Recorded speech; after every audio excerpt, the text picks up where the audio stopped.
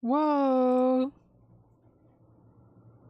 Oh, tram is passing. Hi everyone, it's 11:11. Make a wish. Quickly, quickly. I don't know how much longer it's gonna be 11:11. For me, anyway. Hi everyone. How are we doing? Good evening, good evening.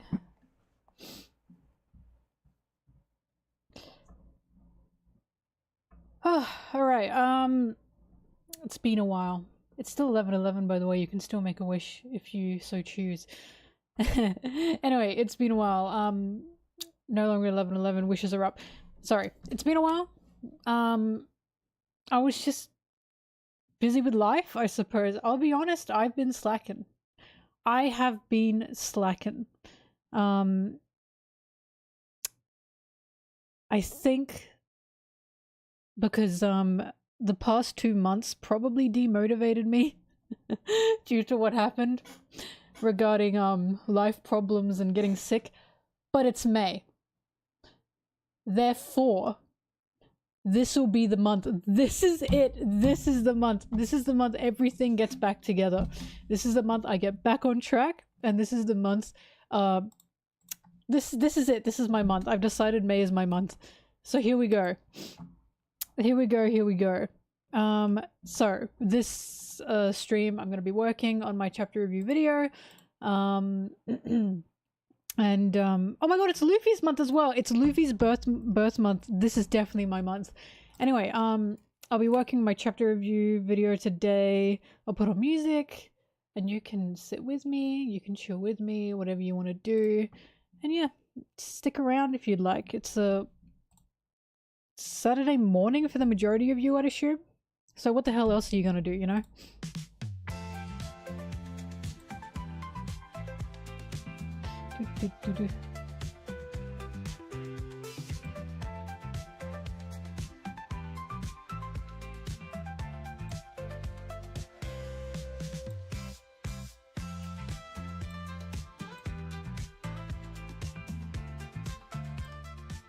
It's finally getting cold in Australia, thank God. I hate the heat. I hate it with all my heart.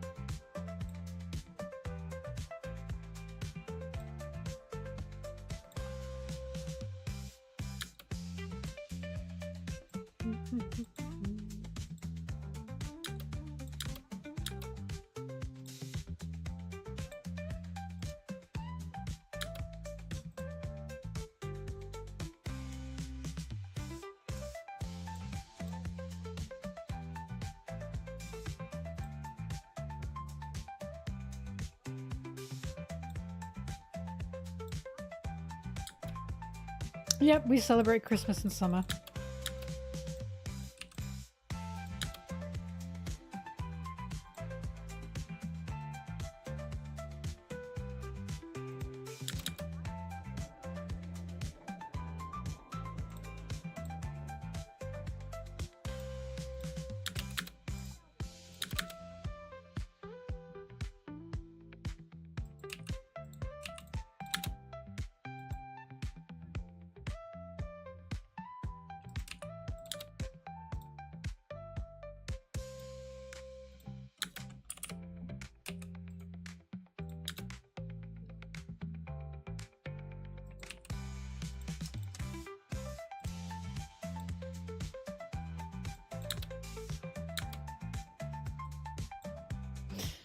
Isn't Luffy born on Children's Day in Japan? Or did I make that up?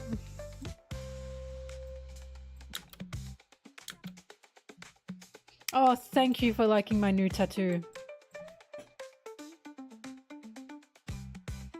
She currently hurts because she's healing. I only got her 2 days ago.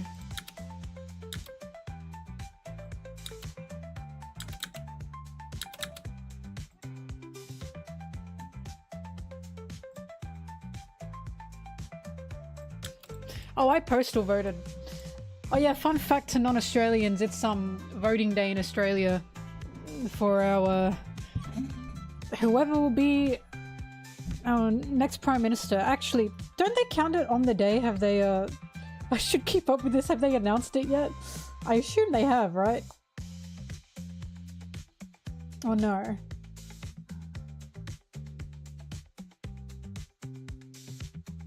Oh, Labour won? Yeah, I'll be honest with you guys, I just woke up, so I didn't check.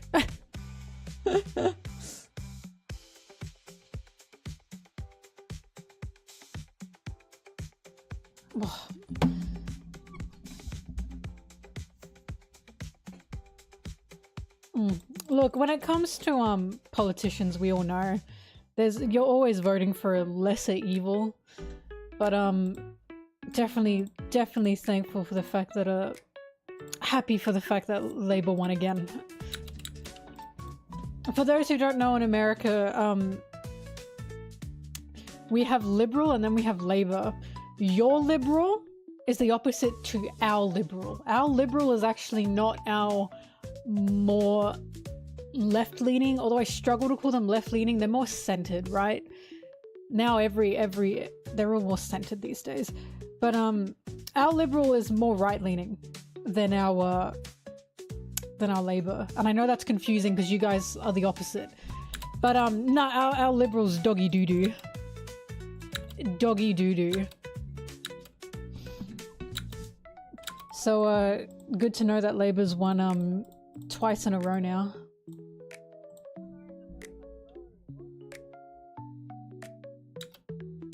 Didn't even win a seat. Wow. Yeah, get him out of there. Anyways, no, I didn't get a snag because I postal voted. Because I was worried that I was still going to be sick by the time voting came around, so I asked to postal vote.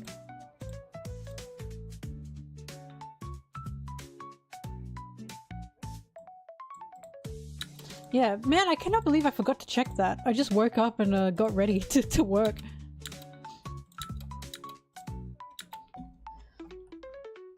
Wait, is the same fella still our Prime Minister, or have they,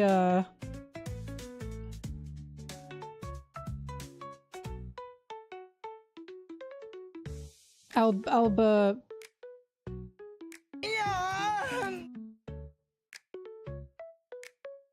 Albo is still PM? Yeah, I thought so. I don't know why they change him out. Wow. He will probably be the longest running Prime Minister. Fun fact about Aussie politics, by the way. I know this might be boring for some. Our Prime Ministers barely fucking stay the full term. It's been like a shit show of Prime Ministers constantly going in and out and in and out. They last usually, what, 2 years max? And then they're just out. But Albo has been in for the full term and now he's got another one. That's impressive. Genuinely, that's impressive.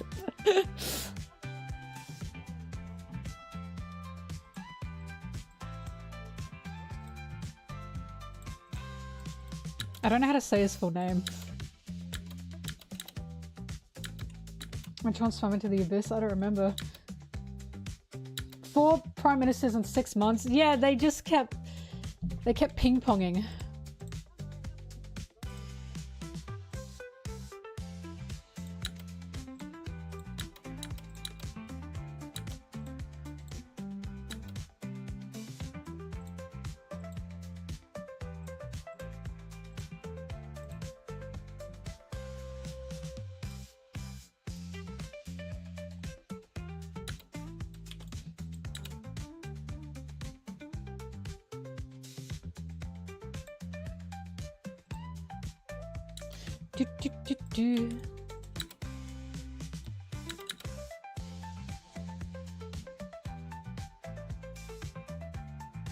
Hello.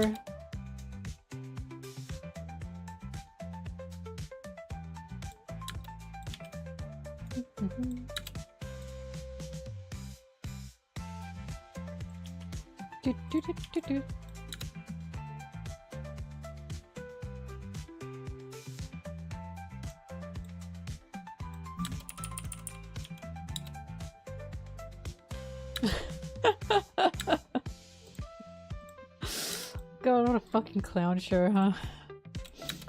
I'm not the most educated when it comes to politics. I just obviously look up the policies per party before voting for anyone. I must say the list was rough this time around. There was just so many dog shit parties this time around. So it's nice to know Labour persevered. Like a lot of very extreme right-wing parties this time around. It was honestly concerning.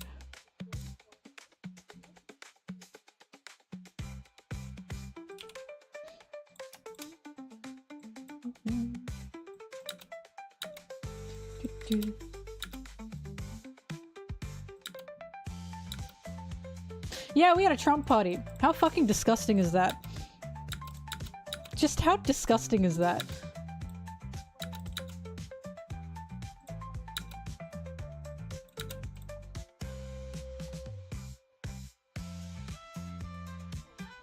Filling out the ballot felt like trying to defuse a bomb. Fuck, that's exactly how I felt. Having to look... This is also why I liked postal voting, because I could look through the actual parties themselves, like on my phone, and take all that time I needed without worrying about people lined up behind me. Because Jesus Christ, I was sitting there with my two roommates, because all three of us were postal voting because we all got sick together. And we were all looking over it like, oh my god! This is fucking shocking.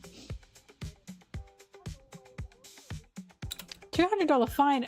Don't you only get fined 20 bucks if you missed it? I don't think the fine's that big, is it?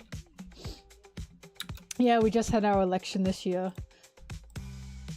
Oh, today. It's all done now. The lesser evil got the Prime Minister seat. 99, oh. I'd say we did as well as we probably could have this election.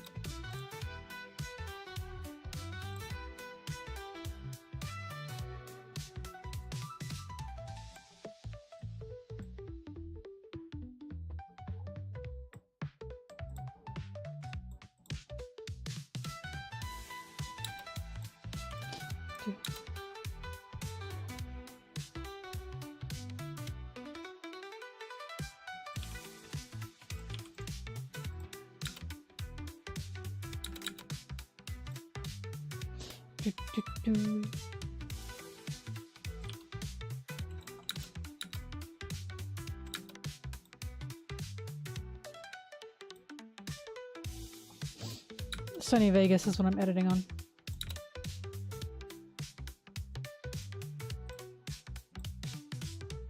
Yeah, voting's not mandatory in America, Lil Luffy, never has been.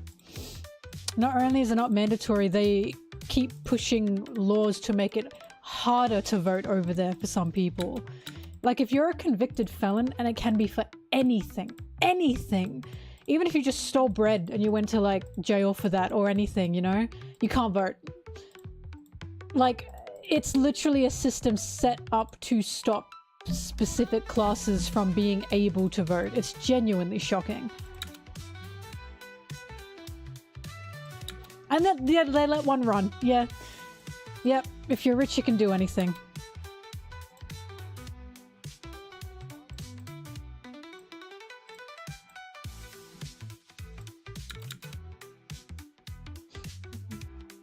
I forget, you also have different states with a lot of different laws.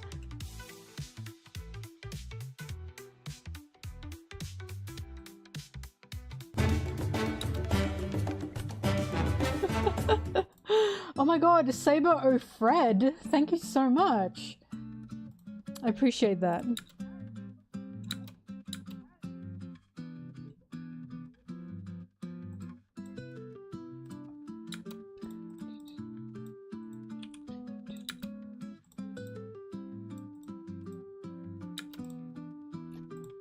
I use stealing bread as an example of, yeah, maybe that can get you persecuted for something. Theft, right?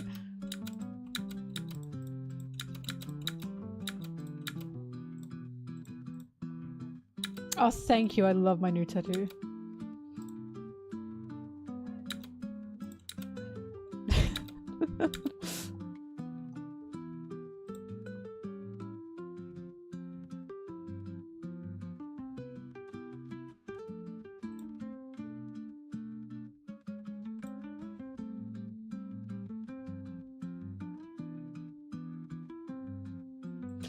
But yeah, look, I don't want to talk too much about political stuff because I'm gonna make myself look like a fucking idiot. Like, I am truly not very intelligent in that area.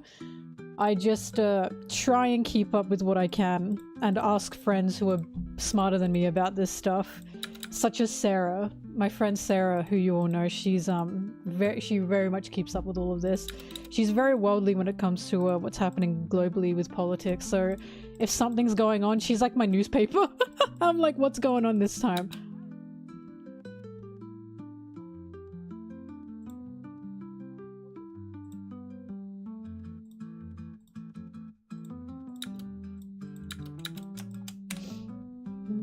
Big news Sarah, literally.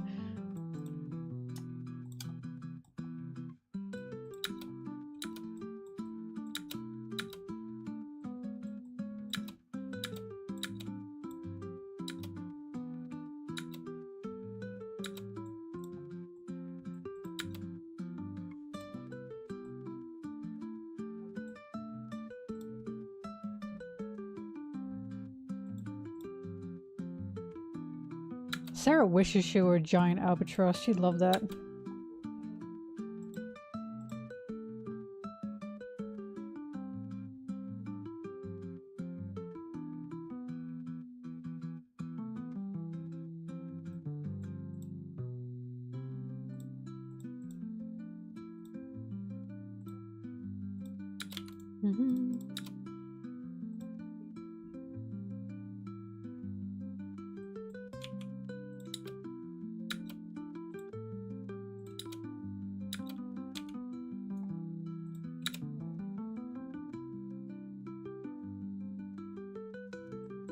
Speaking of Big News Morgan, do we think we've seen Big News Morgan as a person before?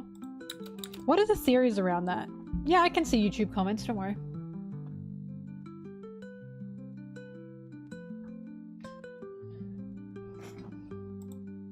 Like, what is the biggest theory for who Big News Morgan is? Does anyone have one?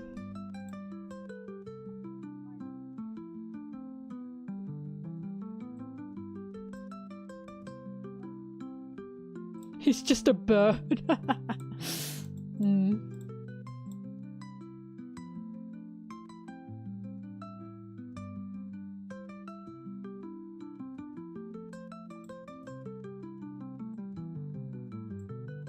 I thought Big News Morgan was a mink, but then I didn't realize minks were only mammals.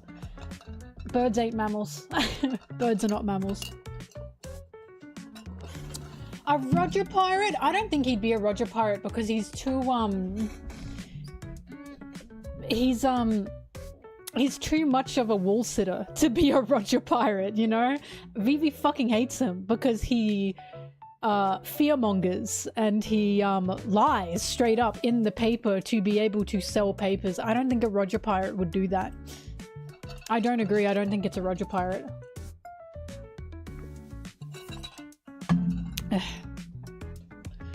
And we've seen Roger, and we've seen a lot of his crew. We know that his crew aren't like that. Buggy aside.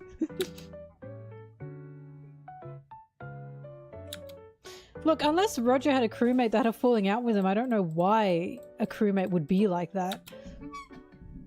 Why a Roger crewmate would be... Maybe a Rox crewmate, possibly.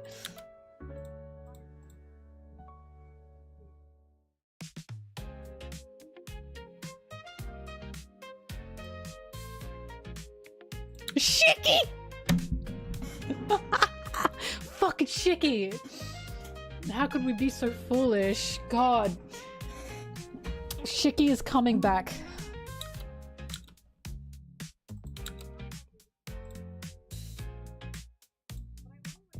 Every day I'm so happy it was Gabbana, not Shicky.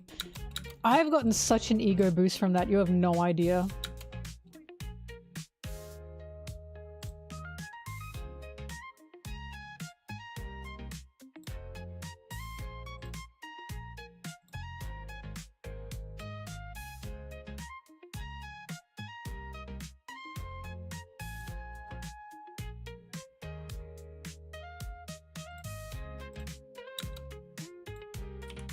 Look, here's how I think of it. Roger and Luffy are very similar. the way Roger treated his crew and the way Luffy treats his crew is very similar. That much is obvious. So imagine Luffy and his crewmate, Luffy dies, and then like, I don't know, Brooke becomes Big News Morgan, becomes a fence sitter, and starts just fear-mongering the world for some reason. It just doesn't make sense to me. I can't see someone on Roger's crew doing that. Like, for what gain? For what gain apart from just like media power?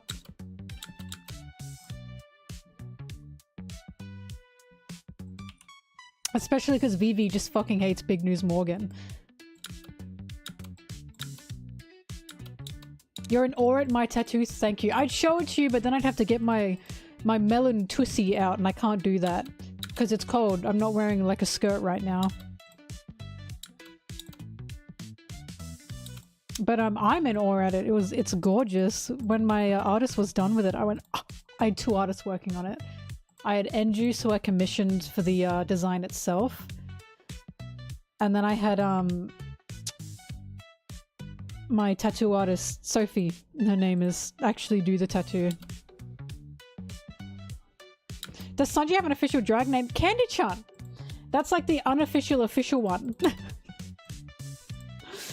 Because the whole time Sanji was on Kamabaka Island, he was called Candy-chan.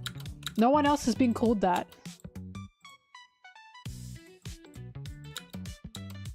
I guess Ivan technically said like my candy girls.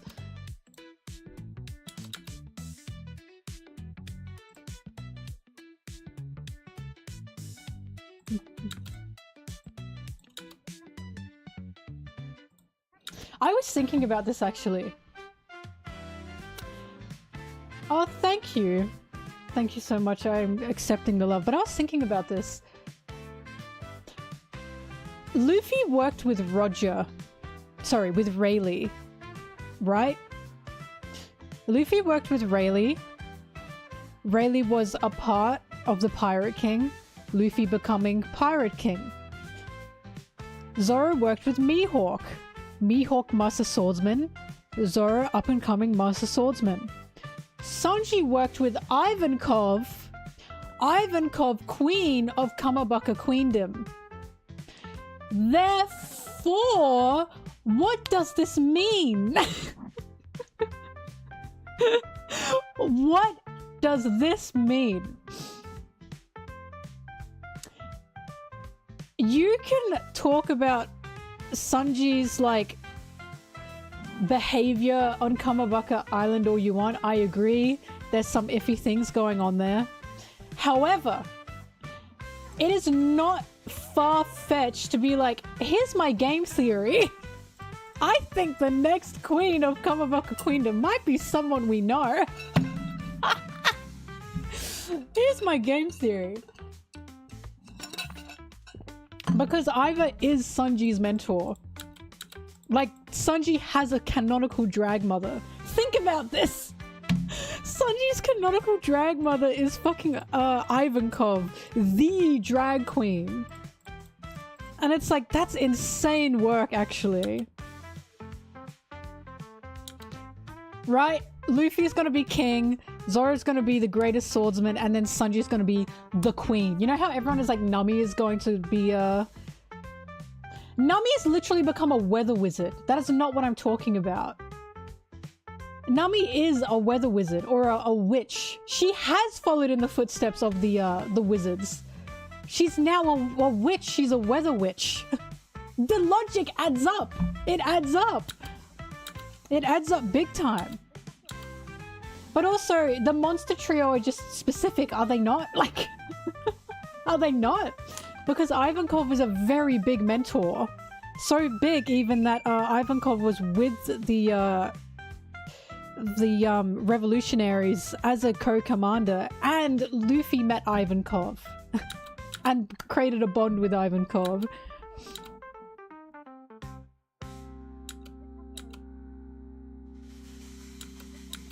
Yeah, Nami even has a familiar now, actually. That's so true. Anyway, this is not far-fetched to believe. But yeah, I just thought about this. Everyone's like, Nami's gonna be the queen. Wrong. If I know anything of foreshadowing, it's gonna be Sanji. And why is that a problem, huh? Why is that a problem? Anyway, did the tattoo hurt? Yeah, fuck, it hurt. Oh my god, it hurt. It hurt. That shit hurted. Because I thought, oh, tattoo size, surely that won't hurt, because I have one on my arm as well, as you'll know. That one didn't hurt too much, if at all. It was a little bit uncomfortable, but it wasn't anything like, you know what I mean? I was thinking, surely the thigh, the side of the thigh, it's like the shoulder of, like, the leg version of the shoulder, right? And I was like, this surely can't hurt that much. Ow! Youch! Fuck me, did it hurt? I was gripping the seat with my fucking life. Jesus Christ. Every time she went further down my thigh, it was it was I felt like Goofy. I felt like that. It was awful. And then the lining was done and I went, oh, thank God. And she said to me, we're up to the shading now. And she said, the shading is going to be easier. And I went, oh, thank God. Thank God the shading is going to be easier. I'm 90% sure she lied to me, and I'm glad she did. Because if she said to me, by the way, the shading's going to hurt more, I probably would have passed out. But she started the shading, and I was gripping the seat. I was like, I was clenching with my life. But in my head, I was thinking, but this hurts less. She told me it hurts less, so it hurts less. I survived, but I will say I got nauseous. I will say I got nauseous because fuck, that shit hurt. But it was so worth it. It looks so beautiful. It's such a beautiful tattoo. I'm so happy about it. I'm so happy with it. I feel like a bad bitch with pin-up drag Sanji on my thigh. I had a quiche and a salad before the tattoo.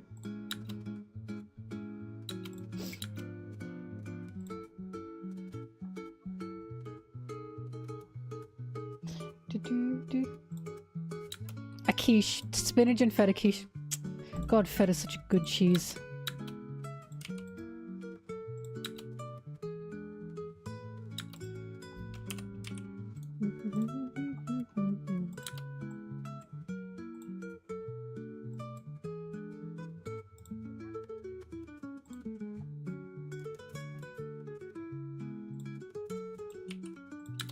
That tattoo has done something so magical though.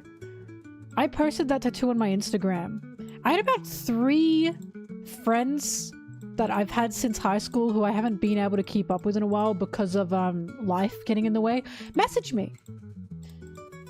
And they all messaged me and said, oh my god, I love your tattoo. And then we started talking again. Oh, isn't that like so magical? I was like, this tattoo's bringing me like good luck and like friendship. This is so beautiful.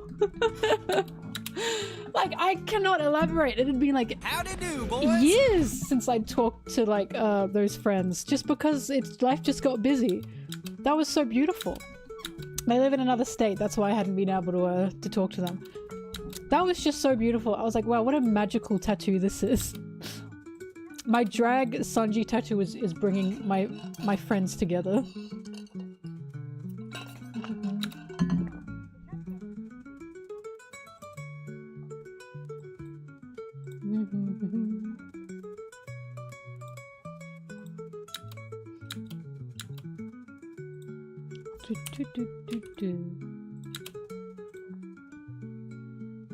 You know what someone said to me?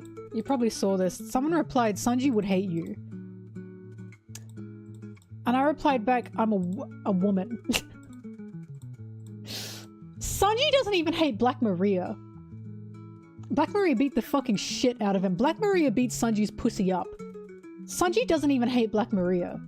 And I was like, really think about what you just said to me. Sanji would hate you.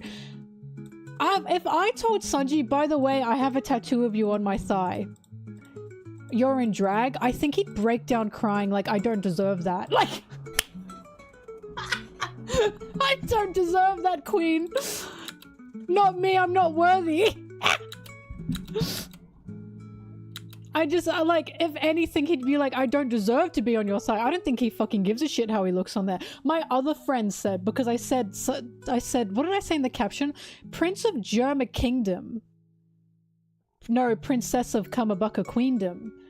And someone got a bit iffy about that, and my friend said Sanji would genuinely prefer being called the Kamabaka Princess than the Prince of Germa Kingdom. They're fucking right! They're fucking right! He fucking hates Germa! With a G, not 985. He hates the Vince Smokes. He never wants to be associated with them. I'm in my right here. You call Sanji the Prince of Germa Kingdom, he'll probably hate you forever. He'll hate you forever. He hates being called that. I just said, I got you, girl.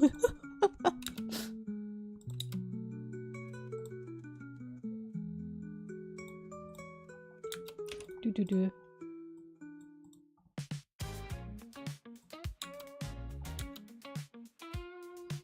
Nah, Zoro hasn't called Sanji Princess, I'd remember that.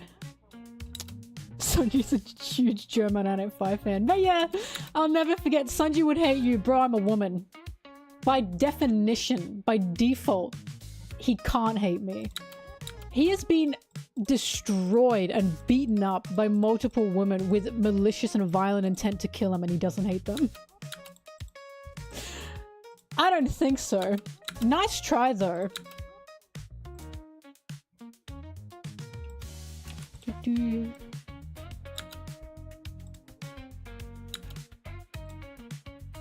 This brings up my favorite debate.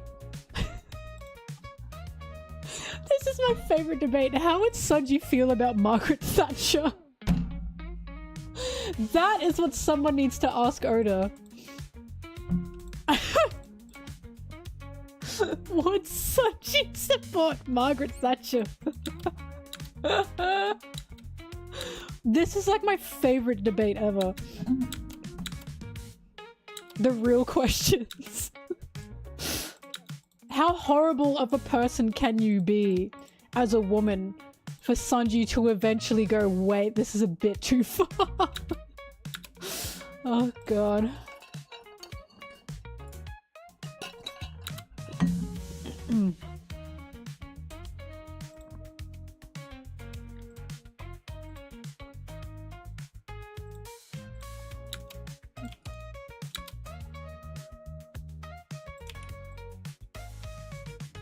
By the way, you know the tattoo's good when you've got the other tattoo artists just standing around to like look. I had 2 other tattoo artists stand up when they were done with their own clients or when they were on break to like watch and look at mine, and they all went, wow, this is a really, really good tattoo. It's a really cool design. And then I had 2 other people who were getting tattoos also see it and go, wow, I really love what you're getting. That's how you know it slaps. That's how you know it slaps.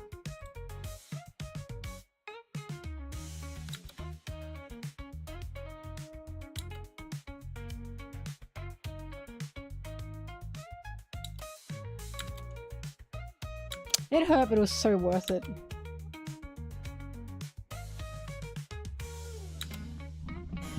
Do we want to talk about the gorilla thing? Really? We want to talk. I've fucking talked about this with my roommates. Oh, you bet I've talked about this. You guys know I talk about men are obsessed with talking about beating up animals that they think they can beat up. They're obsessed with that. This is the bear or gorilla debate all again. I literally have talked about befriending the gorilla, but you want to know what I think? Do you want my... I'm standing up. This is my stance. Do you want my stance on the matter? Do you want it? No. I'm not even saying one by one. I'm saying as a group, 100 people. No. They cannot beat a gorilla. Do you know why? We're talking hand-to-hand combat. And do you know the stupid fucking, like, things I've seen where it's like, we used to hunt down mammoths. Yeah, when we were fucking Neanderthals. We're not Neanderthals anymore, bitch. We are new age Homo sapiens. We are fucking useless. We are useless hand to hand. No. Even if we got the best of like men who were jacked the fuck up, no. No, you cannot beat a gorilla. You know why? Because these are useless. Why do you think we've evolved to use tools? Why do you think our ancestors would hunt with spears? Why do you think we need rocks? Why do you think we need fucking knives and guns? Because these are fucking useless, mate. We don't have fucking canines. We don't have claws. We got fucking nothing. What the hell are you going to do to a gorilla, 100 people or not? We have evolved to use tools because we have nothing else we can do. We've got big bulbous brains. We've got big bulbous brains for a reason. Hand-to-hand combat with a gorilla. 100 men jumping him or not, you're not winning. Because that gorilla has evolved to fight without tools. It doesn't matter. A gorilla would not just run away. If it's being threatened, no. Smushing and crushing is very effective. Yeah, for the gorilla. You try and crush a gorilla's skull. See how it works out for you. If you can even get the gorilla to the ground to crush him. Be so fucking for real. Hand to hand without any tools. You're fucked. I don't care how many people, you're fucked. A gorilla would run away from 100 people. Yeah, and 100 people would run away from a fucking gorilla. If you had 100 people in a cage with a gorilla, guess what they're doing? They're on the cage going, "Let me out!" Because that's a fucking gorilla. That's a gorilla, bitch. I've seen people go, "Oh, but we'd be hyped on adrenaline." So with the fucking gorilla. We are talking a life or death situation here. A life or death situation. That gorilla's also fucking amped up on adrenaline, wanting to survive. You're dead. I don't care how many people there are. You are dead. We have evolved to use tools because we're useless without them. We are useless without them. We hunted down mammoths with fucking spears, not with our bare hands, idiots. That gorilla has evolved with his bare fucking hands to fight. You're not winning. Like, you're just not winning. I don't care how many people there are. Ahmed Mohsin.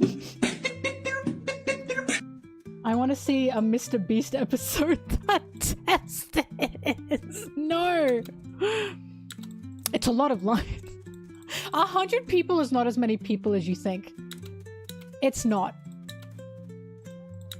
Someone was like, okay, but imagine 100 rats overwhelming you. Imagine 100 rats overwhelming a gorilla. It can't. Like, someone tried to scale it with like, but imagine like 100 of this creature. Those creatures have evolved to fight without tools. That's my point. 100 rats without tools would overwhelm me.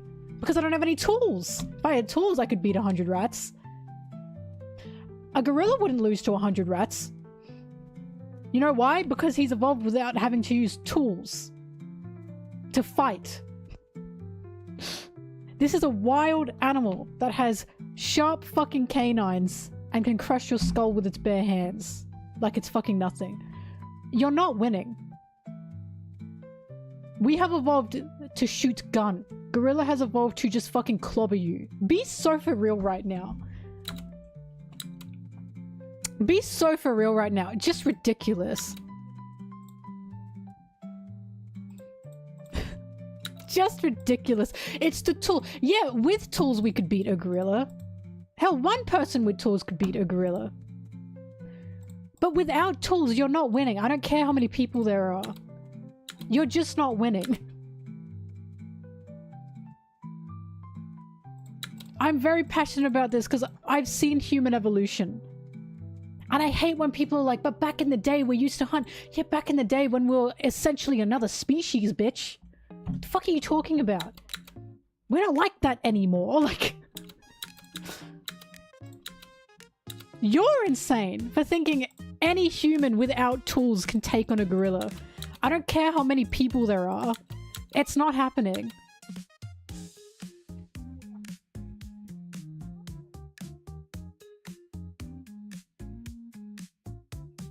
If we have the admirals, I think gorilla is admiral level, yeah.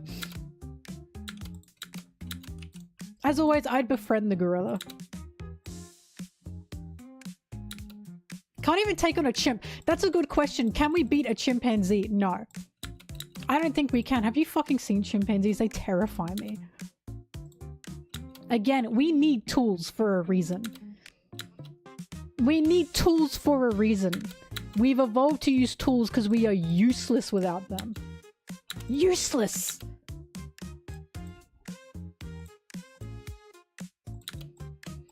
Fucking guy who can't get from A to B without his smartphone, without Google Maps, thinks he can take on a gorilla. I need you to be honest with yourselves right now. Guy who can't get fucking swole without protein powder and steroids thinks he can take on a gorilla. Be so for real with me. Don't start this shit. You're stupid. That's not happening.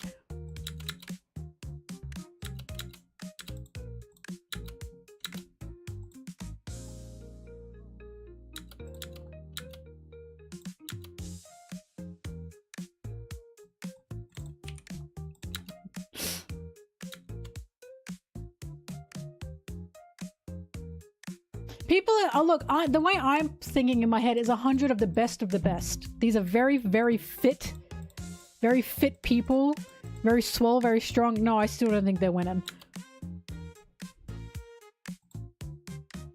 Again, hand to hand, it's not happening. Hand to hand, it's just not happening. We have not evolved this way.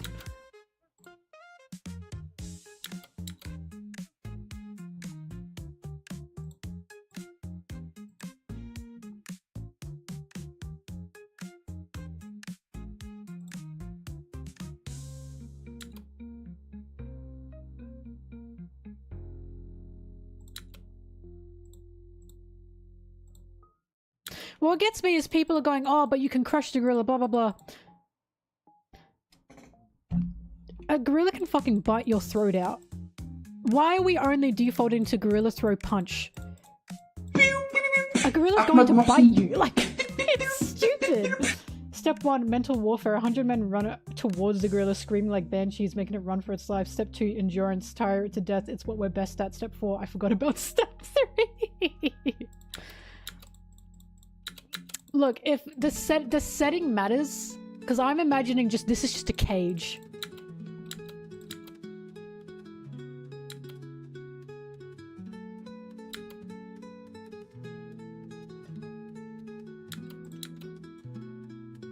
No, I simply do not think no matter what. No tools, you're not beating a gorilla. You need tools. How the fuck are you gonna get to the gorilla's eyes in the first place?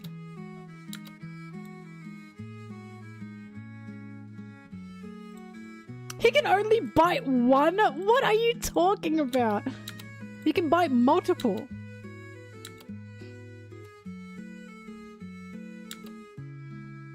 I was gonna say, gorilla skin is also so tough. I'm gonna say, I feel like people think gorillas are squishy. They're not squishy. This is why I think people think they can win. They don't have all the facts about a gorilla. Gorillas are not squishy. They are really fucking thick-skinned. How the fuck are you gonna do anything that affects this gorilla? It doesn't matter how many people there are. It's not happening. If you don't have any tools, it's not happening.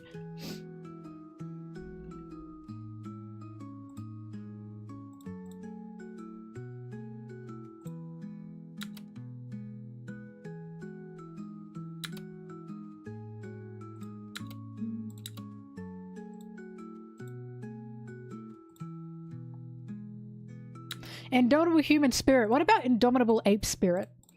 Again, the ape gorilla will also be fucking hyped up on adrenaline. hyped up on adrenaline.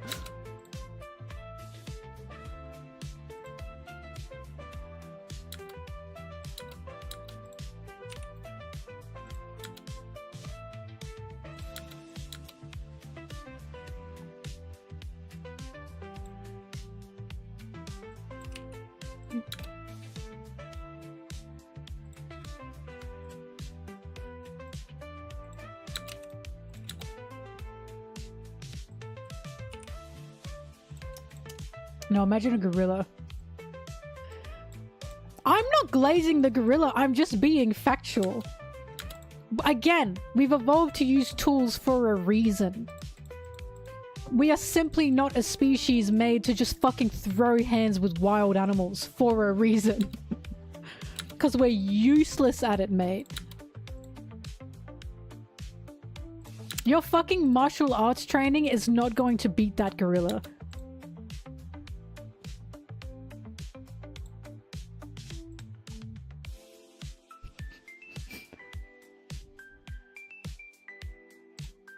We use tools because we can't throw hands. Because throwing hands is the weakest thing we can ever do.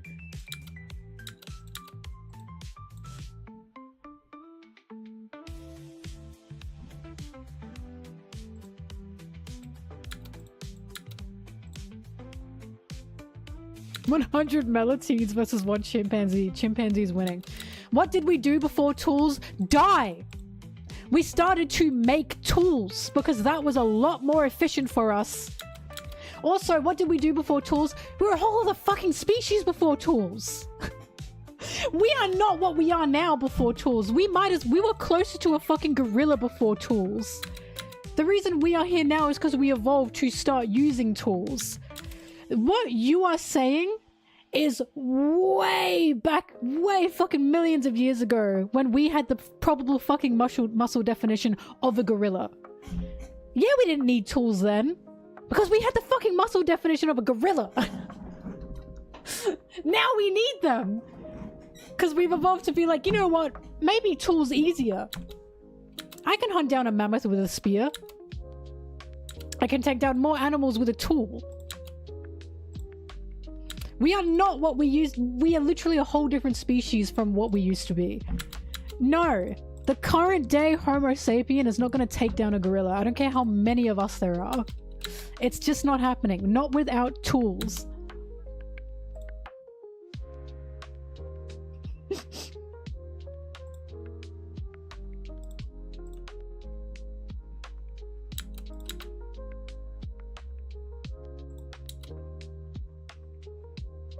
Stick sharper than hand, stick longer than arm. And also, fire! Fire! Ooh, ooh. Fire hurt animal.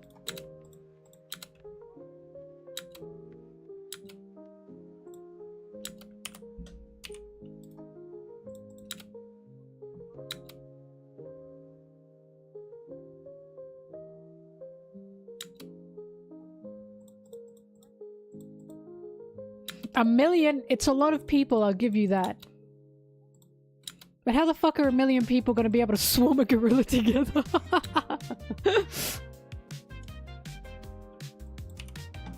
Okay, ridiculous numbers. Absolute ridiculous numbers. A million? Yeah, maybe! But 100, no. 100 is not that many people. I need you guys to realize this. 100 is less than you think.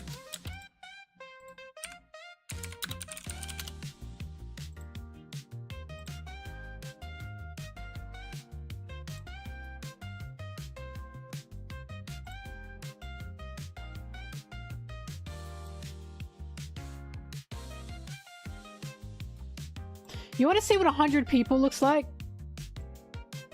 This is what 100 people looks like. You're not beating that damn gorilla. You're not beating him. This is 100 people. That's not enough. That's not enough. Look at that. It's simply not enough. 100 shrimp people. You're not beating a gorilla. That gorilla is gonna fucking run through you all.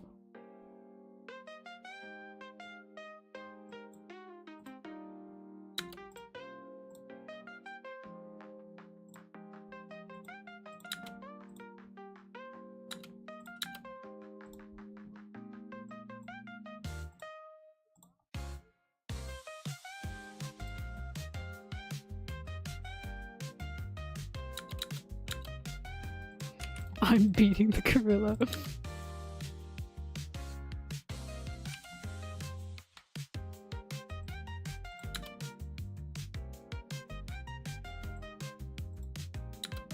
That was 100. It's 100. It's 100-person group shot. Why do you think I'm lying to you? The shot itself is 100-person group shot. This is 100 people. See?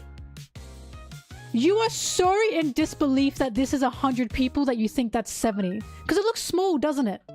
Right? That looks small. That's 100 people. It's not that many. You're so in disbelief that this is how small 100 people are that you just don't believe that. That's 100 people.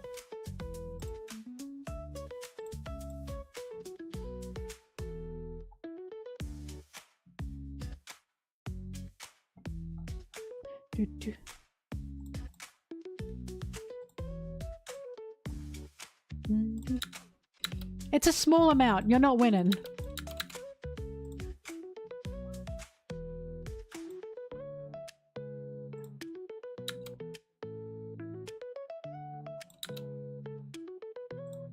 Well, that's the other thing. You guys are like, but if we move in a wave, you can only have so many people around that gorilla at one time. That's what gets me. You need 5 people to grab the gorilla's arm. How the fuck are you all going to do that at the same time? How are you even going to manage to do that at the same time? Again, without tools. It's not happening. You need tools to beat that thing. It's just not happening. I'm Team Gorilla.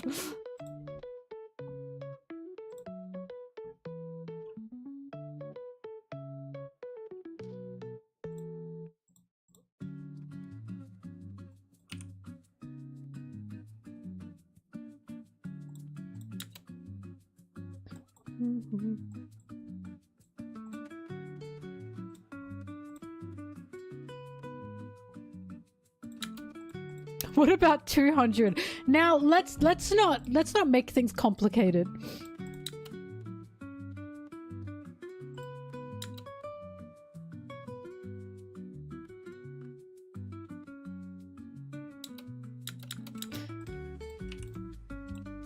Right, that's what gets me. I don't even know what you can do to the gorilla, even if you do. If you do have the gorilla down, you can't tear off its arms. You can't tear off its legs. You can't even bite or scratch out its throat.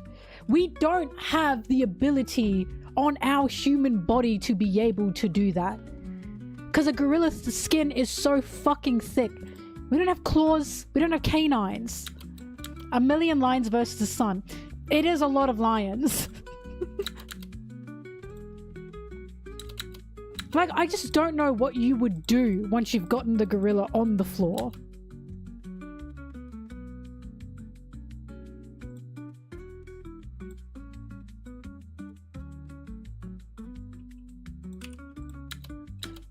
I remember someone was like, one human defeated Harambe. Yeah, with tools. It's tools every time someone tries to argue, but as humans we did this with tools. Without fail, it's because of tools. Don't piss me off. We just don't want to accept we are useless without stick and knife. We are useless without pointy stick. We just don't want to accept this.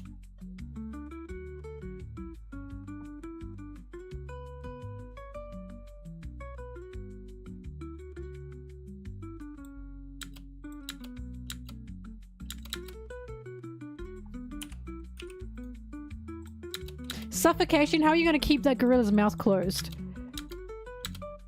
How the fuck are you strong enough to do that? I don't think so. Here's the other thing. Everyone's butt-ass naked. You're not allowed anything. This is hand-to-hand. This is equal footing with the gorilla. No weapons, no nothing, no clothes. You are butt-ass naked fighting this gorilla. That gorilla's gonna tear your dick and balls off. Good luck out there, buddy. Good luck.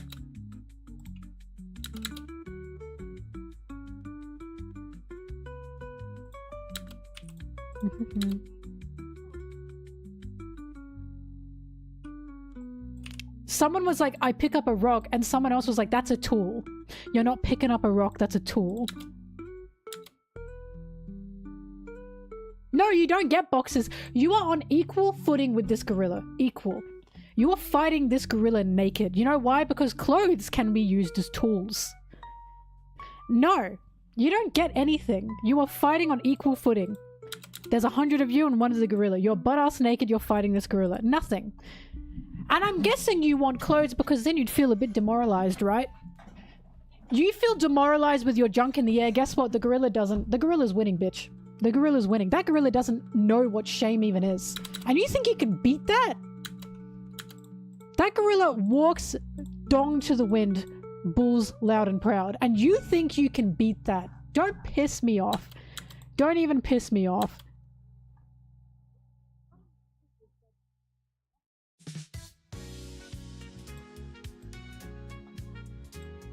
Fun fact, the gorilla having a tiny weenus means it's evolved to protect that area better.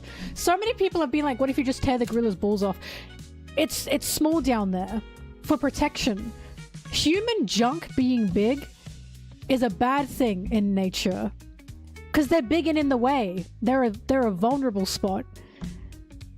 That's why most creatures in the wild have small genitalia. Because it's an evolutionary thing to protect them. I'm telling you, you're not winning. You are not winning.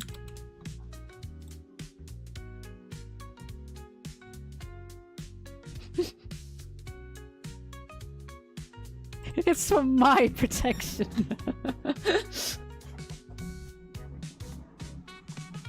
The gorilla isn't strong enough to lift 100 people. How the fuck are you gonna get 100 people on top of a gorilla? All together. How in the fucking world are you gonna do that? At most, you can probably get 10 people on top of the gorilla. That's not how that works. Like, how are you gonna pile on like that?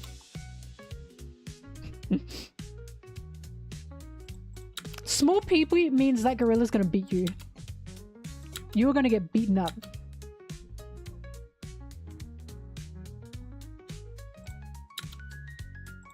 Do.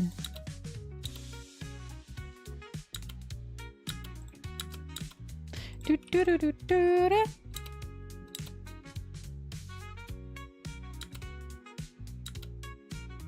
Also, yeah, people are like, if we use teamwork, 100 people and you're gonna make them all work together.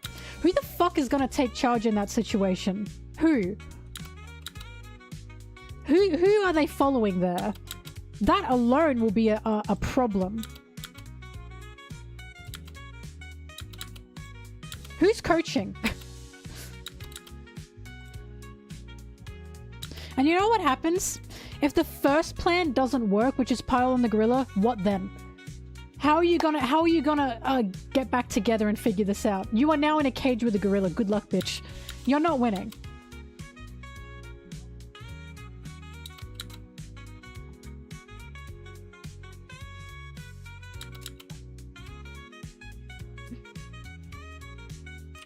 Mm-hmm.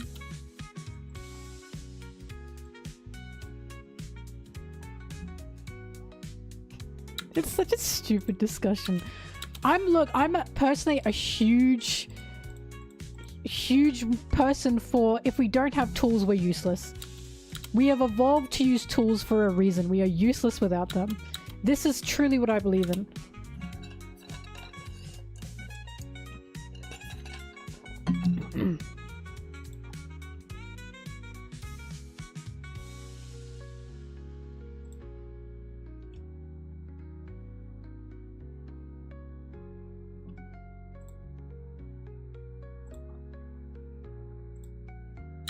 Do do.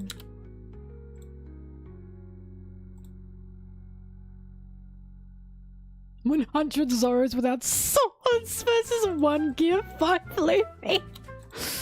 Luffy's winning. Luffy's winning.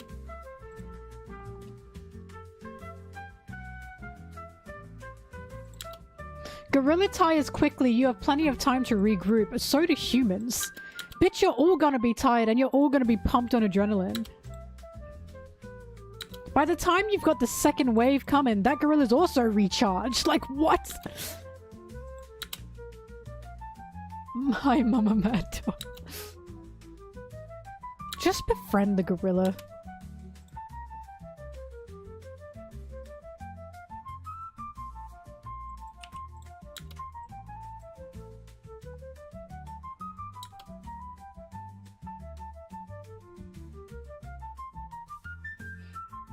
Oh yeah, we can out-endure animals, don't get me wrong.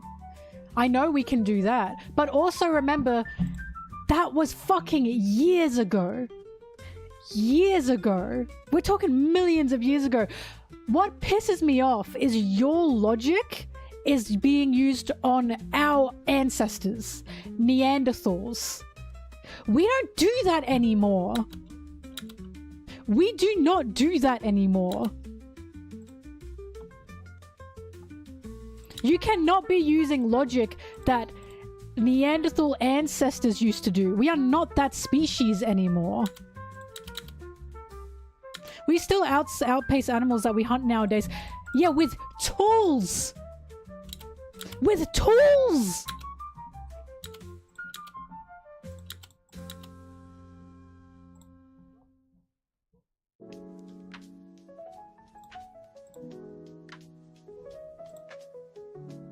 There's a guy that ran 100 miles. Yeah, and how will that defeat the gorilla? So he can run 100 miles, okay? So what? He's got to run 100 miles around the cage before the gorilla can get him. What's he going to do, though? We just don't have the strength. Yeah, we can out-endure the gorilla, but how the fuck would we ever kill it?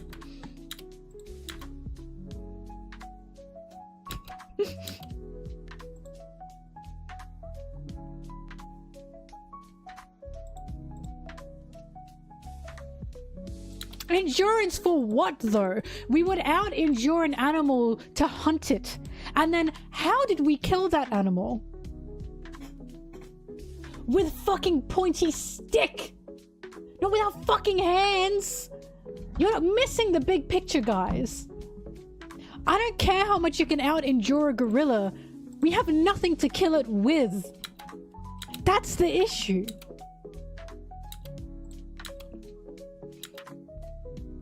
Lungs out of his mouth while he sleeps. You think the gorilla's not waking up?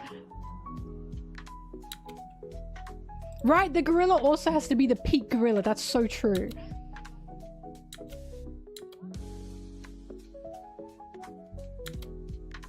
The carbon dioxide. Also, thank you so much for liking my tattoo. Thank you, thank you.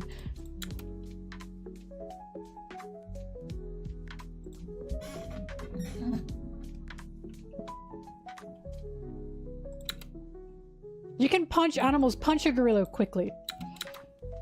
You seem to be misinformed about the durability and thickness of a gorilla. Your punch to a gorilla is not going to do anything. It's literally not going to do anything. You truly underestimate how thick and big a gorilla is.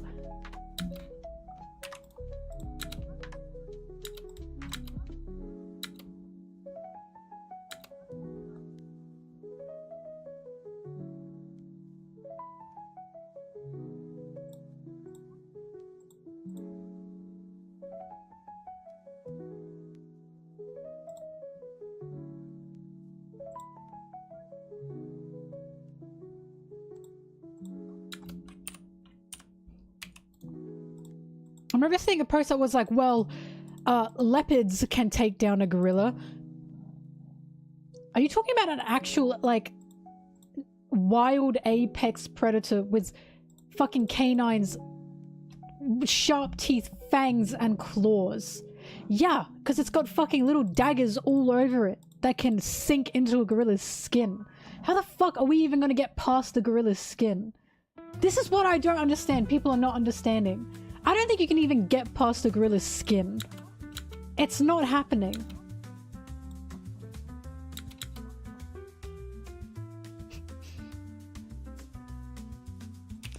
You punch a gorilla, your bones are gonna break before you can do anything to that gorilla. Like, it's just a ridiculous conversation.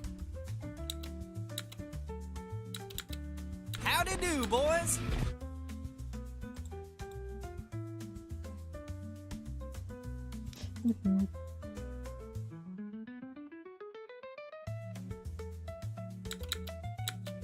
Shove 6 guys' arms in, hold its mouth open. You think you have the strength to hold its mouth open, and you think that gorilla won't just bite down on your arms? This is like when my friend said I could win against a grizzly bear by shoving my arm down its throat and choking it. Don't piss me off.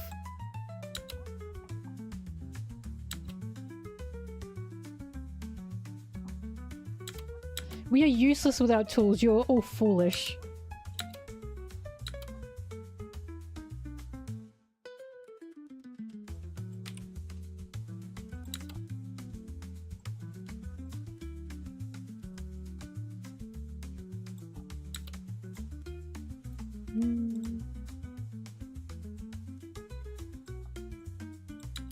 All I know is, look, the human hubris is just fucking crazy. You are all Icarus flying towards the sun if you think any of you can take on a gorilla in a group of 100, or anyone can take on a gorilla, a group of 100, without tools.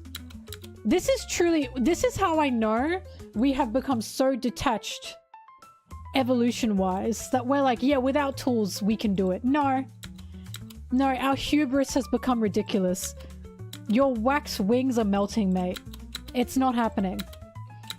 Without tools, it's not happening.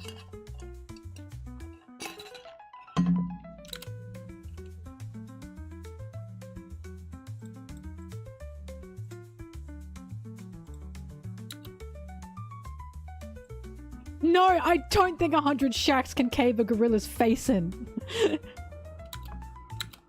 Howdy do, boys. It doesn't matter how big Shaq is. He is squishy. Humans are squishy. We are squishy.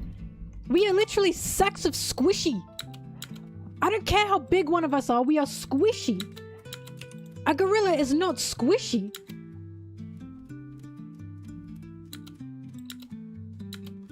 No, a gorilla's face is not squishy.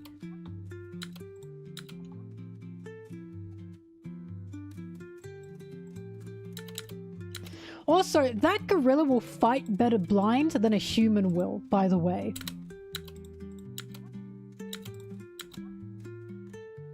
Because some people are like, what if you blind the gorilla? That gorilla's gonna keep fucking going. Like, that gorilla's just gonna be fucking running red at that point if you do that.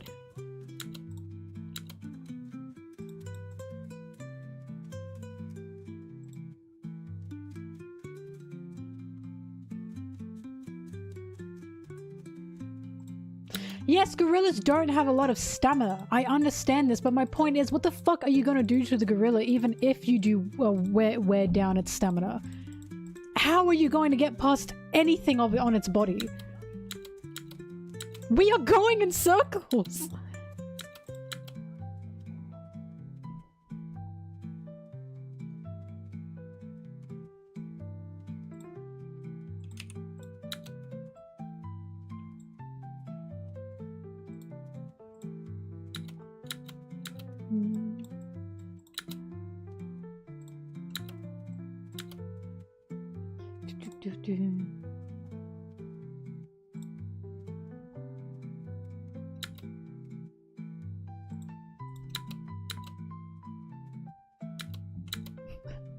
Mama Mad Dog, that's foul. Oh, wow.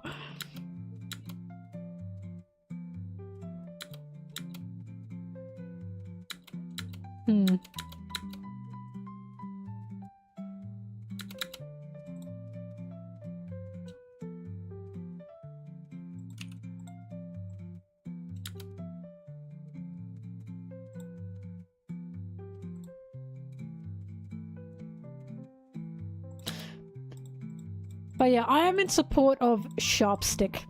Long sharp stick. That's what I am in support of. With that, yeah, we're untouchable. Without that, we are so cooked. We are just too squishy and too vulnerable.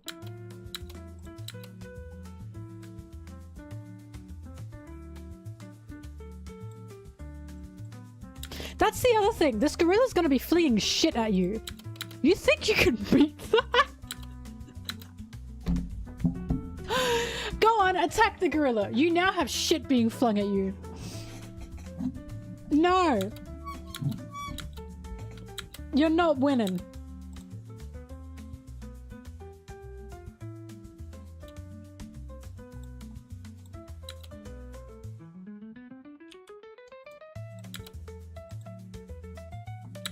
Yeah, gorillas throw shit.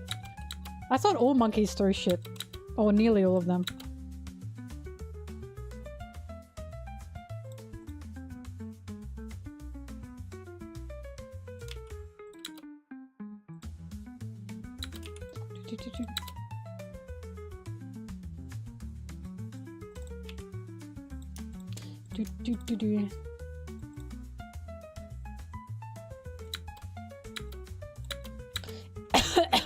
Shit, a tool. If it's in your body, I wouldn't count it as a tool. I'm talking about like an outside object. That is not part of the human form.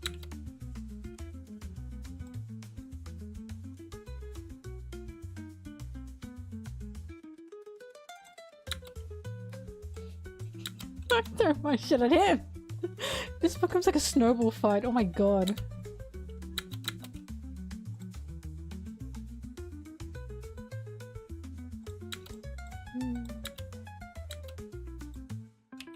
Humans are great throwers. Ripped off arm as a club. But how much will that actually do?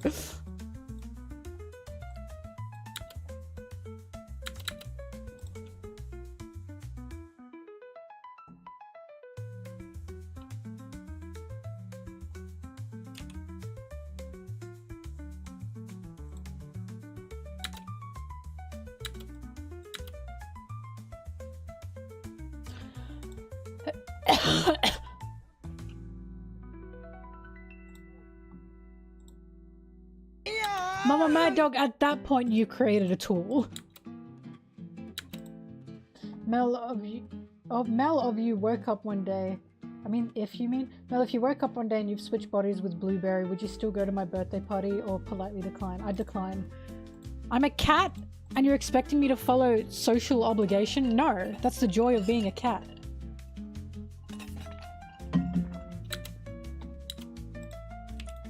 We are talking peak form gorilla. This is the strongest gorilla. If you have 100 peak form men, like humans, then you have to have 100. Then you have to have one peak form gorilla. This is the gorilla.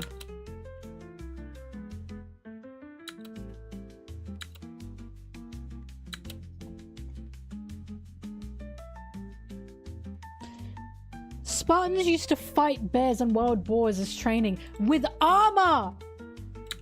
They weren't doing that shit fucking naked. What are you talking about?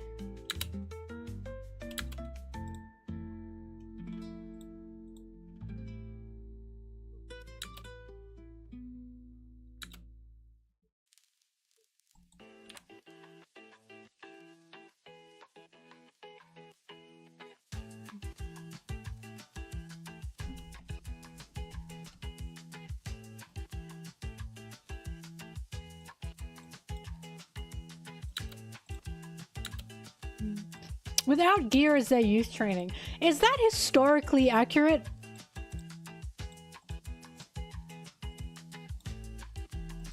They were fighting. How big were the bears? What else were they fighting? Bears and wild boars. A wild boar, fine. How big were the bears? Are we talking grizzlies? Because that's not a gorilla.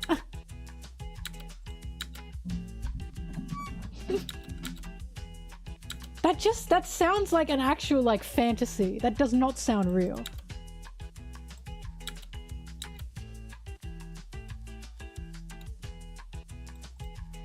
I'd rather fight a wild boar than a gorilla.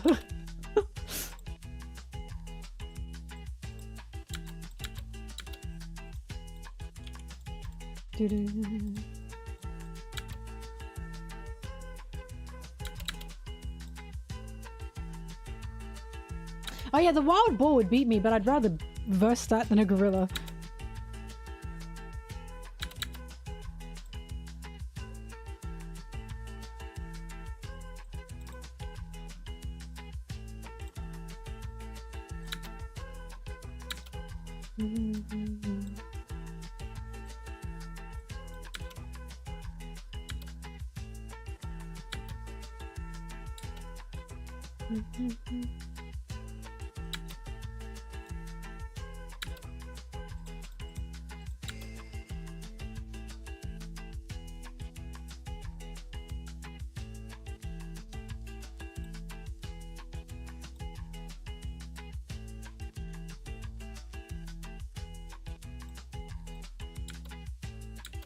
I would befriend the gorilla. I would.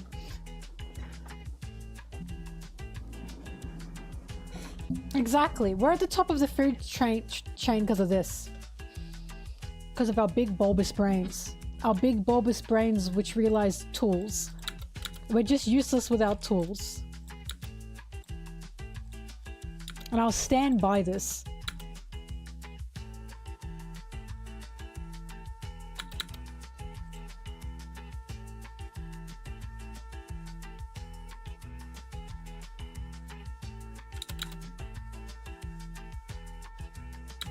A single mother can easily beat large dogs with adrenaline? Are you pulling this shit out of your ass? Like, first of all, dogs aren't gorillas.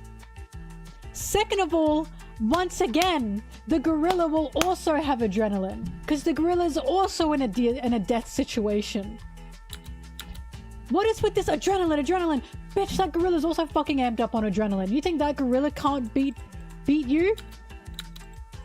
If a human can beat large dogs with adrenaline, what do you think a gorilla can do on adrenaline with humans? Be for real. Yeah, what if the gorilla's a single mother on adrenaline? Be for real, it's not happening.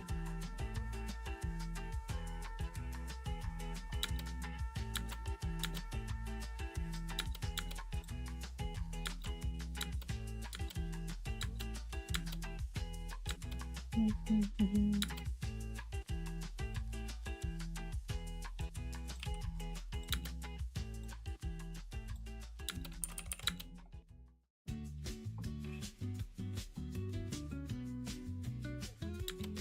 100 men who really love their wives versus the gorilla. They might win. They might win.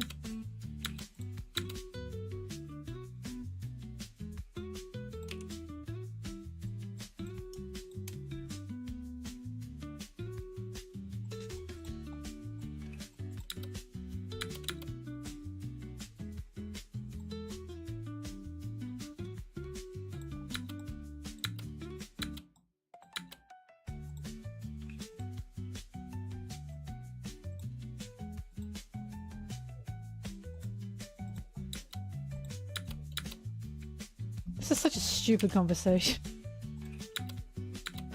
This is so stupid.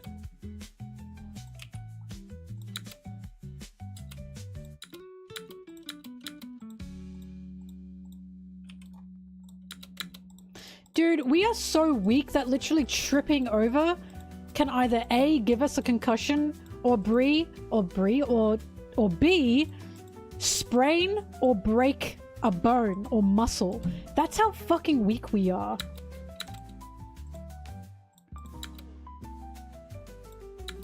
We're not made for this. People will literally die just by falling over.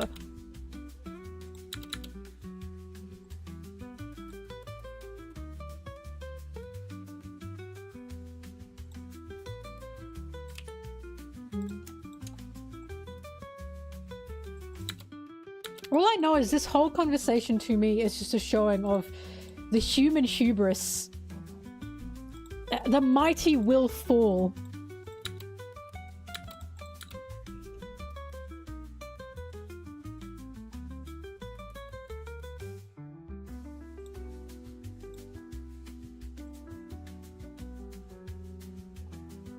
It's a break week, yeah. Men together strong.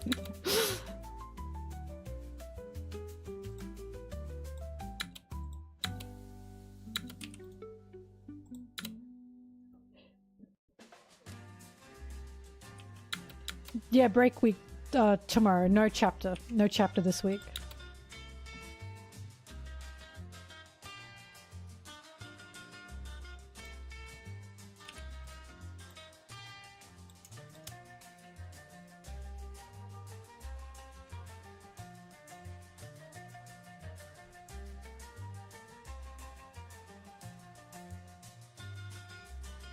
Pro-gorilla propaganda.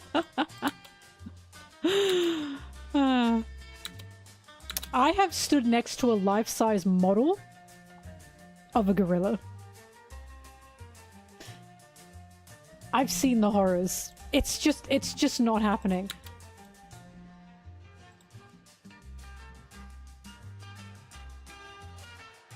Oh no, chapter next week, no chapter this week.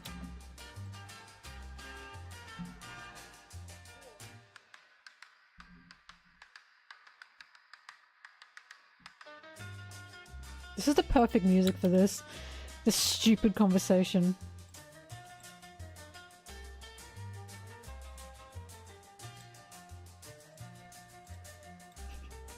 Do you know how easy it is to... men, ow! Fuck! Who did that? That actually really got me. Mama Mad Dog shit. But you know, oh, men can be gorilla. Go up behind a man and do that thing where you knee the back of their knee. You know what happens, right? Huh! You think that can beat a gorilla? You think that can beat a gorilla? No matter how many there are? Fucking little wobbly knees? Little weak knees? No! I don't think so. Little jelly legs? We are an embarrassment of the animal kingdom. Do you guys know this? I think other animals look at us and go, what the fuck? Why are they so soft and squishy? We can't even walk when we're born. We don't even have kneecaps, guys. We don't even have kneecaps when we're born.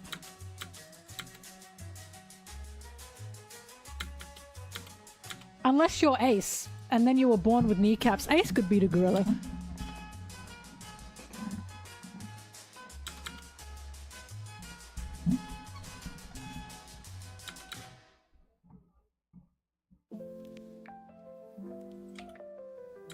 The gorilla doesn't know that.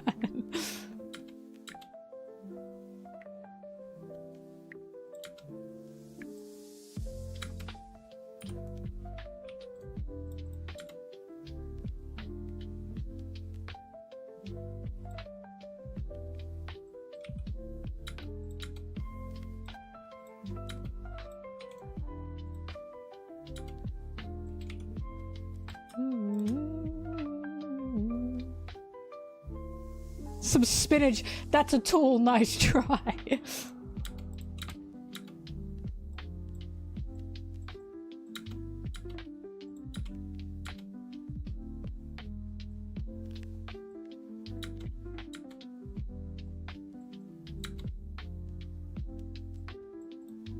This needs to be a saw trap. Hello, 100 men. I have put you in a cage with a gorilla. You have all been sentenced here because you think together you can beat this gorilla. I say we put that to the test. You can either die now, saving yourselves a gruesome death, or you can attempt to beat the gorilla. The choice is yours.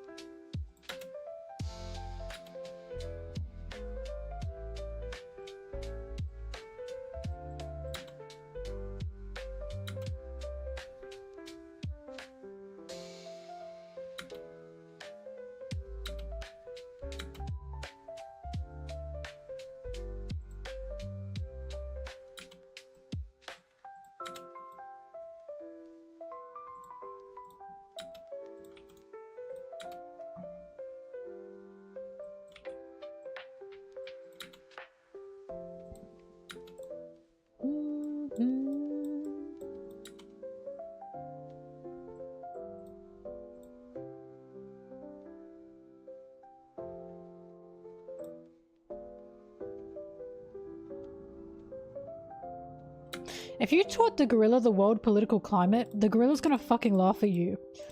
And go, yeah, and you made that up. I'm gorilla. I'm happy in my forest eating my leaves. I don't gotta pay taxes, me gorilla. You pay taxes, dumb homo sapien. Enjoy your shit life.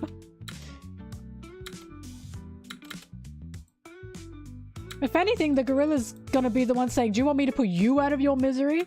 Taxpayer.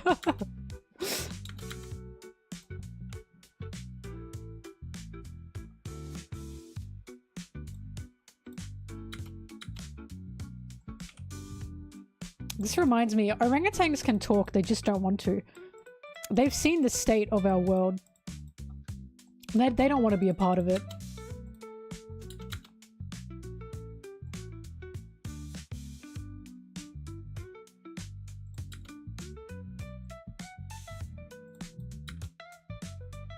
Me gorilla. Me enjoy life. Me eat. And do nothing all day. Me pick bugs from me wife's fur and eat. What do you do?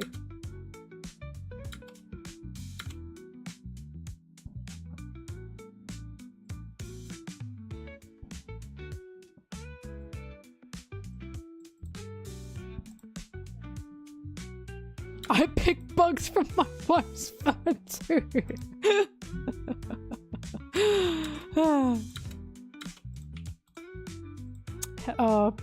Pick bug from wife, happy life.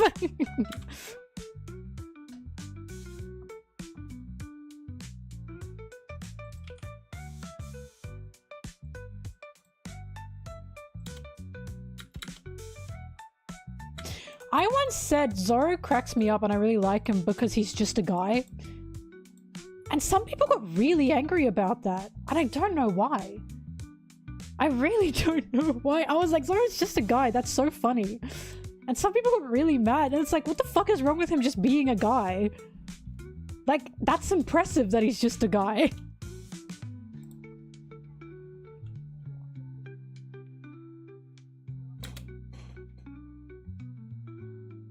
Like, respectfully, what makes Zoro special is he's Zoro. But he's a guy. Like, he's just a guy.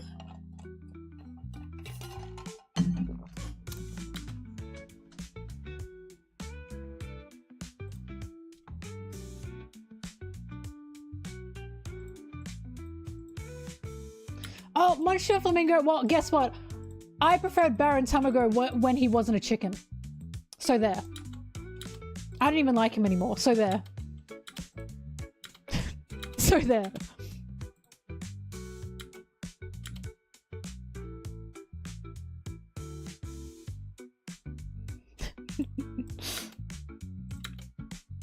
Baron Tamago couldn't beat the gorilla.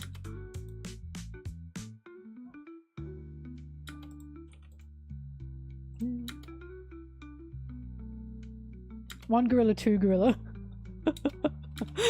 I love that move. Fuck, didn't he use that in Wano? When was the last time he used that? One gorilla, two gorilla?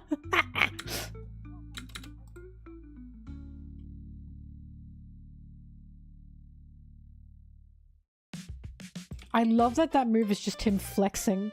That is so funny.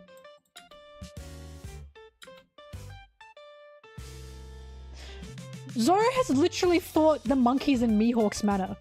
But he did have tools. He had his swords.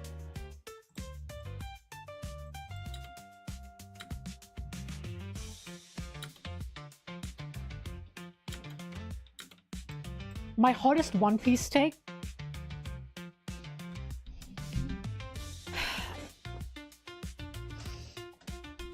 My hottest One Piece take probably at this moment in time, and a lot of people will not agree with this and they might be angry about this. When Luffy and crew wanted to go get Vivi because they were worried about Vivi, and Zoro said, no, if she were really in trouble, then whatever, think about Ace. I don't agree with that. There are a lot of things that Oda writes that I agree with. A lot of the time, like 90% of the time, I agree with what Oda's writing. I like what he's writing. That was just too bizarre. I just don't agree with him there. I think Ace was a horrible example to use. Horrible. Because so many people say, but Luffy did free Ace. Yes, he managed to get the cuffs off of Ace. It was not Luffy's fault that any of that happened to Ace. But my argument is, but if Luffy had known earlier what was happening to Ace, or had gone to Ace earlier, that he could have gotten to Ace while Ace was in Impel Down. And the war wouldn't have happened point blank. Or it still would have. But look, when I say this, a lot of people make it like I'm saying it's Luffy's fault that that happened to Ace. I'm not. It wasn't Luffy's fault. But the point that Zoro's trying to make is because you waited till the last possible moment to save Ace, that was fine. I disagree with that. If Luffy hadn't waited till the last possible moment, maybe what happened to Ace wouldn't have happened. Yes, Luffy freed Ace. That wasn't Luffy's fault. Nothing that happened to Ace was Luffy's fault. This isn't something Luffy should beat himself up for. I just don't agree with that example. I don't. I think that's a horrible example to use. I feel like an example to use might have been Robin, which is when we found out all the facts about Robin is when we moved. I think Ace was a horrible example to use. Ace literally died. It was a horrible example to use. And I also don't agree with Zoro's sentiment there of just wait until everything is up in flames to do something. I simply don't agree with that. I don't agree with wait until it's at its worst to do something. Don't do something while the snowball is rolling. Do something when the snowball explodes at the bottom of the mountain. Do you know what I mean? Don't do something while gas is leaking. Do something when the building explodes. I don't agree with that. I think that is the wrong sentiment there. That's probably my hottest take, because a lot of people stand by what Zoro said there, and that's fine. But even when he said it, I was like, that's a very odd thing to say. I think Ace was just a horrible example. I like that Zoro said that Vivi's a very strong woman, don't get me wrong. But what's happened now? Vivi's clearly signaling the Straw Hats. Clearly signaling the Straw Hats for what we don't know. But that is a signal that'll probably get the Straw Hats moving. And do you know what that means? That Luffy's previous gut instinct to go find Vivi was correct. She's clearly signaling them for something. Right? And if Vivi's signal is Luffy saying, no, we gotta go get Vivi, that means Zoro was wrong. That they shouldn't have waited for something more to happen. That Luffy's gut instinct is correct and they should have gone to go search for Vivi. But I don't know. I don't know what that signal's going to mean. Because it could mean Vivi saying, it's okay, I'm safe. That could be what it means. But it could also mean, come and get me, I'm with Big News Morgan. I don't know yet. I have to wait to see what's going to happen. But I am actually going to burst out laughing if that signal is Vivi saying, please come and find me. Because again, that means Luffy's gut instinct is correct. Right? So, no, his gut instinct wasn't to go to Alabasta because Vivi's not in Alabasta. She's missing. The gut instinct was to find Vivi. And the crew doesn't know where Morgan's is yet. But, because, like, I'm not trying to say this to say, like, oh, Zoro's stupid. I think Zoro is very tactful. And he is very intelligent when he wants to be, especially in situations where he has to ground the crew. I just think Ace was a horrible fucking example to use. It shouldn't have been Ace. He should have used Robin in Water 7 as an example. And I think he used Ace as an example because Oda wanted to mention Ace. Because once Ace was mentioned, that's when Luffy's dream was mentioned because Luffy mentioned his dream to Ace. I think what happened there is Oda wanted to bring Ace into the conversation, and I think he did it in a really awkward way. In a really, really, really awkward way. I just do not think Ace was the example to use. Because that didn't just make my eyebrows raise, that made tons of people go, what? Ace? Because Ace fucking died! I think that was an insane thing to use as an example. I would not have used Ace as an example there. You don't think it's a hot take? The reason I say it's a hot take is because I said this on Twitter and people beat the shit out of me for it. They beat the shit out of me. When I said Zoro should not have used Ace as an example, they beat the shit out of me for that.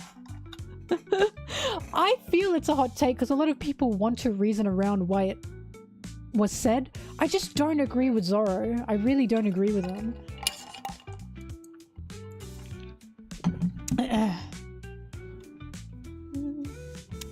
I don't know. I just think Ace was the wrong example to use there because, again, Ace died. I think he was truly the wrong example to use.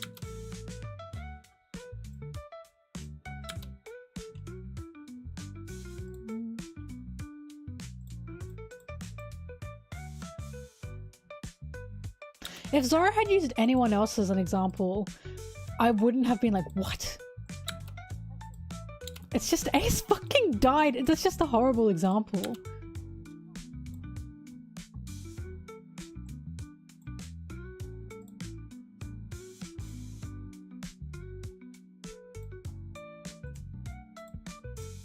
Fuck, I gotta close and open it.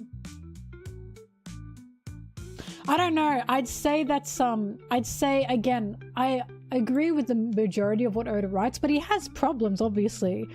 I put that moment as a weird Oda writing moment. I wasn't sure about that. Like, I don't blame Zoro for that. I think that was just a weird writing moment from Oda, personally.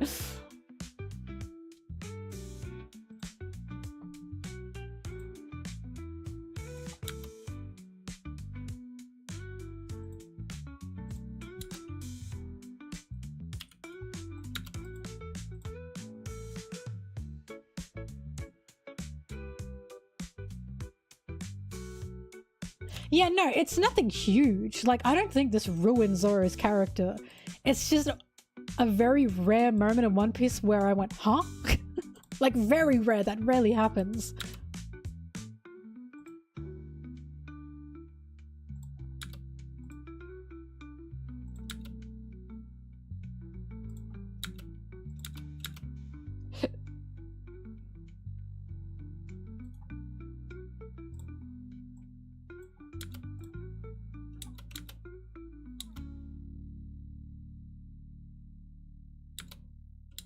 But Ace wasn't missing either, Salel. Ace also, they knew where Ace was. Ace wasn't a missing person the way Vivi is currently. I don't know if there's anything that can correlate with Vivi's situation right now, honestly. But I am genuinely going to laugh if Vivi is signaling the Straw Hats to find her. And Luffy was right, they should have moved to look for her.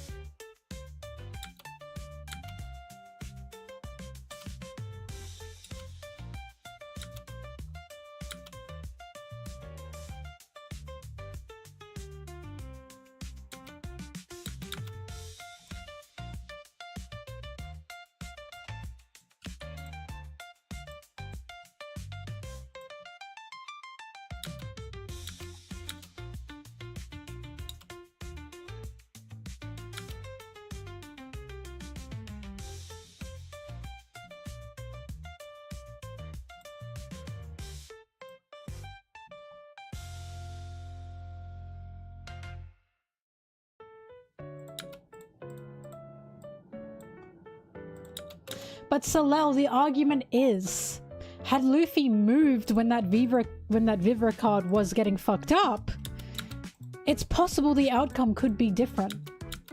That's the problem. That's why I don't agree with what Zoro is saying. He's saying, wait until the last possible moment where things are really dire. And I don't agree with that at all. I don't think you should wait until the house is burning to put it out. I think you should stop that house from burning in the first place. If you can help it, you know? If you have a gut feeling that you can do something, I don't think you should wait.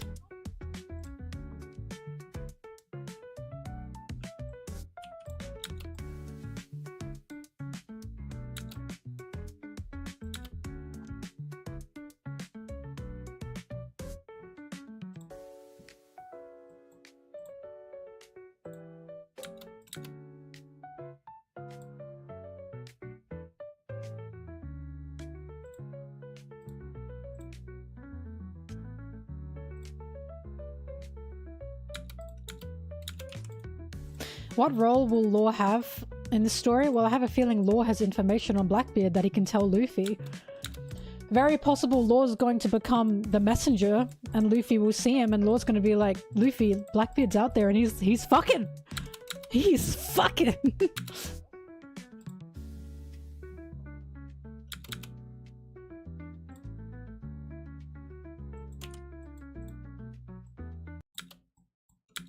My music.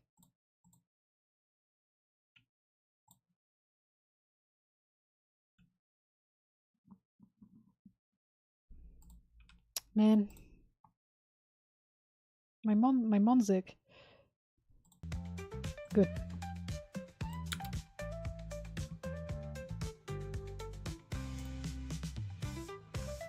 I understand why Blackbeard gets bitches. He gets them in real life. I know a lot of people that want Blackbeard carnally.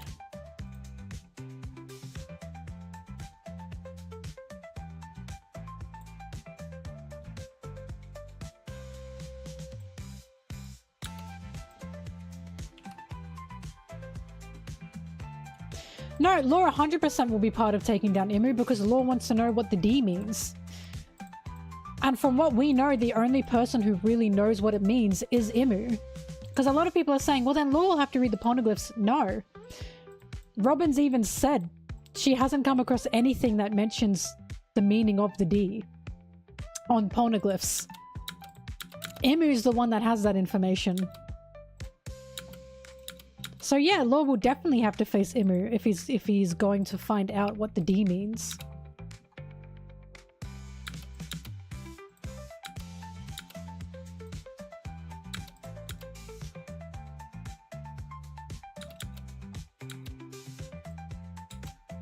Laughtail has the info.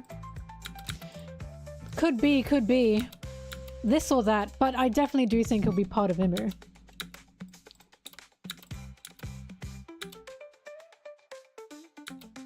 It's on Laughtail and it's with Imu. Okay, look, I'll give you that. It's on Laughtail, but Imu also has it. And I have a strong feeling that Law will be facing Imu before getting to Laughtail. Yeah, Imu will definitely have more on it.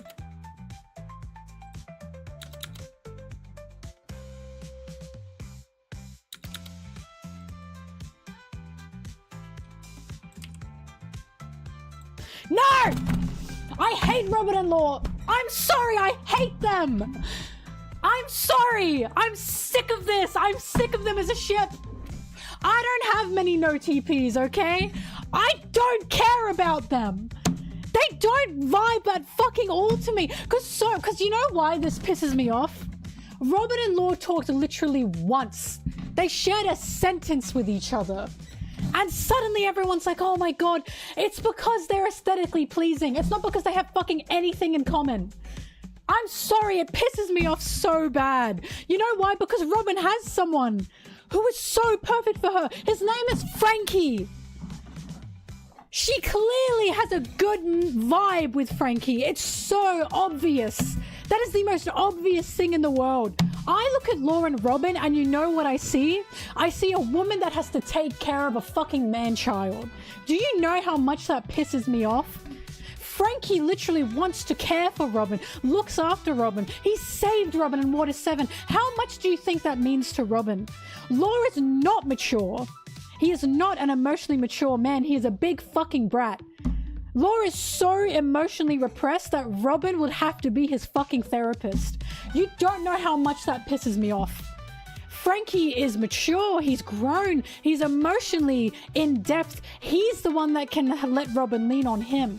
Law is a man that you have to heal. I don't want a ship where a woman has to look after a man. I don't, I'm sorry. It pisses me off. I don't want a ship where Robin isn't allowed to heal with this person because she has to be the one healing him. I don't want that. I hate that. Law is not as mature as people think. I'm sorry, this ship pisses me off because people saw them interact once and I am seeing a character that is not made for this character. Robin and Law's not happening. It's not happening. Law's like, he's so childish you don't understand. It's not childish. Not to mention, Robin also likes older men. It's obvious. She called Jinbei a handsome man. A handsome man. Also, no, this is not sexist because the majority of relationships between men and women in the real world is the girlfriend being their therapist. You know why? Because men don't fucking talk to anybody. They think they don't need therapy. But then they use their girlfriend as the emotional therapist that they need. And then that puts the girlfriend in a very mentally tough position. Tiring. I see it all the time. I don't want Robin in that position. She doesn't deserve that. I don't like it. I'm sorry. It's just so annoying. It's mainly because I see people get clowned on all the time about liking some yaoi ship that's like, oh, and it's like they interacted once. Robin and Law spoke a single time. He doesn't even call Robin by her name. Like, it just peeves me so bad when it's like, there is literally a man out there that Robin is pretty close with, who has saved her, who she appreciates, that even Oda seems to like them. And people go to Robin and Law and it's like, oh, they're not made for each other. They're like a trauma ship at best. Like, they can be traumatized together. But I don't like them in the long run. I just don't. I'm sorry. I see them too much now. And it's like, what is going on? It's giving man and woman have interacted. I now must put them together. I'm gonna get you. I'm sorry that they have made me crash out because they interacted once in Wano and suddenly people are like, yeah, they're made for each other. Are you serious? Are you serious? Don't start this. They talked once. They shared a sentence with each other. It's giving Zoro and Robin. That's what it's giving to me. And Zoro and Robin is understandably clowned on. It's what it's giving. I'm sorry. Howdy do, boys. It makes me crazy. It just makes me insane. It makes me crazy. I just want Robin with someone who she can lean on. Not when she has to do the heavy lifting. Emotionally.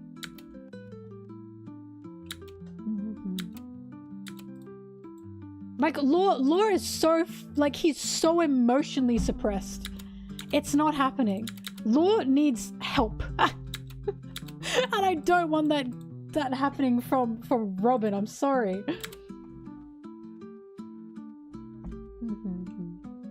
I had a crush out then. I just see them all the time now. And it's like, they're not a good match. I don't know where this has come from. I can't picture Law with anyone, genuinely. I can't.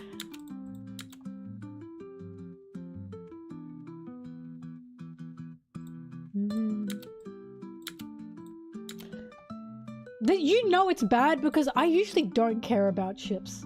I'm fine. I usually vibe with anything. But for some reason, Robin and Law have rubbed me the wrong way in such an insane way. Because of how they talked once and suddenly everyone's like, oh, this is endgame. Oh my god, what are you talking about? Oh, what are you talking about? Shipping's for the fun of it. It's the fact that I've seen Robin Law endgame and I'm like, I don't even fucking think anything's gonna be endgame. Like, it's driving me nuts, mate. I do like Koala and Sabo.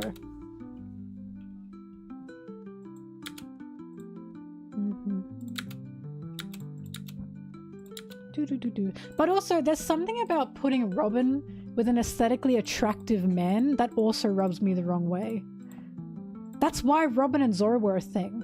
Because, oh, big attractive man needs attractive woman. When Robin clearly likes freaks. Like, she clearly likes freaks. She thinks Jinbei's a handsome man and he's not even a human. He's a fishman.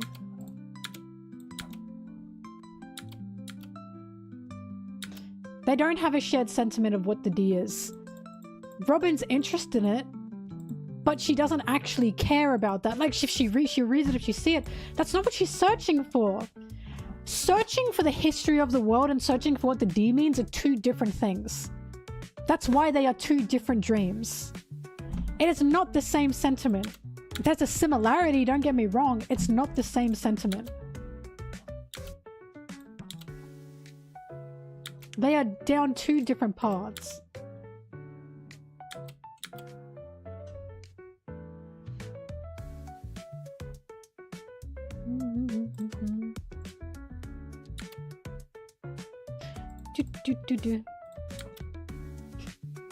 I just crashed out so bad because I'm sorry. I hate that ship. Seriously, there's not many ships I hate. There really aren't. But holy shit, that one does something to me. It just does something to me. It fills me with rage. I just don't want Robin to have to deal with that.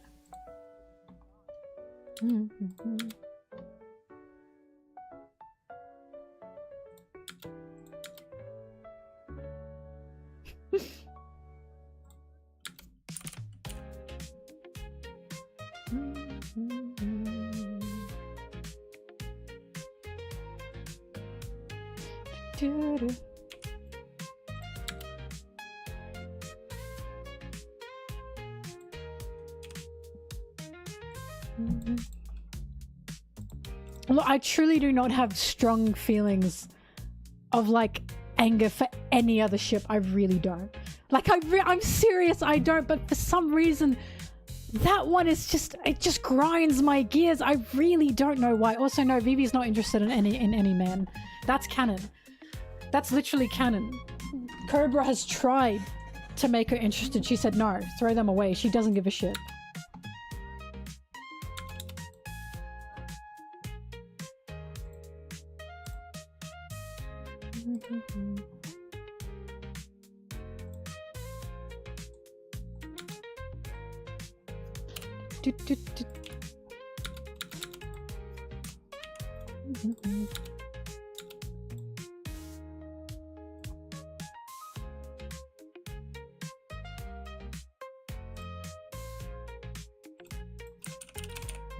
Oops.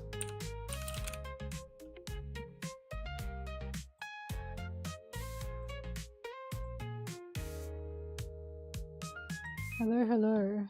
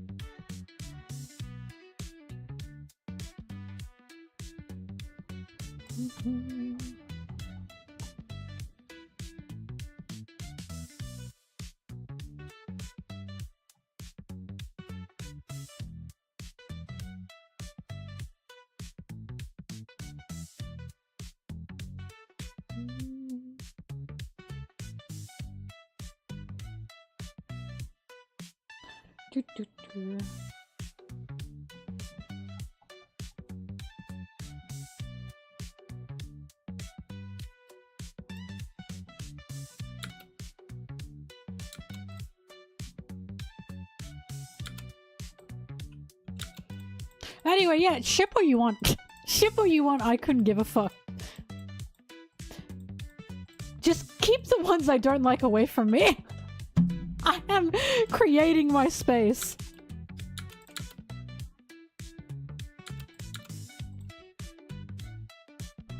No, you can ship them, just don't talk to me about them. I just don't care about them. Find your own space for that.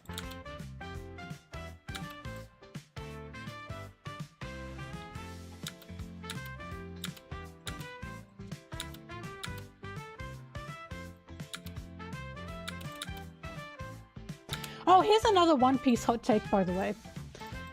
People picture Robin as this, like, dommy mummy. Here's my hot take. She's fucking not. They picture Robin as, like, this alpha dommy mummy. She's not. I never thought she was that. That was a persona that she put on to survive under Baroque works. She's not. She's weird, don't get me wrong. She's, like, a bit of a weirdo.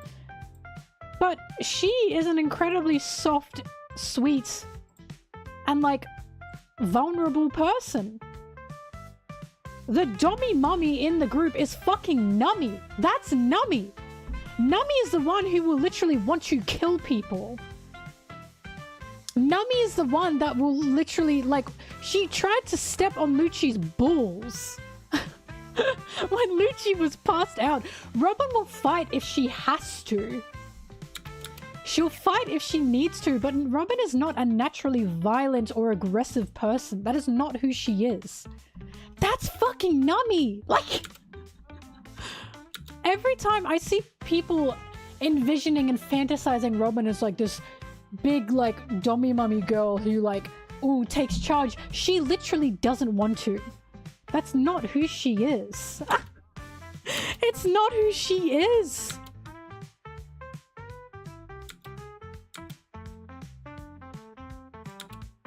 Yeah, she's weird, don't get me wrong. But the aggressive one, and the forward one, and the violent one, and the commanding one is Nummy. It is not Robin. Like, it's just not. Nummy's literally the one with man slaves. Sanji, Zeus, and now Rodo.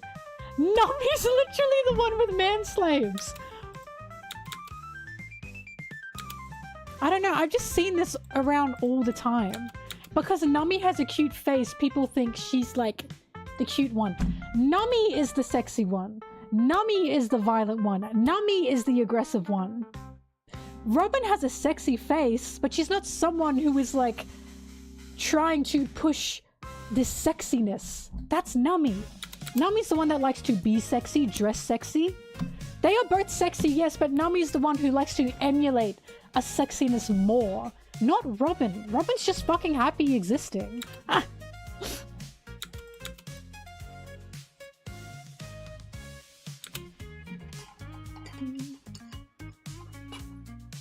Nummy is literally the one that will use men to get what she wants. Like, it just drives me nuts. I'm telling you, what happened is people saw Robin's Miss All Sunday persona and they immediately started thinking this is Robin. And now they stick that. When people go, oh, I miss Robin, Miss All Sunday, that wasn't Robin. That was a persona. That was her Miss All Sunday persona because she wanted to survive. She was literally being harsher than she ever wants to be because she thought she had to survive. That's not actually Robin. You know who Robin is? The Robin we're seeing now. That's Robin. The Robin who hugs Saul and cries and says, I missed you, Saul. That's Robin.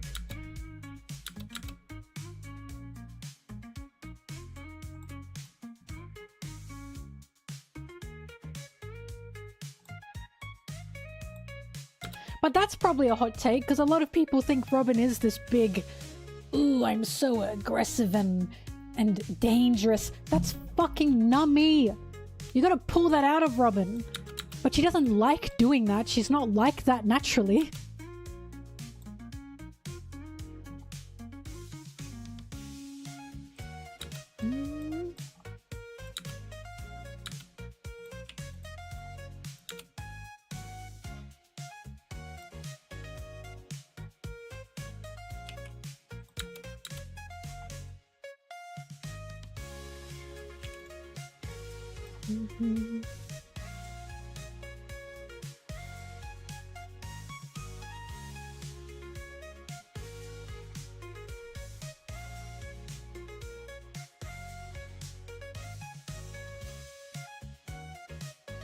Yeah, she pulled Frankie's balls.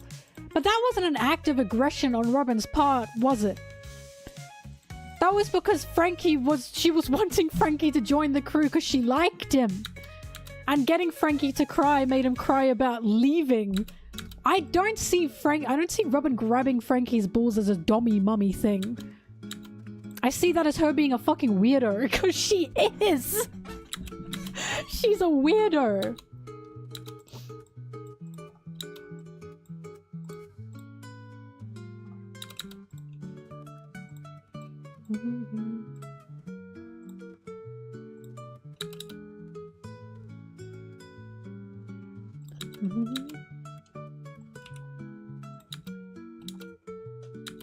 Well, this is one of the reasons why I like Nami and Robin. Nami has a cute face and a devilish attitude. Robin has a devilish face and a cute attitude. You can bring the devil out of her. There's one in her. But that's only if you hurt the people she loves. Which, understandable, but that's not how she is normally. That's why she's literally got the devil child persona. I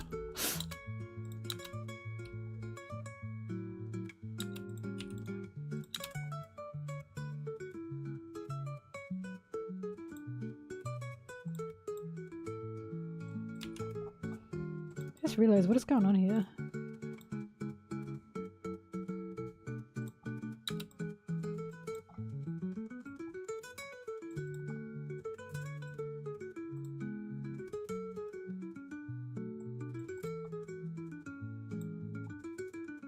What character do I relate to the most? Scratch his chin.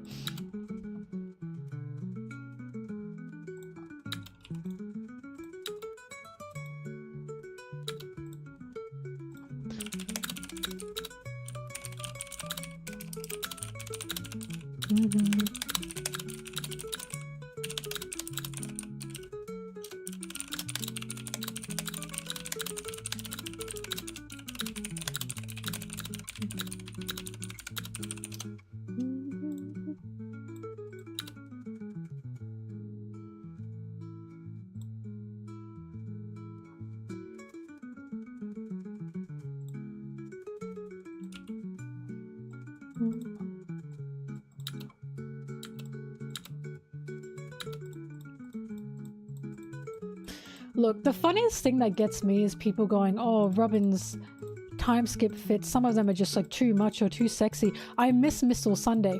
Missile Sunday was in a miniskirt and a corset. That is an incredibly sexual fit. And it's like, I just don't understand this rose-tinted glasses thing. Like a mini skirt and a corset without any bra. That's an incredibly sexual fit.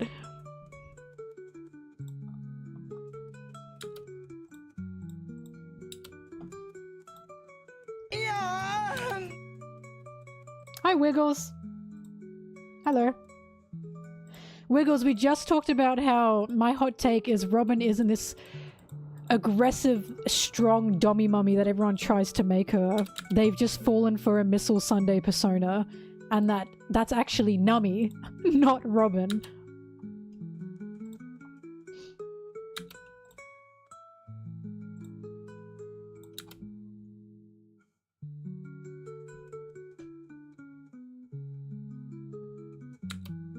Can I ask, why does everyone miss the cowboy hat? I don't get it. Because I personally don't care about the cowboy hat.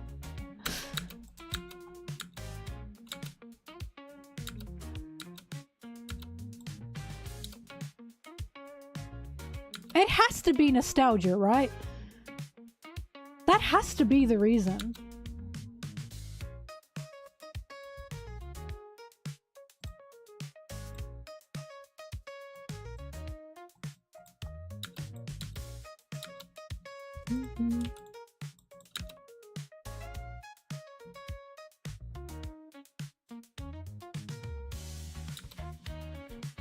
Howdy do, boys.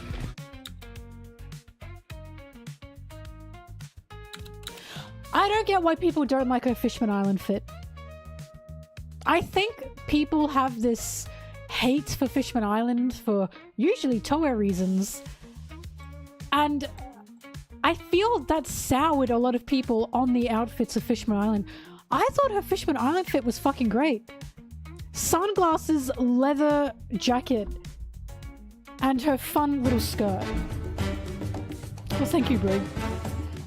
I thought that was a great fit. I don't know why that is so hated on.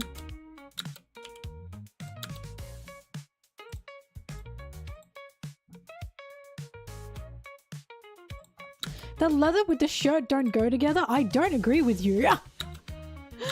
I thought it looked great.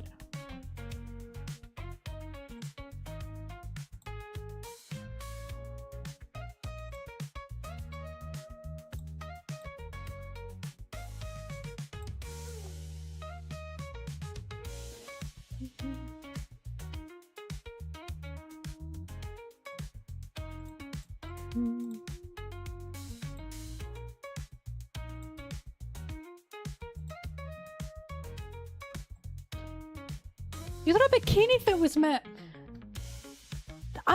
I'm so lost. I'm so lost. But again, I think the reason I had so much love for Nami's bikini fit is because that is literally shit I wear as an Aussie in the tropics.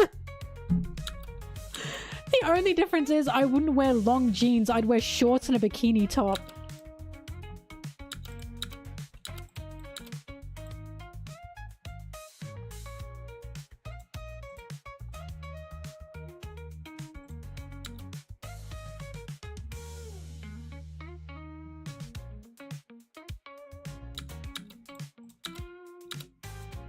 Again, they were all dressed appropriately for Fishman Island except for Sanji. A full suit on a ship is so fucking crazy, I'll never get over it.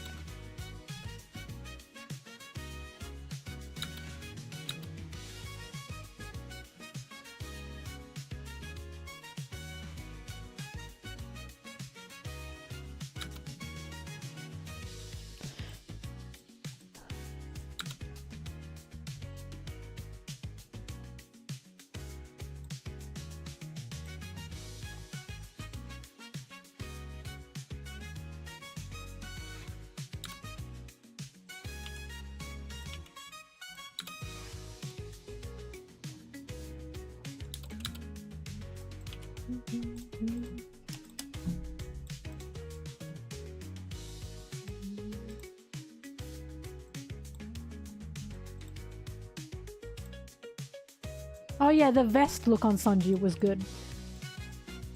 But his Wano suit, oh fuck, with the gloves. Absolute peak. And I love his current fit. The knight armor, I love it, I love it, I love it.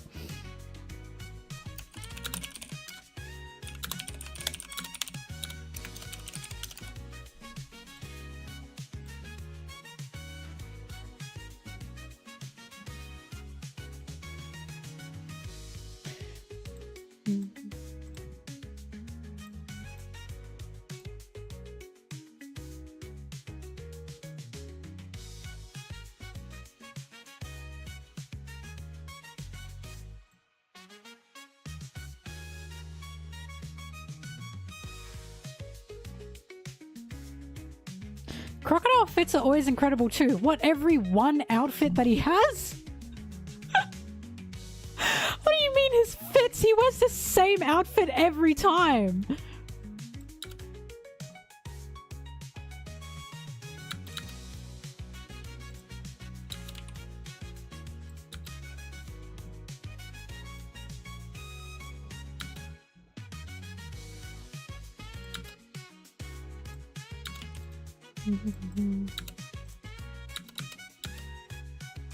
Look, some of the best outfits all around was Wano. Nami and Robin's outfits in Wano were so good. Oh my god.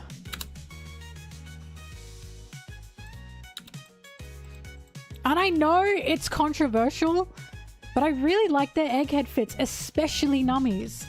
I thought Nami's egghead fit was fucking adorable.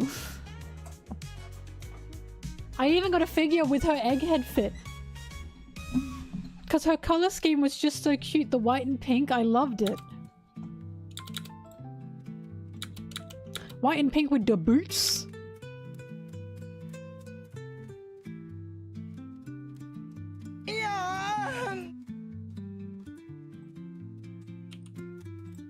Oh, thank you for the sub.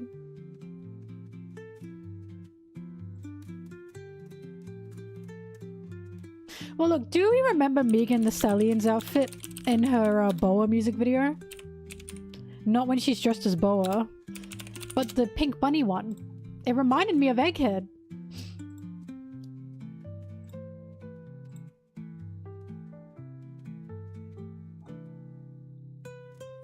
Some of you probably are going, what the fuck are you talking about? Hang on, I'm trying to find an image.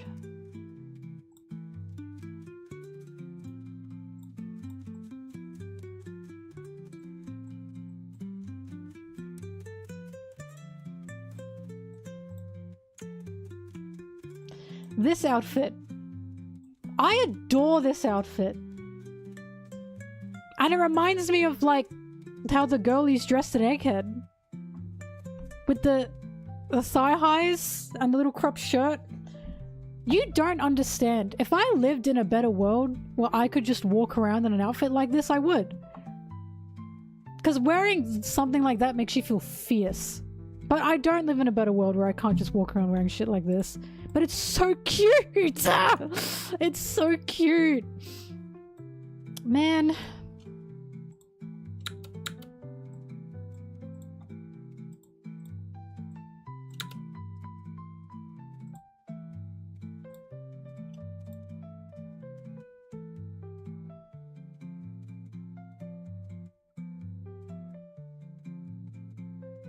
I look fierce. I look pretty cozy right now, I'm hoping.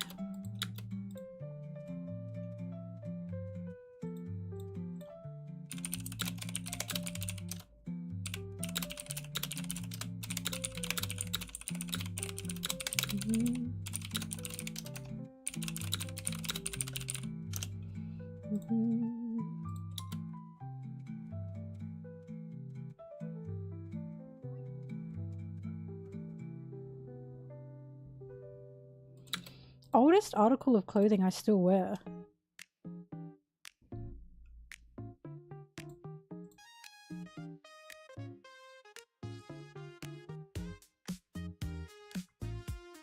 I don't know, probably a pajamas I have.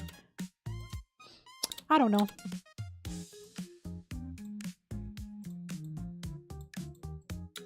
But yeah, Zoro and Sanji's Elbaf fits. All the Elbaf fits are really good, but I don't know why people don't like Zoro's. When Oda released the color for Zoro's outfit and a lot of people are going, ew, yucky. I've talked about this before. I'm like, why the fuck are you guys going, ew, yucky? That's him. He looks like that. Like, I would not expect anything less. Big, green, and fuzzy like a big moss ball. That's him. I thought it matched him. He literally looks like a big, stupid jock. Like, he's supposed to look like a jock. It looks really good. I was so lost. It just fits him perfectly. I wasn't understanding.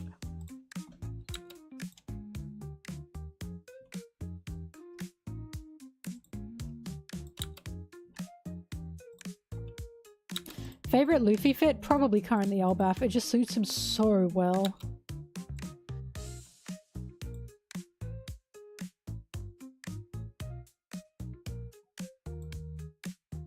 Thank you, Ace, for liking my pink hair.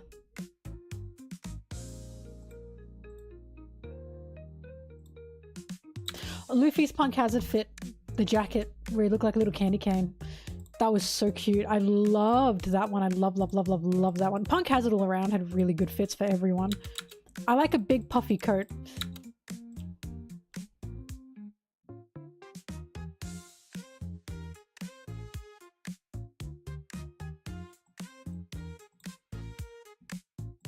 And also, I love Luffy's fucking Fishman Island outfit. I thought it looked great on him. And he looks so much more like a pirate. The hate on the Fishman Island outfits needs to be studied. It makes me mad. I think they look fantastic in those outfits. The new tattoo is fire. Thank you.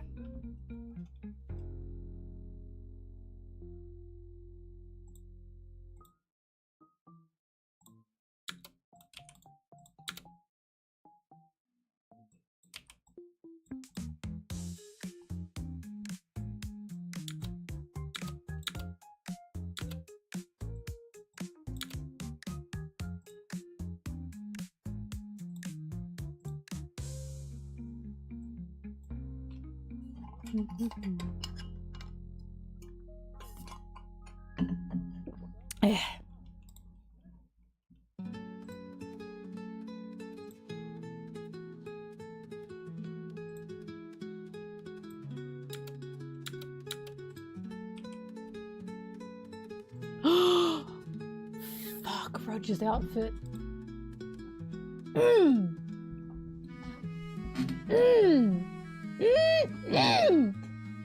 So tasty. That whole man. God. So tasty. Fuck. The pink shirt, the necklace, the belt. Oh my god. Breakfast, lunch, and dinner. Jesus Christ, I love Roger. The pink feathered hat. The hat with the pink feather. Oh my god. Don't even get me started.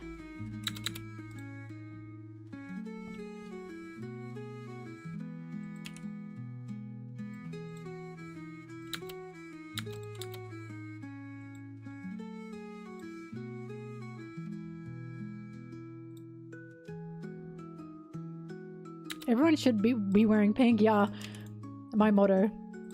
I've always said everyone needs to wear pink. Everyone looks good in pink. I stand by this. You think you don't look good in pink, you're wrong. Do you know what? Because I'll say to you, you look good in pink. It does not matter who you are, you will look good in pink.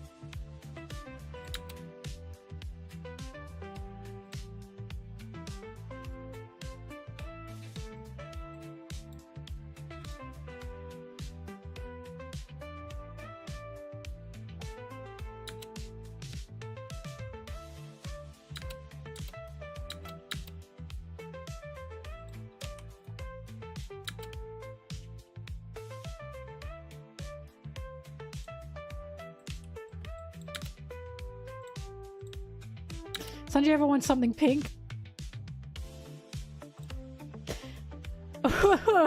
Well, my friend, funny you ask. Funny you ask. Funny you ask.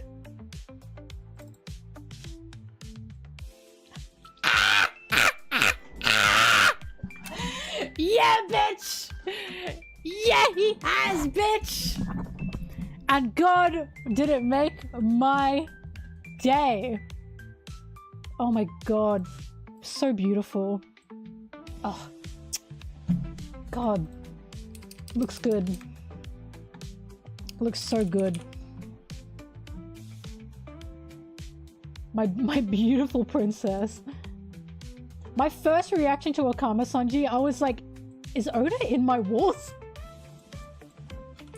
Is Oda in my walls? I'm obsessed with this. I could not believe this. I was like, wait, this is so for Mel.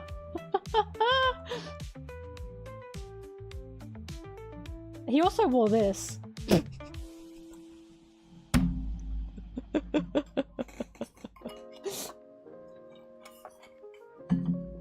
That's great. And the Skypea fit too. Oh fuck, how could I forget? This is the best one he's ever worn. I want to get this as like... Hang on. I want to have an artist help me to like frame this or something. Hang on, you'll know exactly what it is. Let me find it first. This is like the best outfit in my opinion that Oda has ever put him in.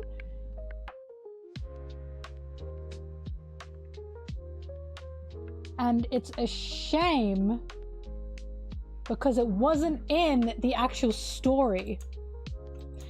Are you fucking kidding me? Are you kidding me? You're joshing me. I would do horrible things. Horrible things. Things that God would have to look away from if I got him in this. You don't understand. You don't understand. Everyone's good here. Everyone's good. Robin looks so fucking good. Frankie, yeah. Chopping is chopping. Nami Awuga, whatever she wears is beautiful. Awuga, I love this shit. Looks amazing. Looks good in his little button up. Zoro looks good in a suit. He looks good in a suit. I hope he keeps his shirt open. And Brooke looks great too. They all look fantastic. All of them. But fuck, does Sanji steal the show for me? He went so for it. So for it. Like, God, I wish he put this in the canon story. This is one of his best fits he's ever given Sanji, and it's a color spread. Oh, oh God.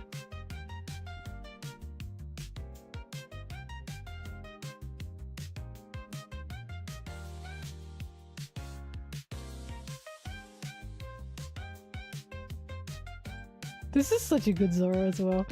Look, they're getting ready to go on a date. Isn't that cute? Ah! Oh, I love them.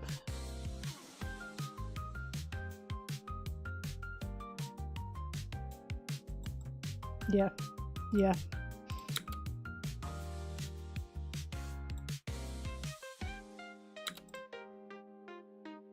Oh, Wiggles, you sent it. Yeah, I was looking for it in my own folders. That's one of Sanji's best fits ever. Ever. Another fit that he's looks really good in is another color spread. Also a feather boa. I'll be real with you guys.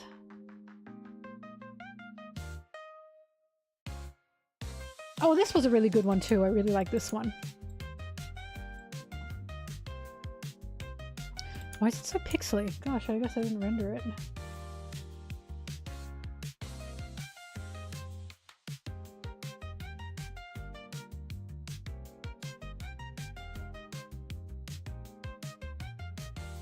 Wacky pee-pee. Why does this shirt say Kane Bar? What? It's not, this isn't the one I'm looking for. Okay, girl, the heels? Okay, girl. Okay, girl. I see you, girl. This is so cute, by the way. Zoro doesn't smile anymore. Fucked up.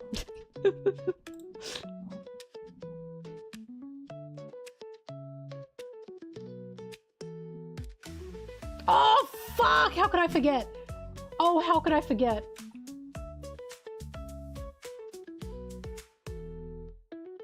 Where is it? I just saw it. This outfit fucking rocks! Oh my god, Oda was on his game with this one.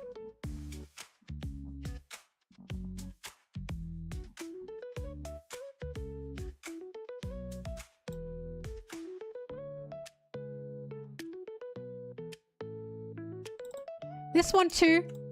I love this one. Take a guess as to why. Take a guess as to why I love this one so much.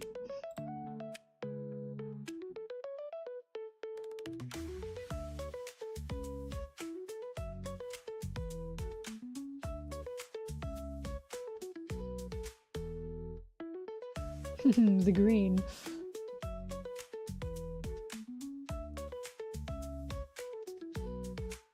I definitely have the other feathered boa art in my folder and I can't seem to find it. This is strange.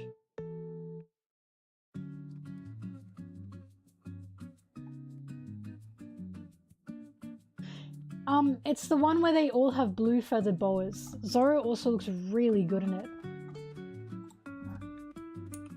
I definitely have it. I've used it in a video before.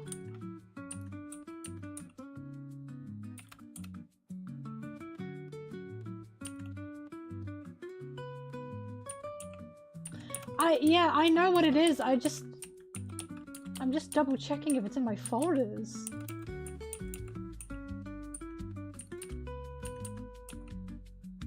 This is odd.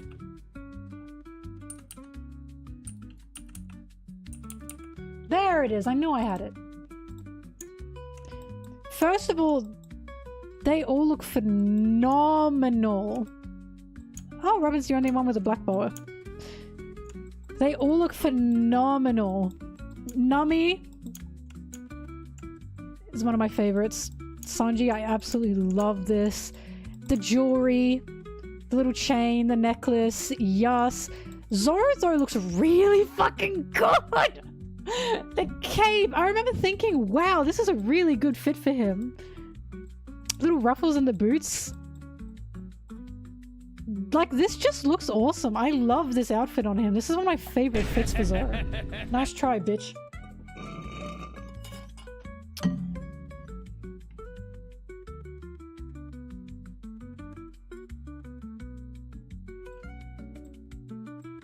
This is such a good outfit for Nami. Fuck. Oh! Such a fan, such a fan. Also, Chopper styling. So good, so good. But no, I honestly think Zoro's is my favorite on the page. He just looks really good in this fit. I don't know.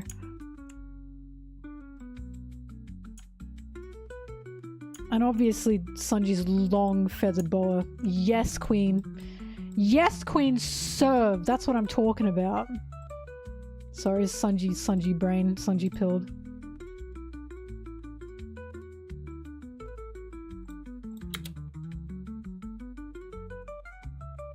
Yeah, Zoro's punk hazard fits is one of my absolute favorites.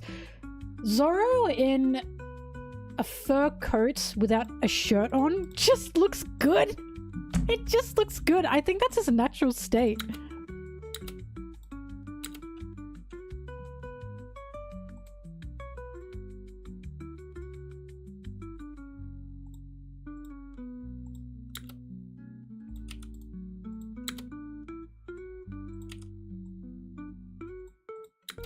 I was like, damn, I should be working, but I've got so much time. I'm doing nothing but work today, so I'm not stressed because I'm not gonna be late for this video unless I get sick again.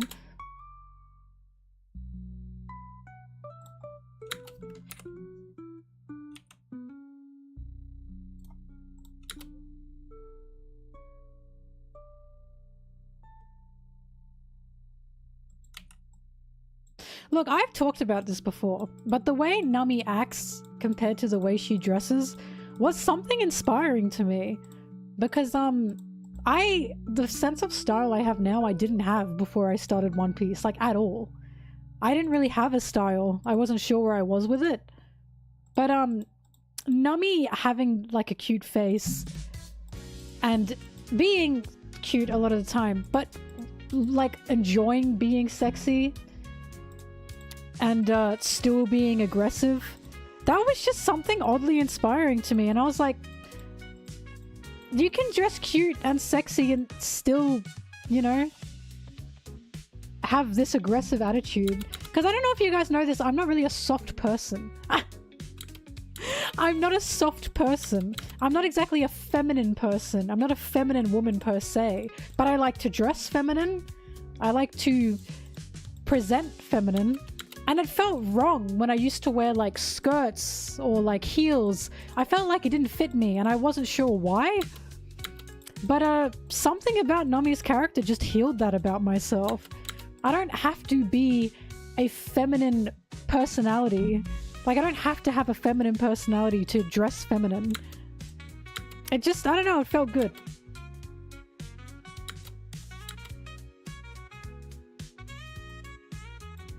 Mm-hmm.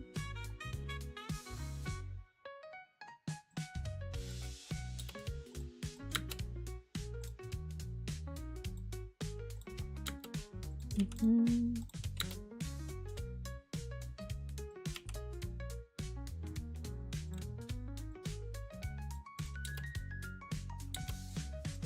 I mean, One Piece is quite literally what developed my current sense of style. This, tattoos, everything?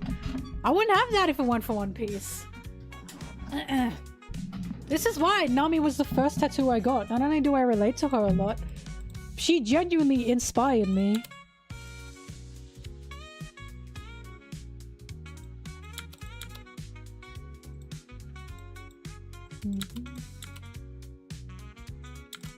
Because I've always said Nami is feminine on the outside. She presents feminine, but she's not traditionally at all in personality feminine. At all. She never has been.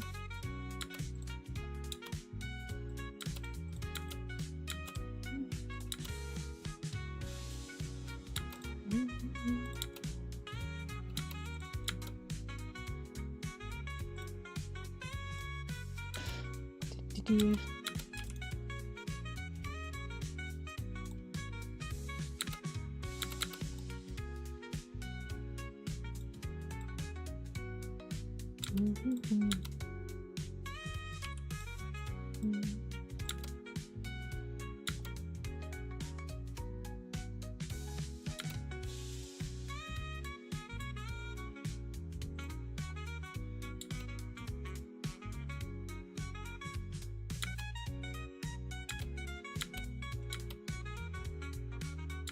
You drew Loki 6 times? How much paper did that take? He's huge!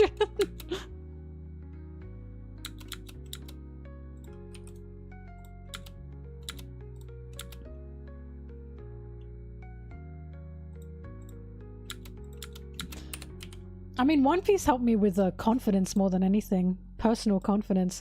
Mainly because this is a story about characters, people who don't fit into a box. And they don't want to fit into a box.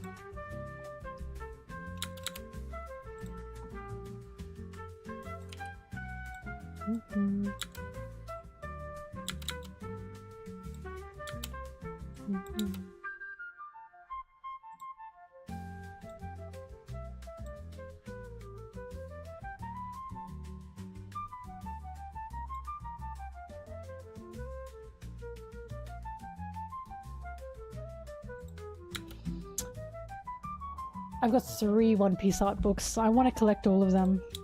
I love them so much.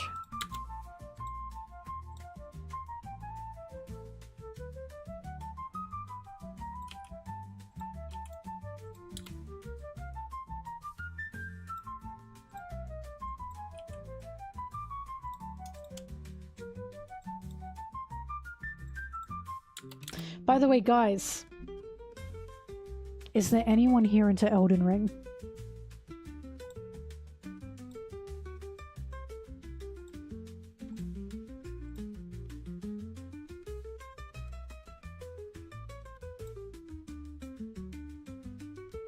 Okay, I have a question. So, my friend slash roommate, her birthday's coming up. She loves Elden Ring. And I'm struggling to pick out a gift for her. Is there anything Elden Ring specific that you guys know of that I can get her? Because I'm kind of struggling.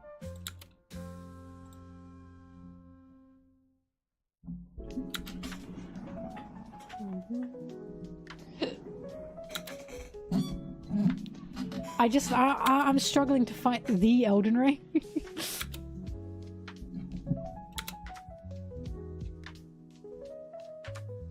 Yeah, she's played everything. It's like her favorite game. Her 3 favorite games: Bloodborne, Elden Ring, Dark Souls. Any of those 3 things? Is there anything I can get? Oh, she loves Melania. She loves Melania, but she's already got a figure.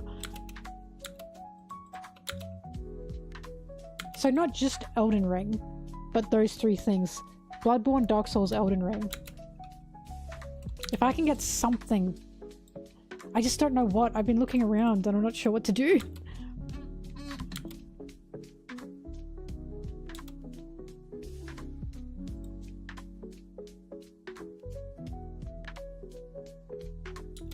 Does she have Elden Ring merch? Yeah, I think she's got a helmet.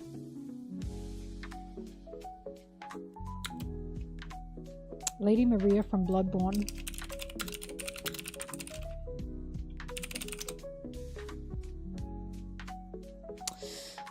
I don't think so. I haven't seen anything in her room. I tried Etsy, but I struggled. Because I wanted to get her jewelry that was related to like a silver ring, but I couldn't find anything. So now I'm a bit stuck.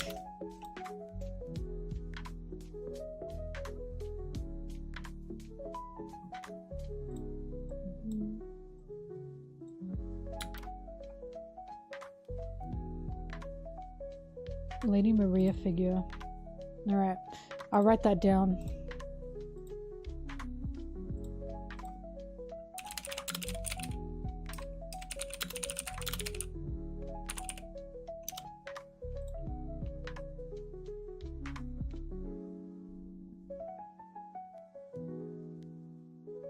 Destined Death Necklace. I'll write that down too.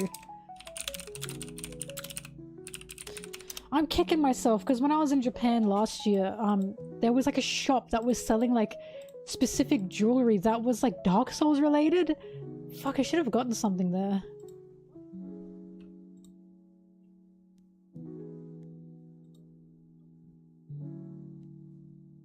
Anyway, thank you for the help, everyone.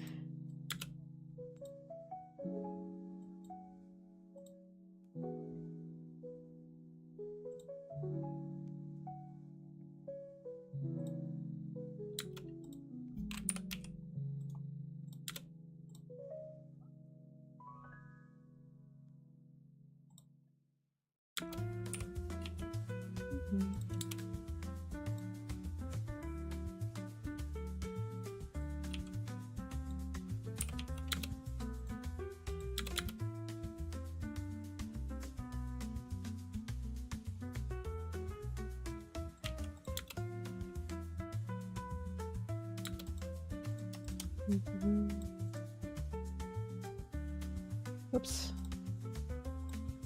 Oh, why am I so tired? Bleh.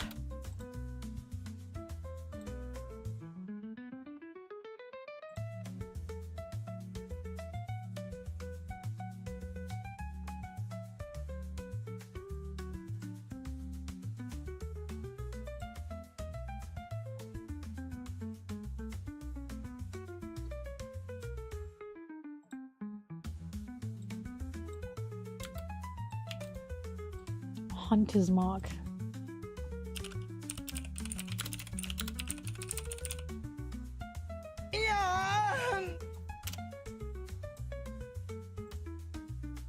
It's been a hot minute since I've been able to catch a live stream. Hi!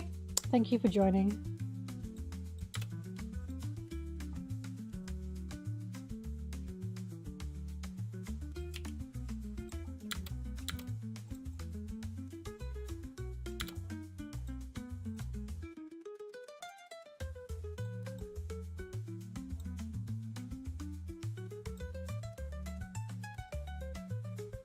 Running the Witch. I'm writing this all down. And then I'm gonna have a looky-loo.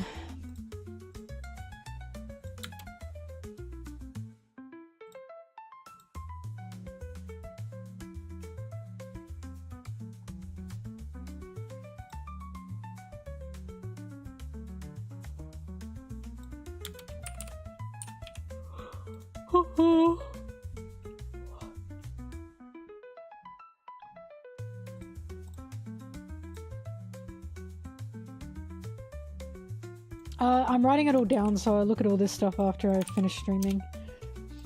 And I'll see what I can get her. Vorticon! It is my utmost pleasure to be all in your presence again. Thank you so much for the wonderful time. My heart is with you. Thank you so much, Vorticon.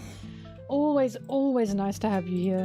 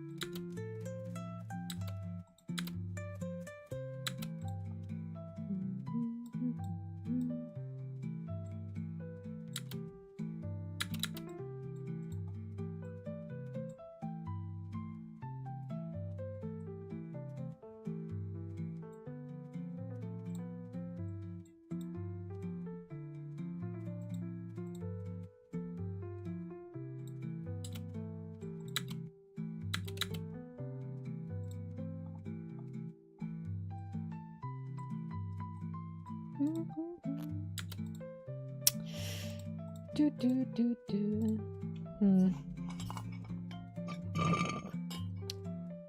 All right, I'm gonna get another coffee. I might as well. I'll be back. Enjoy the music as it dee dee dee dee dee dee dee dee dee dee dee dee dee dee dee dee.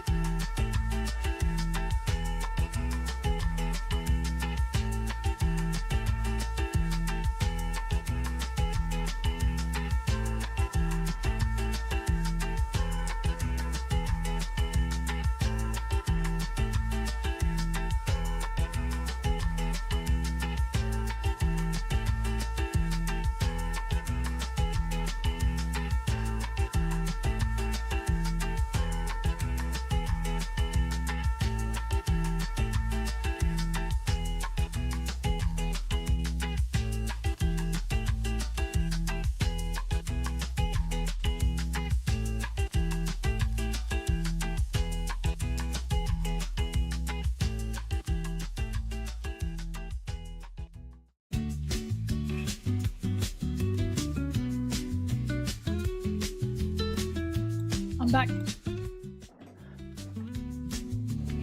Were we all behaving?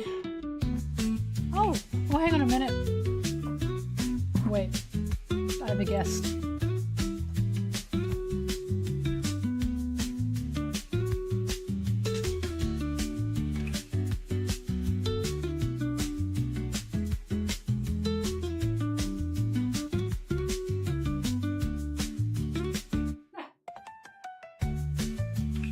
They're just too big. Give me a second.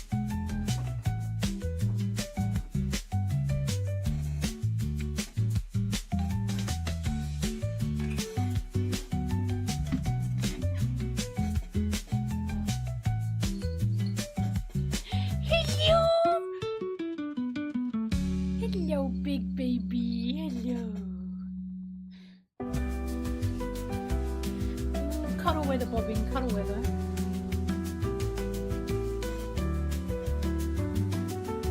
If fell over.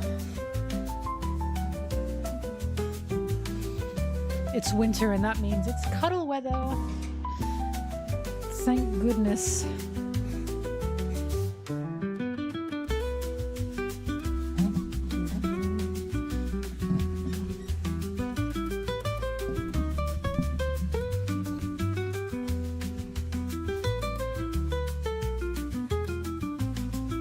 Feel her purring.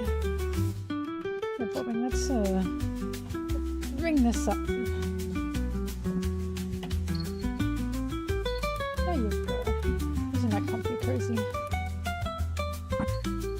Oh, isn't that so comfy?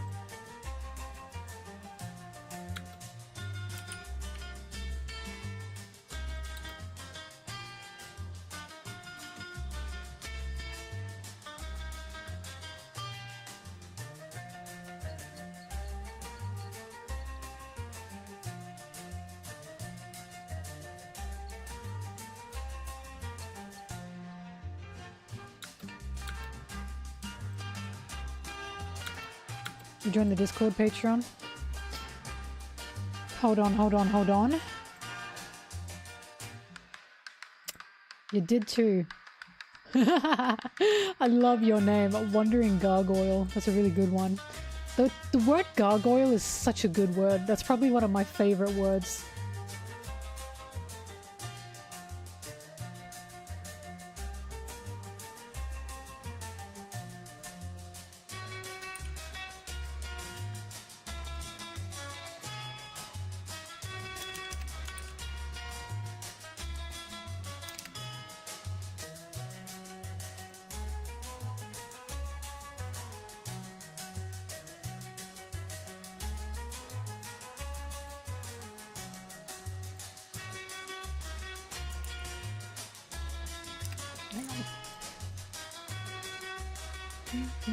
Hang on, I'm sending you the link.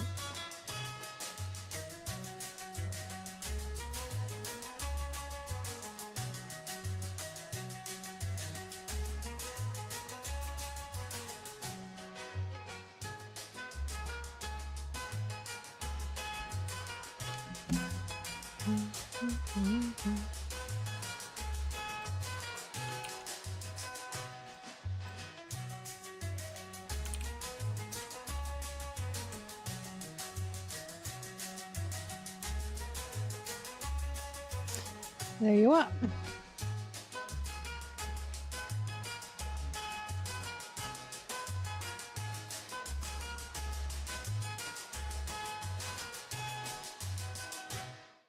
Can you see bobbing? Ah! Oh my god, I vanished. No, you can't see bobbing. Just know that she's so comfy right now. Zora face down on the bed. It's really funny.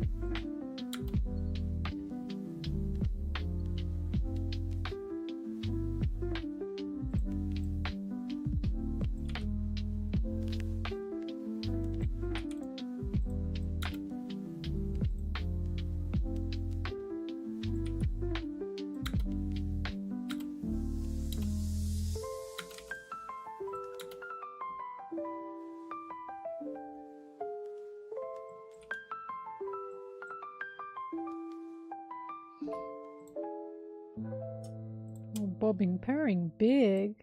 Are you so happy, bobbing? Are you so happy, bobbing?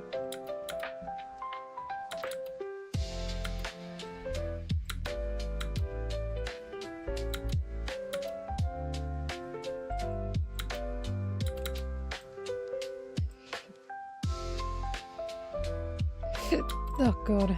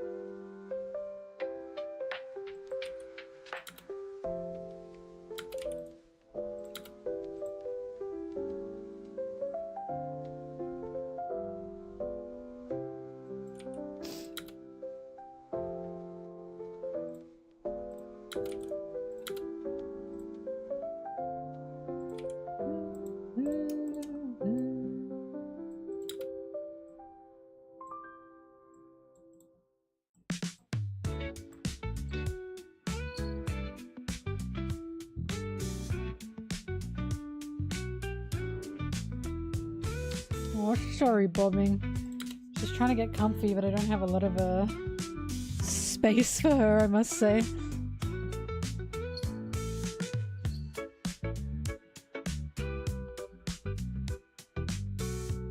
You can sit more on this side.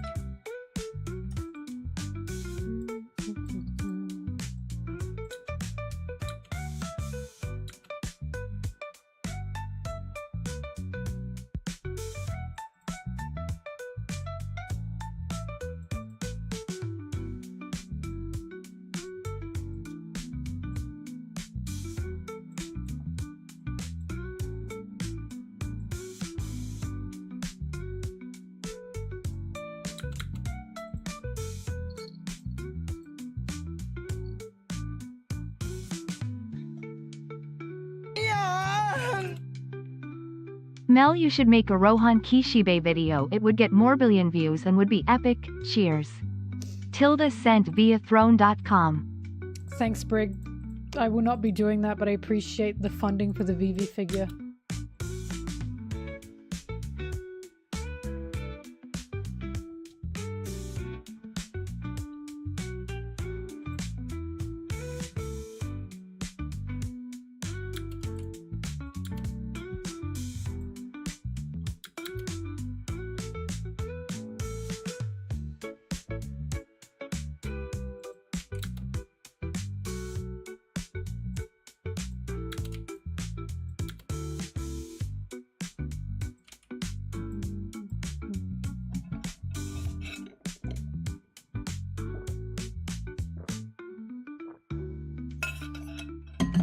Guys, I don't watch JoJo. I'm not a JoJo fan. I will not be making a JoJo video.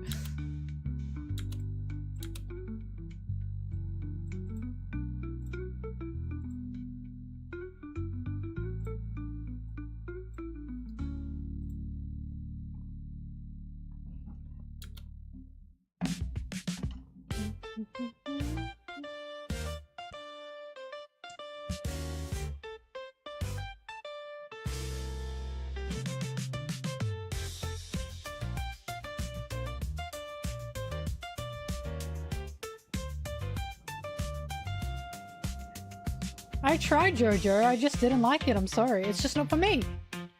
It's not bad, it's just not for me.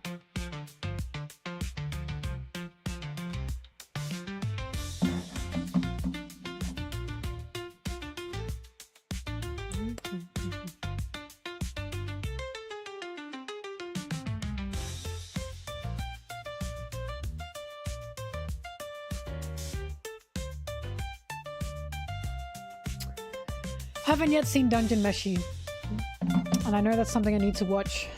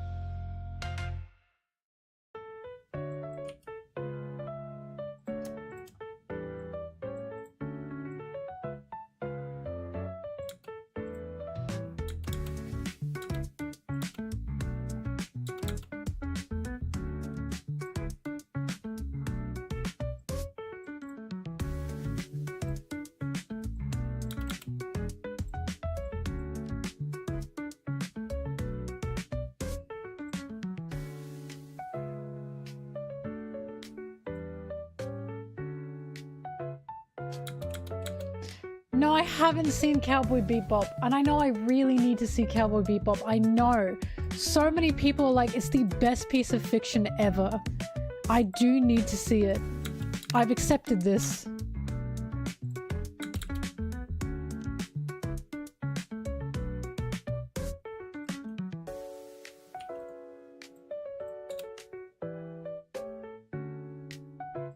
I just know Cowboy Bebop is where the "I love a woman who can kick my ass" quote comes from.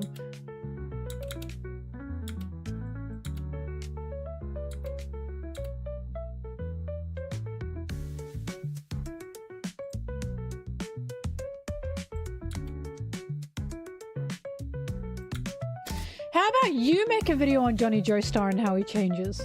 Why do I have to make that? You have the ability. You can write. You can read. Go, my child. Go make a video on Johnny Joestar.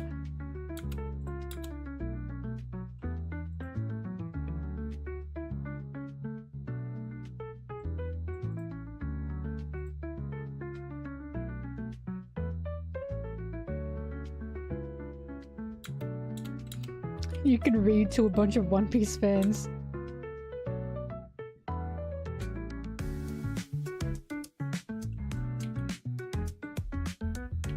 I'm like the best.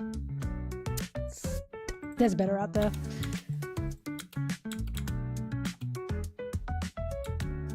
Stop it. By the way, my next video after this one is going to be on Bonnie.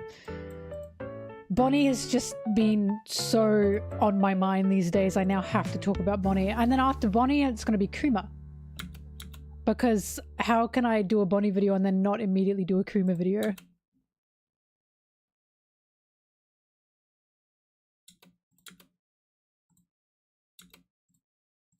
Hello, my music?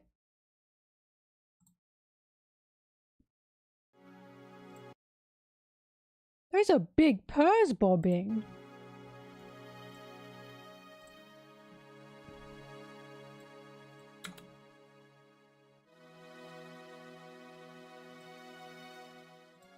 By the way, throughout all of this, I'm still working on the Alabaster video. The script is just fucking huge. You're gonna have to give me some time on that.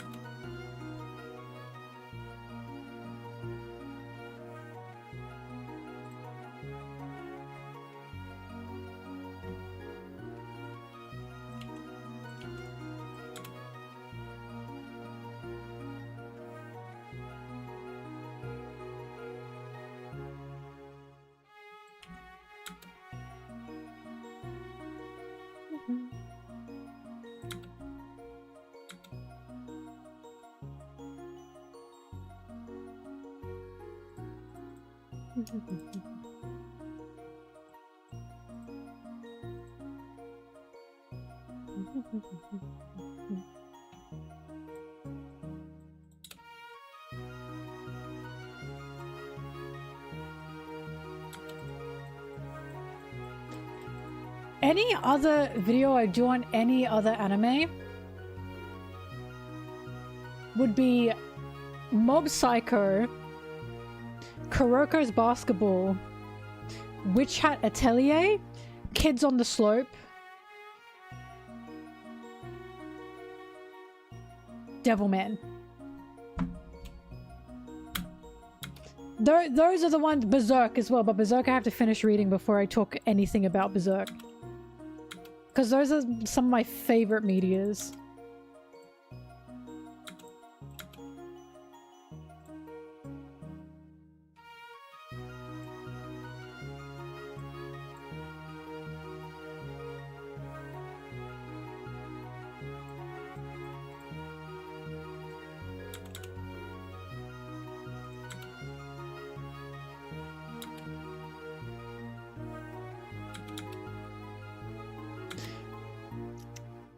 Stonehands, isn't it the other way around? Don't you have to read Berserk to get the full Elden Ring picture? Because I thought Elden Ring was inspired from Berserk.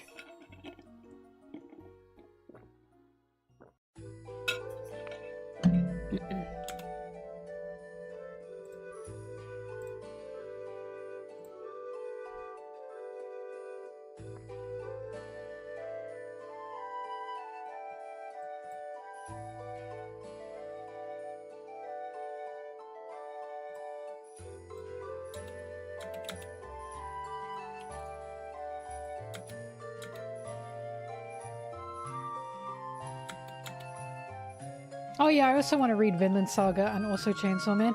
There's also another media I'd fucking love to talk about. But I don't because it's a bit heavy and it can be a bit much. And it's also a BL and I didn't know it was a BL when I started it. It's called Ennead. It's really fucking good. And when I started reading it, I had no idea it was a BL. It's a South Korean manhwa. But I don't want to make a video on it or anything because I worry the people it will attract will start calling me like disgusting for liking it or something. It's like, it's got some heavy themes in it. And it's sexual. It's also very sexual. But it's good! I started it not knowing it was a BL. But it's South Korean and the art is just fantastic. And the story is really, really good, but it's not finished.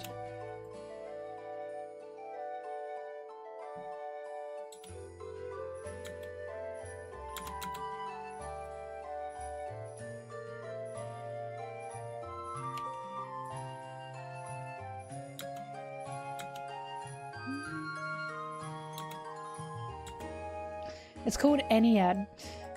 It's basically about ancient Egypt and the gods ruling over ancient Egypt. And it just gets into some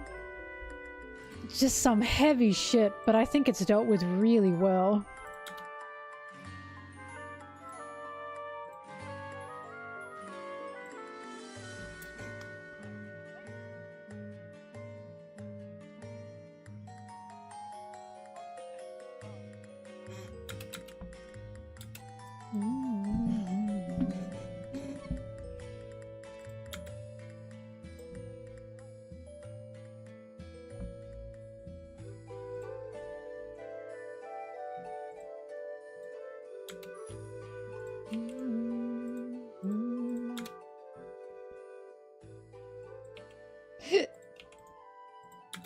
Which had Atelier I need to finish reading. I know it's not done yet, but I was reading it when it was coming out, and then I got too busy to keep up with it, and I always think about it like, fuck, I gotta keep reading it.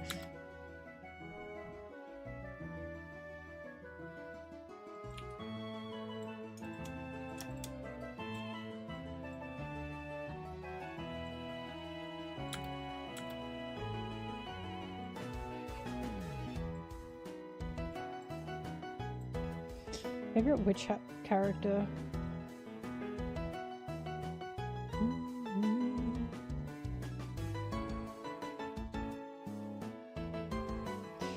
That's a good question.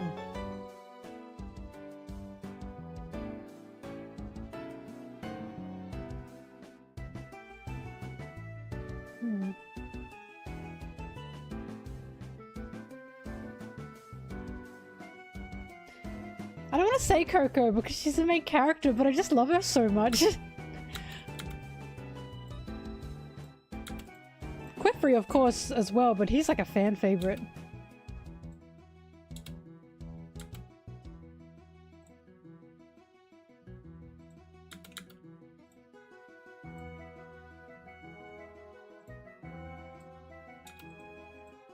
Coco and Agatha.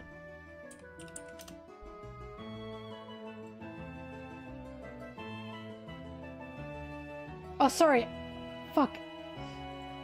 Is it not Agatha? Wait, why does she have different names? Agatha? Agate? Her. I really like her.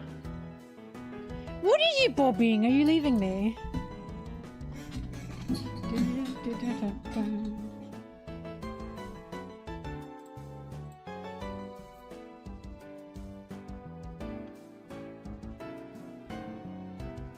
Is that how you say her name? I always called her Agatha in my head. Well, her. I love her big.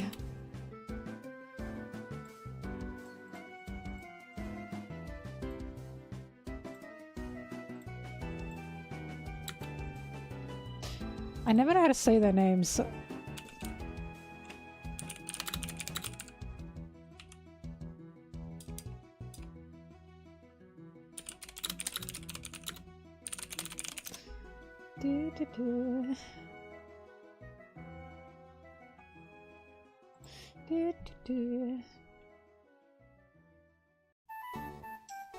La la la la la la la la.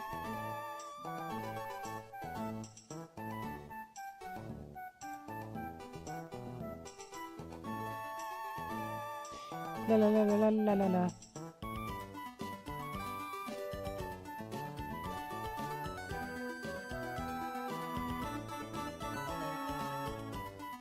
Oh yeah, Tetsuya.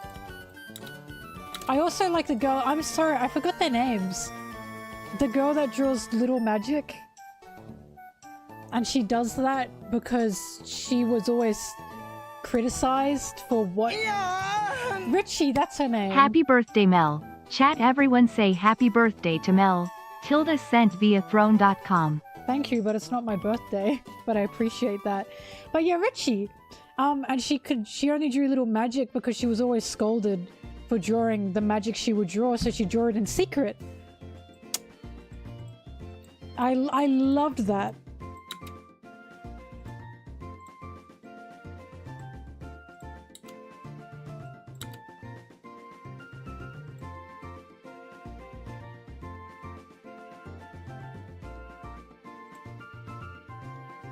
You know what? It is my birthday. Send me $2,000 USD to wish me happy birthday.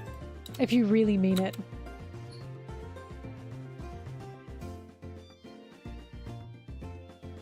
Look, I'm just excited for Witch Hat Atelier to get its anime, so people watch it, and then people will see that there's... that Quifri was Gojo before Gojo was ever Gojo. That there's a better Gojo out there and it was Quifri all along. I can't wait for Quifri to be the new anime sexy man. I'm sick of seeing Gojo.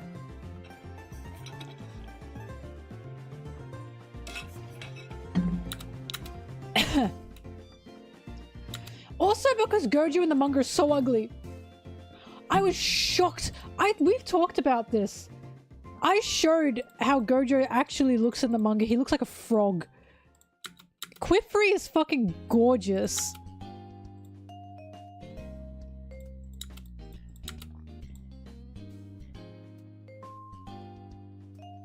Yeah, without Mappa, I don't think anyone would like thirst for Gojo the way they did. I'm serious. You know how I know this? Because I saw fucking no one talking about Gojo until Mappa became a thing. Until the anime became a thing. That's how you know. I was like, who the fuck is this guy? I've never seen him before. Oh, because he looks like that in the manga.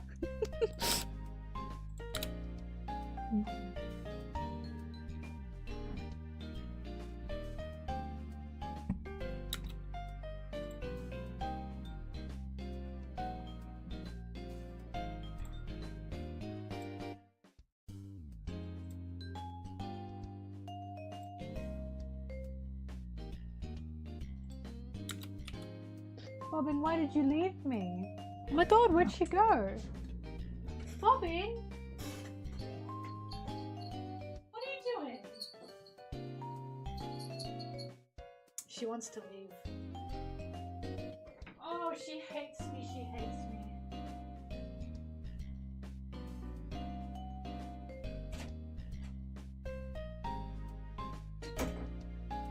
Opening my damn cupboards.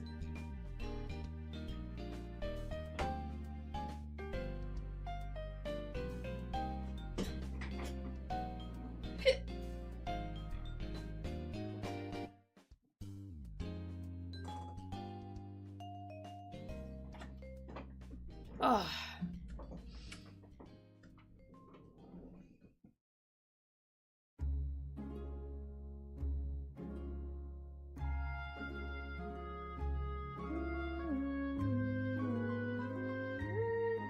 Anyway, yeah, Witch Hat Atelier is really, really good. Really good.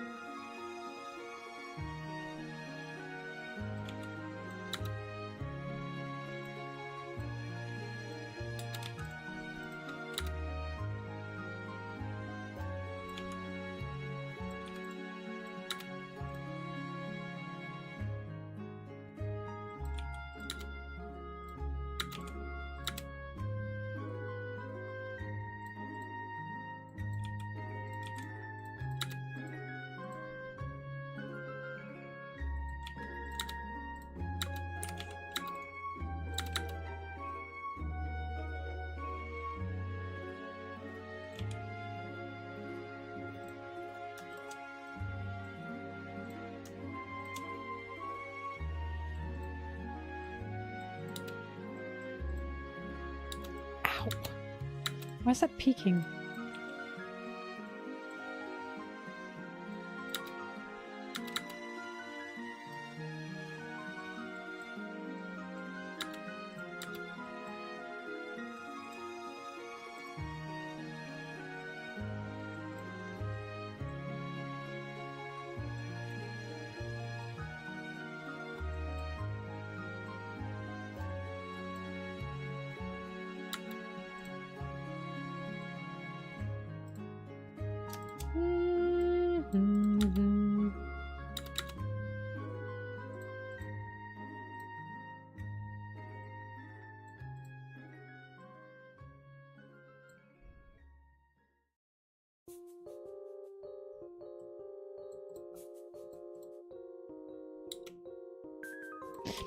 la la la la.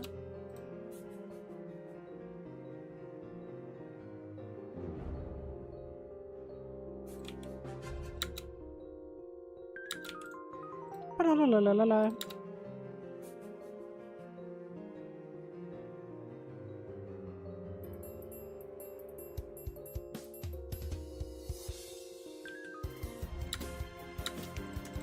Fuck, I said a really big sentence without breathing and that made me go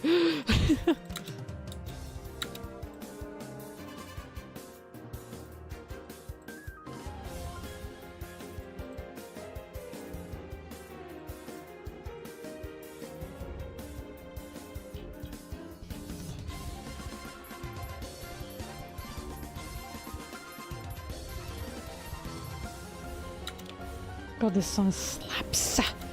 Slaps. You must bounce on it.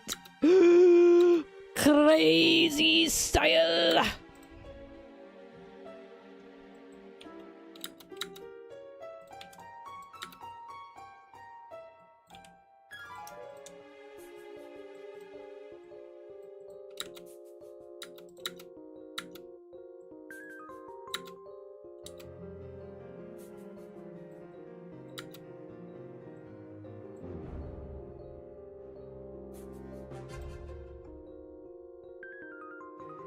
Yeah, I saw the jazz covers. I used to listen to them all the time.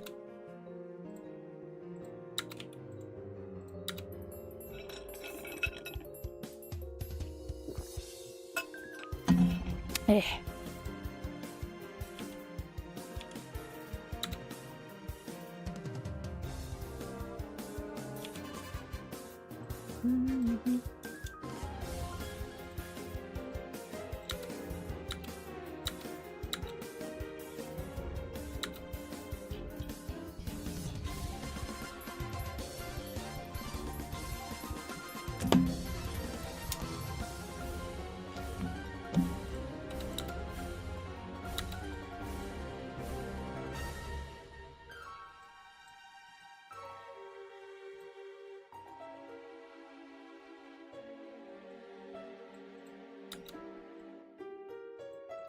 I wish I knew you wanted me. I piss and poo.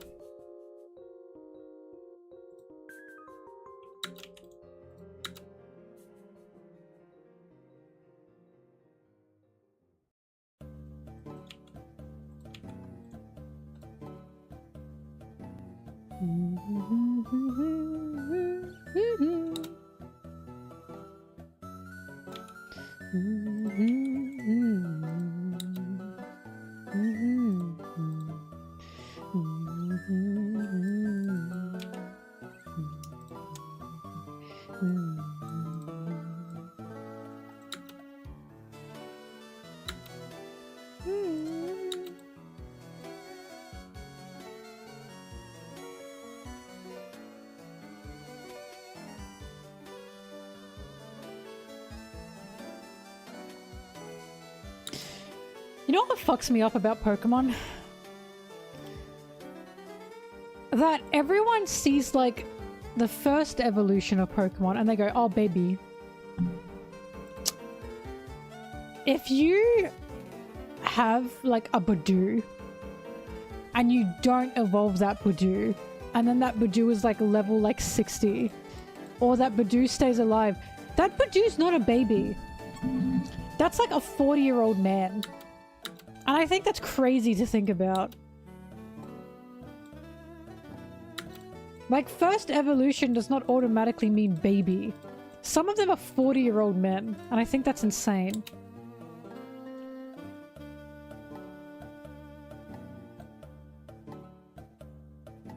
Like, Ash's Pikachu, that is a 40-year-old man.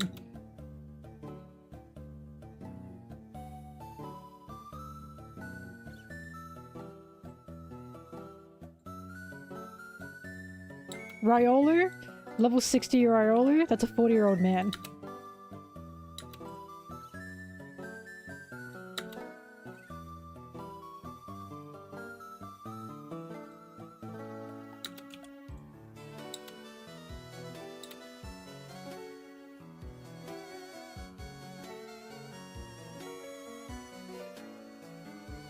Like, the thought of a Riolu being older than a Lucario, older, more experienced than a Lucario, but just not evolving, I don't know, that fucks me up for some reason. Like, evolve! What's wrong with you?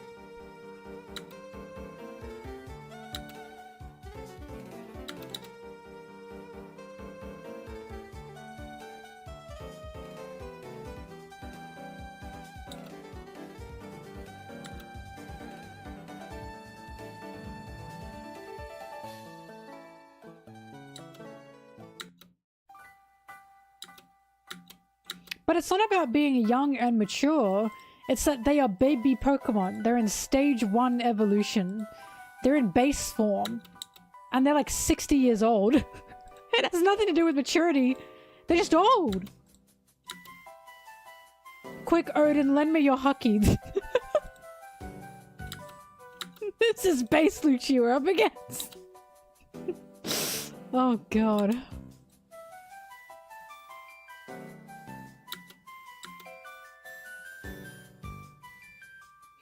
Quick 100 men, lend me your Hucky. This is Gorilla we're up against. This is base Gorilla we're up against.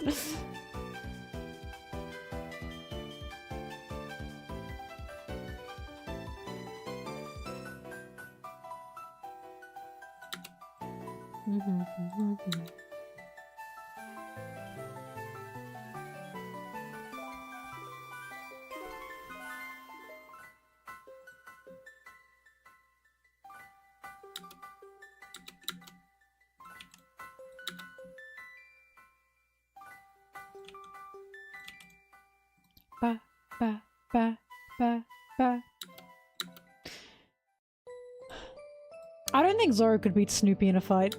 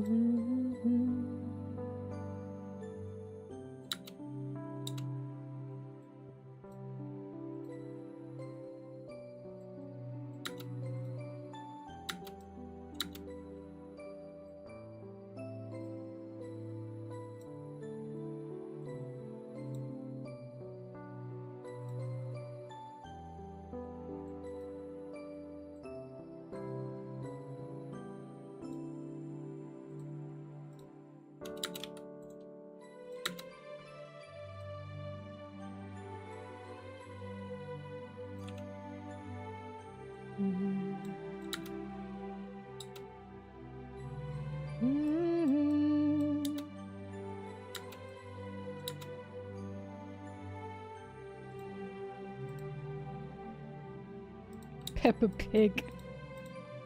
I'm Peppa Pig! That single snort takes out the One Piece verse.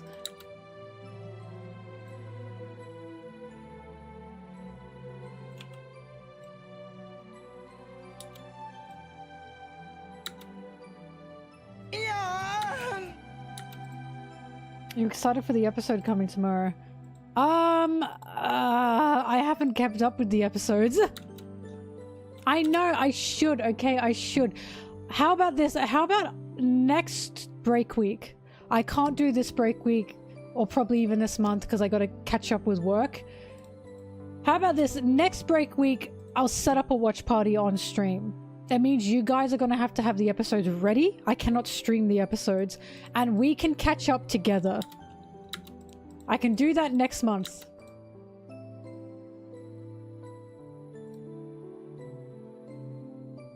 But remember, you guys need the episodes ready.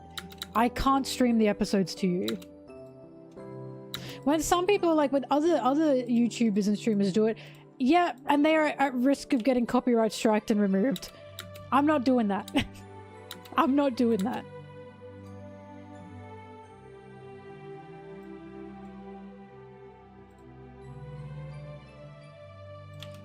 I don't know how I feel about the anime lately. I'm honestly just waiting for the Wit remake at this point. I think that's why I'm like, on the anime right now, because now I'm more excited for the Wit remake than anything.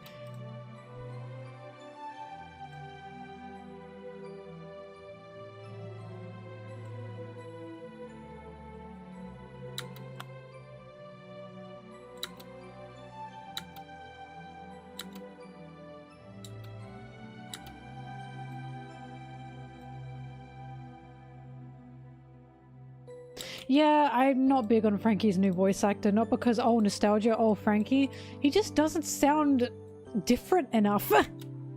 He just sounds pretty standard anime voice, and Frankie always was very original. He really stood out voice-wise, Frankie. They didn't pick someone gruff enough to be Frankie.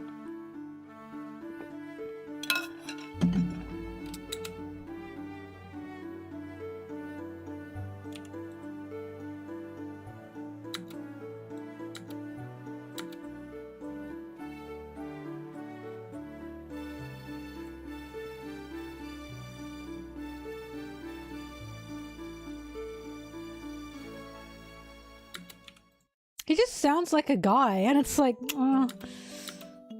it doesn't fit for Frankie. Yeah, generic, that's the word. He's not a bad voice actor. Of course he's not. But, he just does not fit Frankie.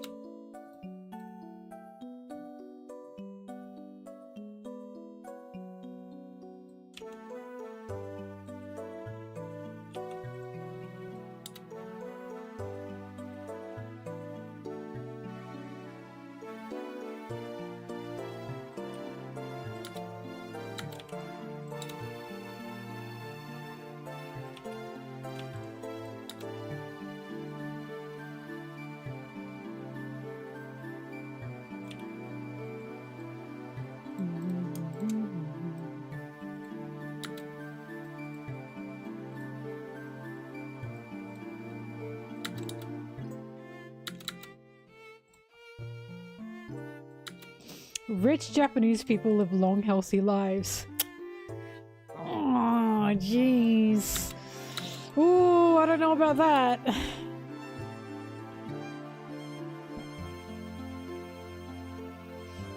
No, the One Piece remake will not have the same voice actors. I'm pretty confident about that.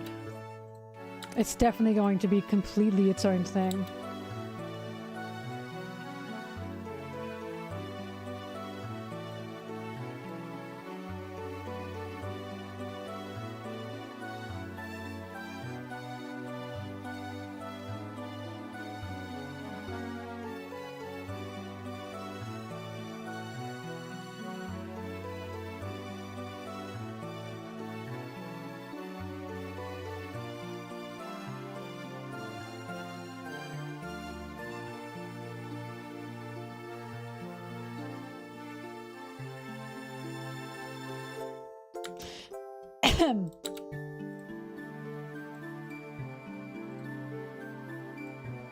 Look, I've said this before. Whoever they get for Sanji, he better be able to moan. That's it. That's all I have to say. Hi, Danny.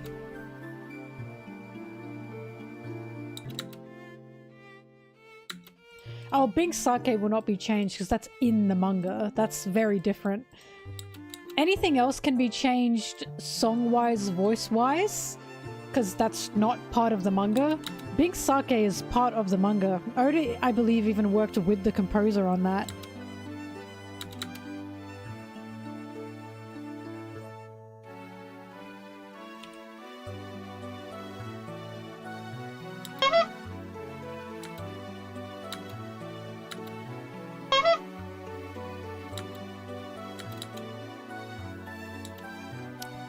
Here's something that I think they should do that's controversial. I think they should get totally new voice actors. Well, thank you for the sub. By totally new, I mean haven't been in the industry or haven't been around the industry much. Haven't had many roles, if any. And they should just train these guys up or find this exceptional talent, which would exist out there, to be the Straw Hats. I think it would be a fantastic thing to do.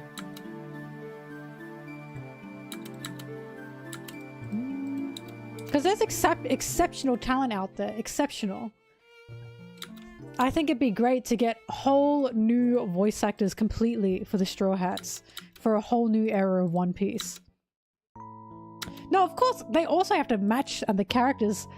That's not what I'm saying. I'm not saying they just have to get them from fucking nowhere. I'm saying that of course they have to match the characters, but I'm saying it would be great if these voice actors had never done anything before, or haven't done much before, and they're just introduced, released as the Straw Hats. I think that would be phenomenal.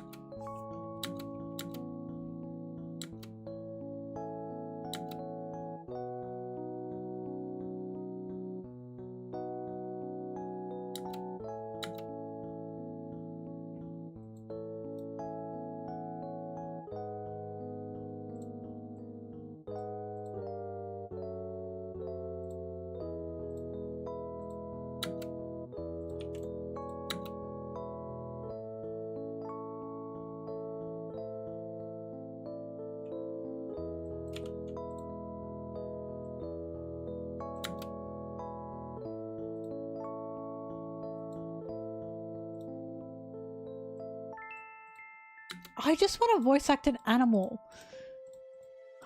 I want to be Chimney's cat. Yeah, I want to do that shit.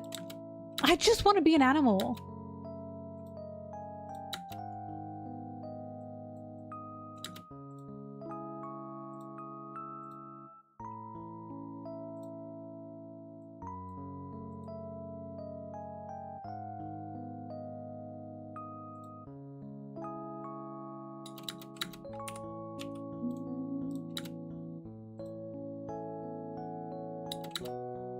Gone Bear's a really big role, it's true.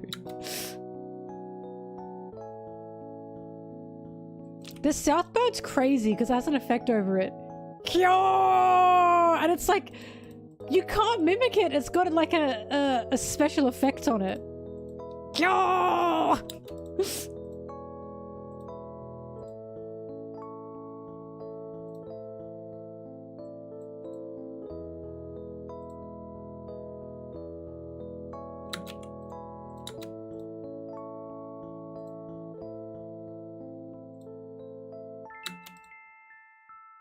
What about Karu? I might actually be really good at Karu. Oh! I can be Karu!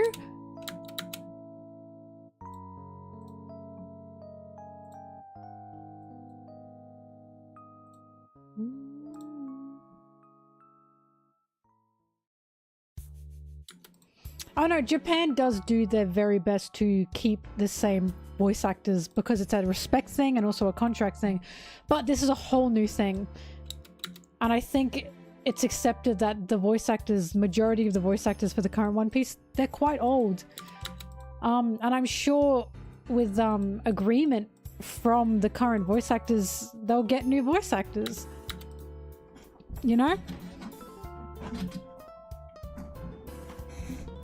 Like, I have no doubt it's going to be a big moment, but it's something that has to happen.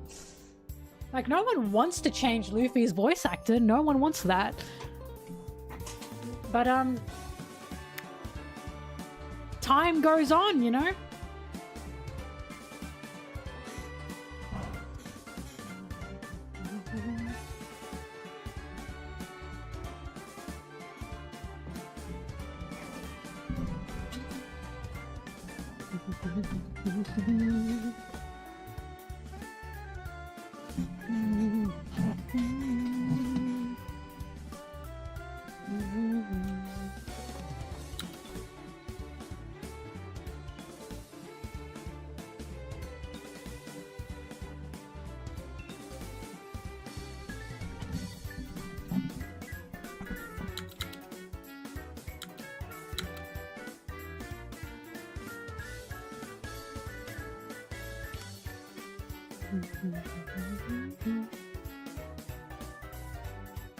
What is this hair that I can feel?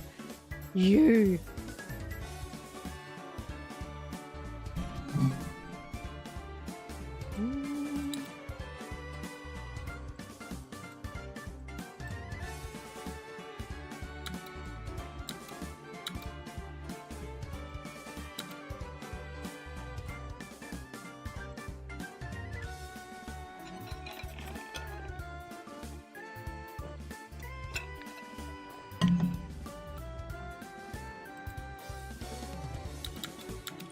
Yeah, Kara had the X.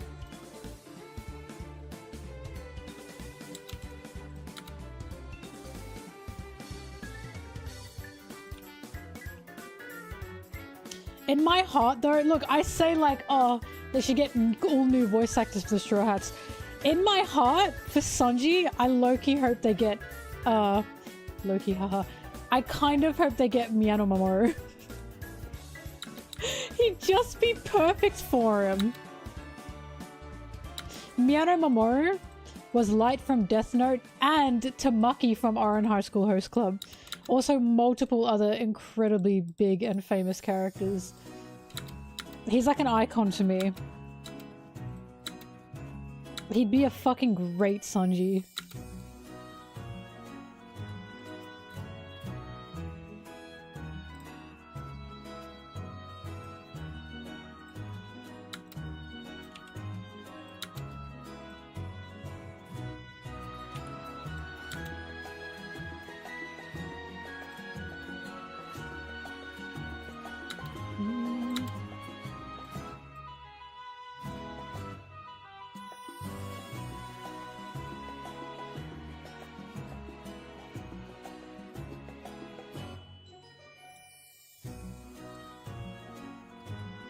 He's 41, my god.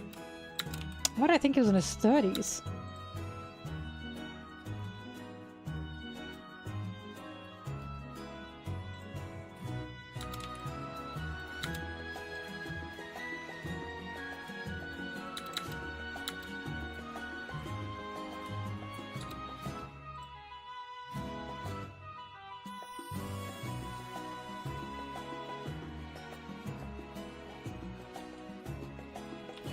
La la la la.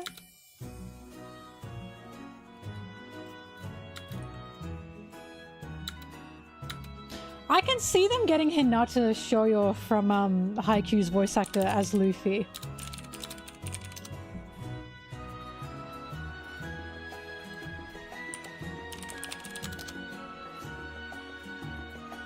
How old is this guy?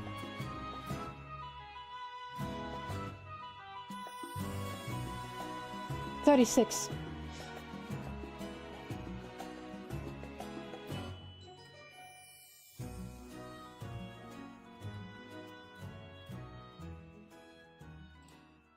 He would have a really good voice for Luffy.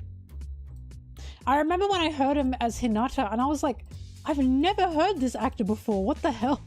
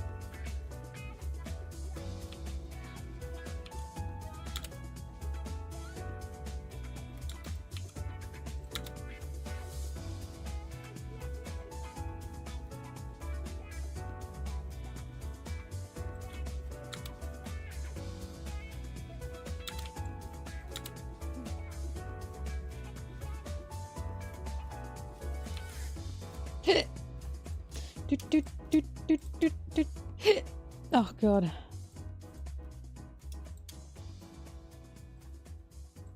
I'm glad you liked my Discord.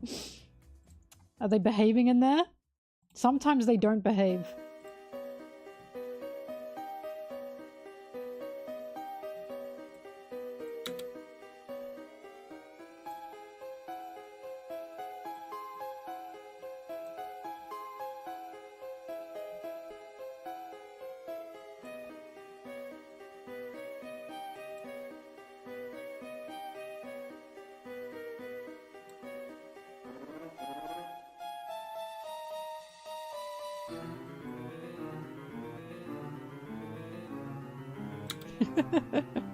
Why does it look like... Oh my god. It looks like it's just staring from behind him.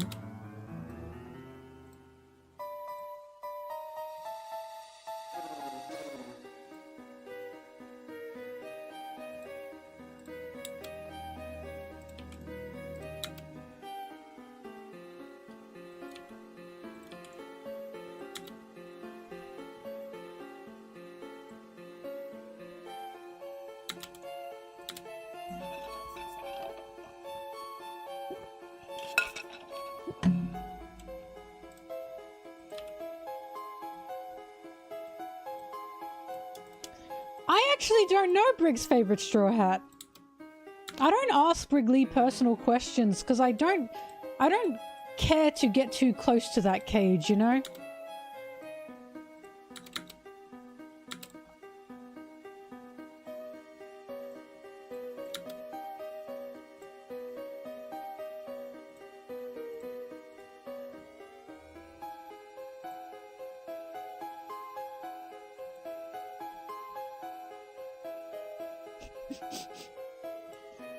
You get too close, your finger's gonna get bitten off. That's how I see it. Also, yeah, Brigley is never honest. That's another thing.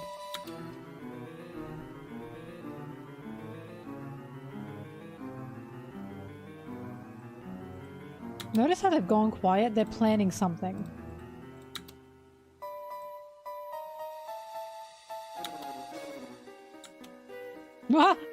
I remember that. I was right, wasn't I?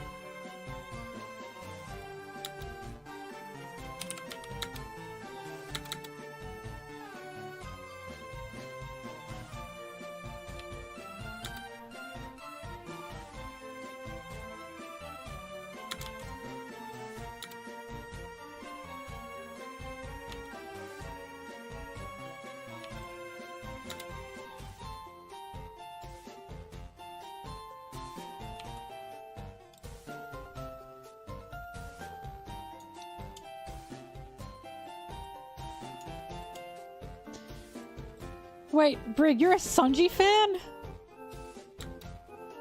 Really?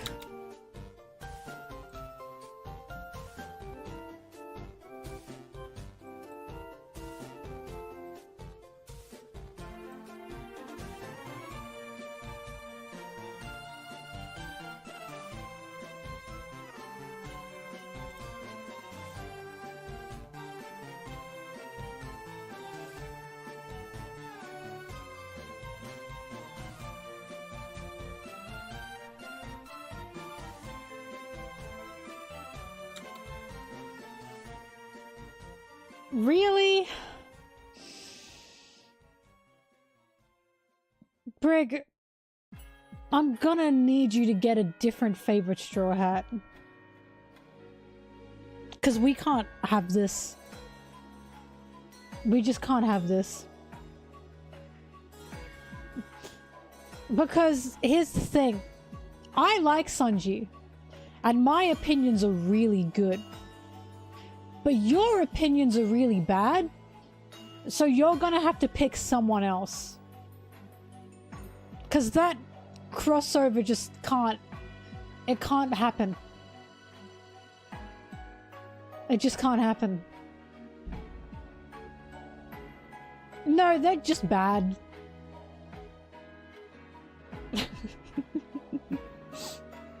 I bet you don't even like Sanji. Oh my god, I bet you don't even like him. I bet you don't even understand him.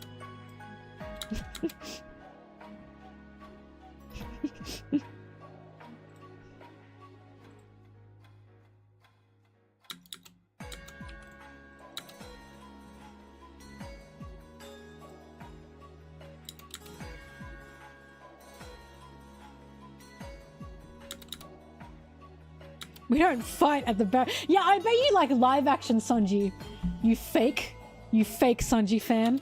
I bet you went, wow, live action Sanji really fixed Sanji. I bet you only like live action Sanji. We don't fight at the Baratier, sir.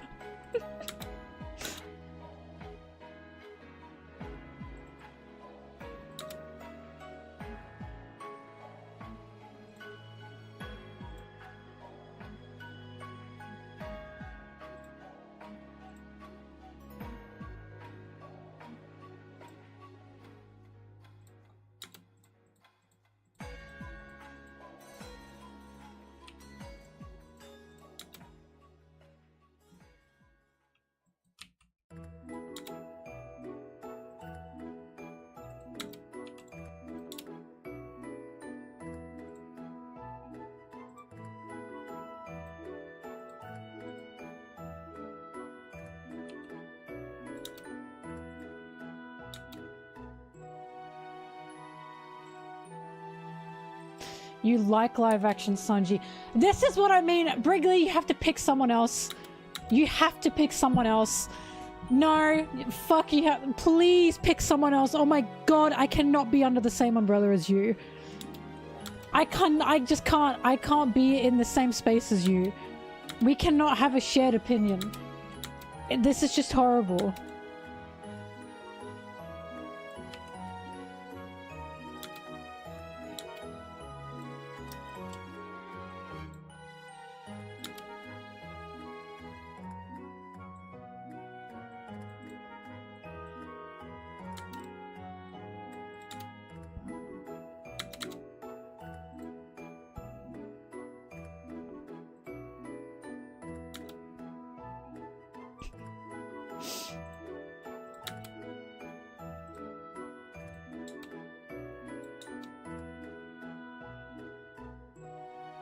I don't know, Brig. Can you like St. Charles or something? St. Charles? Please? Can you just, like, it has to line up with your usual opinions.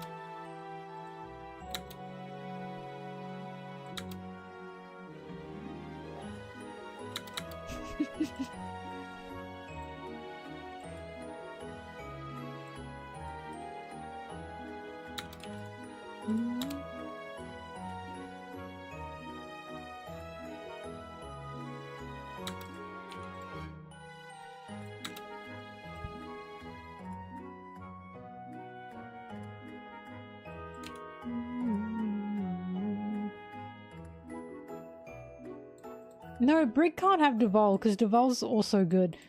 Pick Treble, Brig. That should be your favorite character.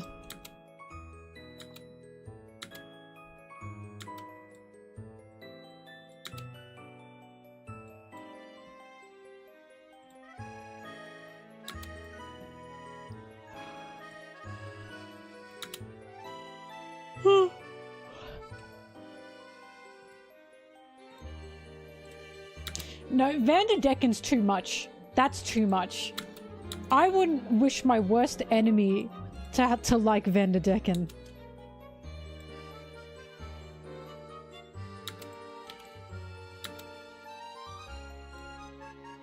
Garp! But I get people who like Garp.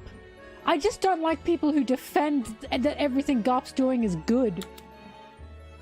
Like, I understand if Garp is someone's favorite character. They just better not be like, oh, but like, what he's doing is good. No! You can like Garp, but why are you defending his actions?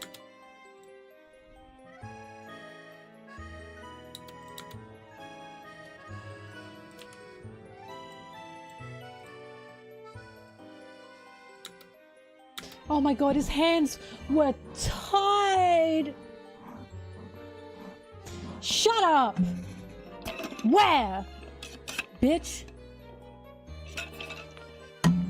His hands were tied to his ass. Because that's where he was sticking his thumb. Up his ass. While Ace was sentenced to die. Idiot.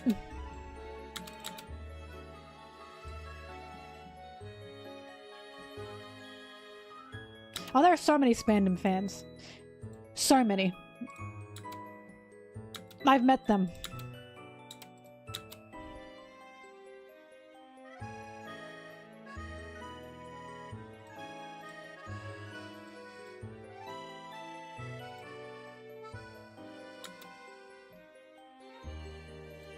Never met an Orochi fan, I must say.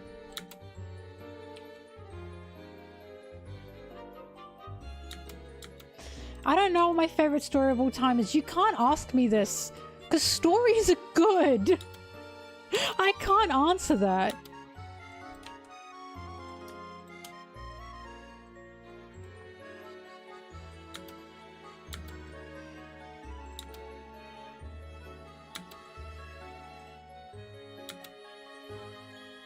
My favorite story of all time would probably be Alice in Wonderland. Anything that is remotely Alice in Wonderland related or inspired, I eat that shit up. I love it.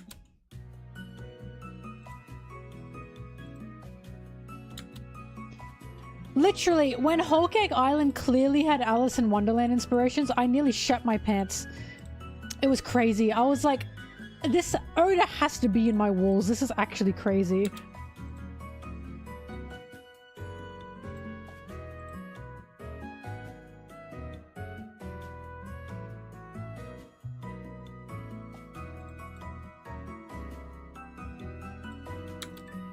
I don't know, Flamingo. I would argue that at least Orochi fought for what he had. It was through dirty means, but he fought for what he had. Fuck did Spandam do? He was literally a Nepo baby. Right? I don't like Orochi. I don't like what he did, but I do respect the hustle. I do respect the grind. Spandam is just a Nepo baby who is like fucking rancid as a person. Spandam has done absolutely nothing to be where he is. Nothing. He's just a rich boy. A rich boy who loves beating up people who are chained.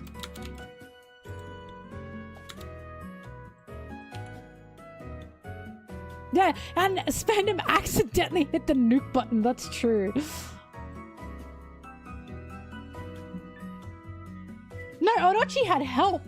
But Orochi wasn't born with a silver spoon, was he?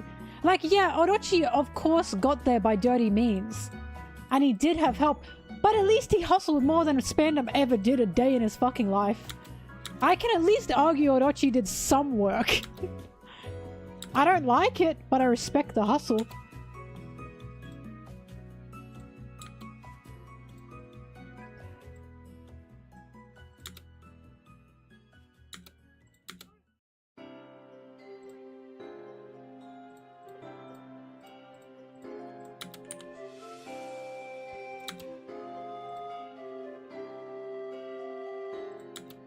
They're both pigs though, do not get me wrong. But I think I respect Orochi more than Spandam.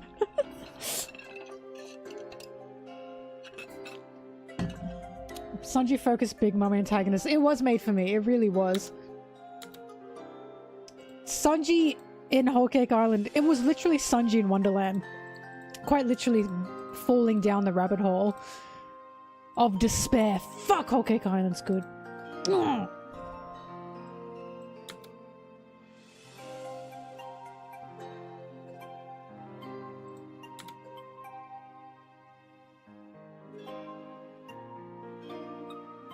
Oh, God with 3 Eyes, I just talked about it. Probably next month, I will catch up with... Oh, no, by the way, Ace, I don't think Orochi's a lesser evil at all.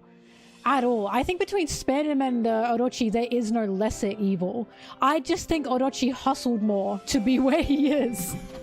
But no, I would definitely not say Orochi's a lesser evil by any means. By any means.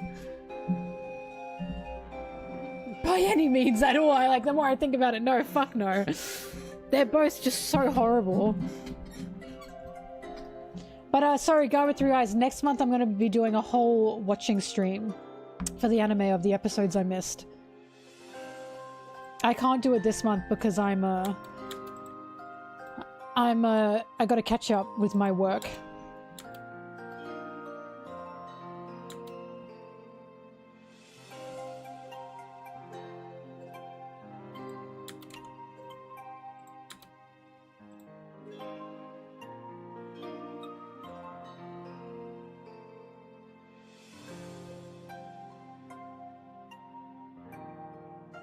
I don't respect the hustle.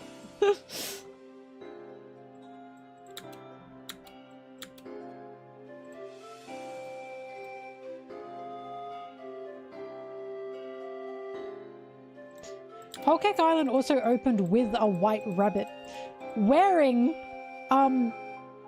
the symbols of like the fucking was it a diamond or something? It was wearing some card symbol. Like, it looked like the card soldiers that the Red Queen has. Big Mom's literally the Red Queen. She's got the big red heart on her and everything.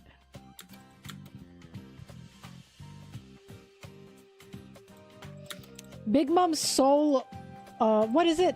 Soul or life? Is that what she says? Is, literally her off with their heads. Sorry, Queen of Hearts, yeah. No, she's called the Red Queen. The Seducing Woods, quite literally, yep.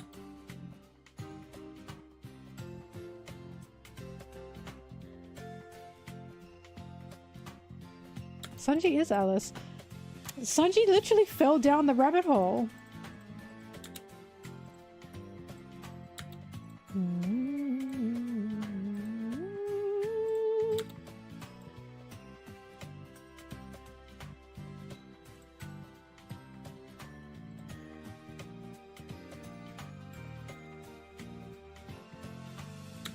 There were talking items in Alice in Wonderland. Don't forget. The talking items were probably also Alice in Wonderland inspired.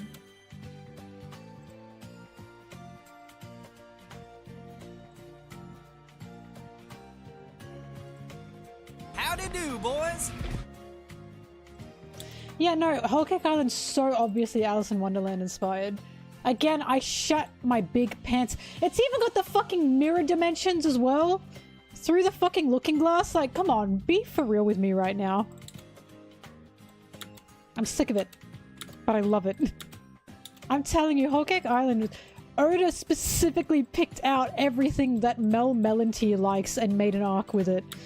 Actual insane stuff.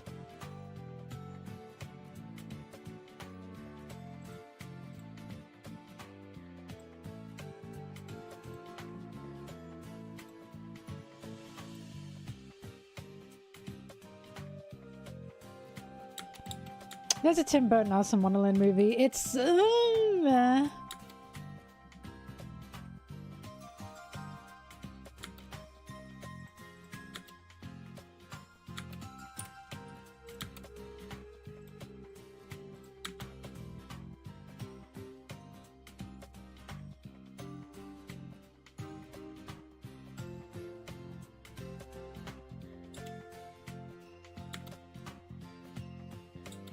And then, yeah, Nightmare Before Christmas is clearly the inspiration for Thriller Bark.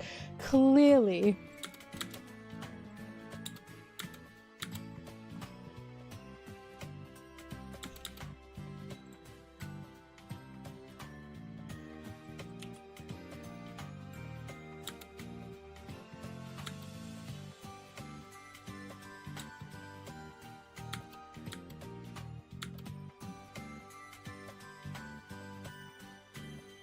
I mean, even if Oda didn't say that, it's just so obvious. Brooke's literally Jack Skellington. And I love that.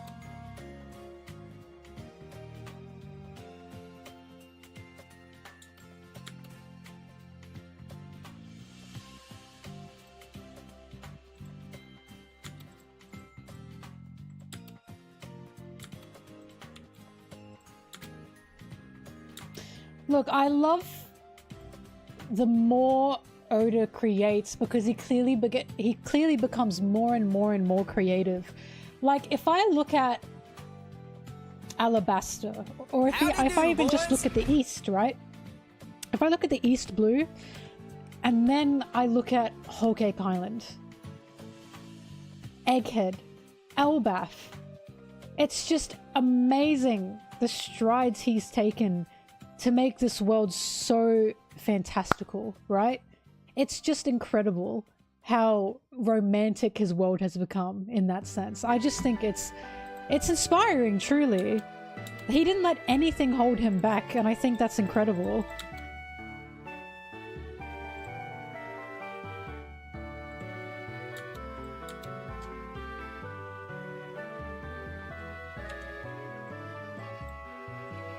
Like, even with Alabasta, when I think of Alabasta, I don't exactly know what Alabasta is inspired from. I know that it's Egyptian and Egyptian, Arabic. Was it Indian as well?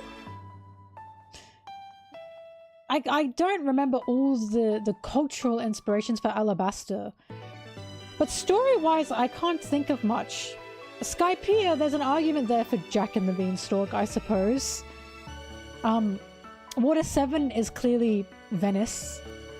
But Eni's Lobby, it's just very military, right? It's quite literally a world government base. But then if you go from Alabasta, Water 7, and then you go to Thriller Bark. Skypiea, I struggle to add because Skypiea to me is just so fantastical. But you go from there, and then you go to Thriller Bark, and then you go to Fishman Island, and then you go to hell, even Dressrosa with the toys, Whole Cake Island, Zoe, walking fucking elephant, Wano, it's a whole kabuki play, Egghead, Elbaf. It just gets so much more colorful. He just does so much more, and I love it. I love it to death.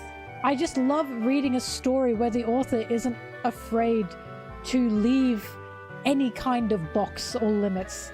When I read One Piece, I feel there is not a limit to this story, and I love that more than anything. Little Mermaid inspired Fishman Island a little bit? I think so. I think Shirahoshi is similar to Little Mermaid, yeah.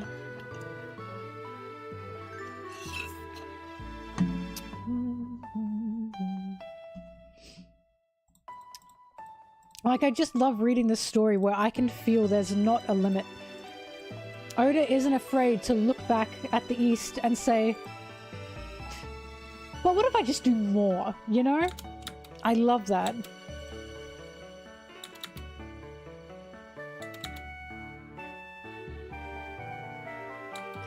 Punk Hazard is something that I haven't added because Punk Hazard, in my opinion, is not meant to be romantic.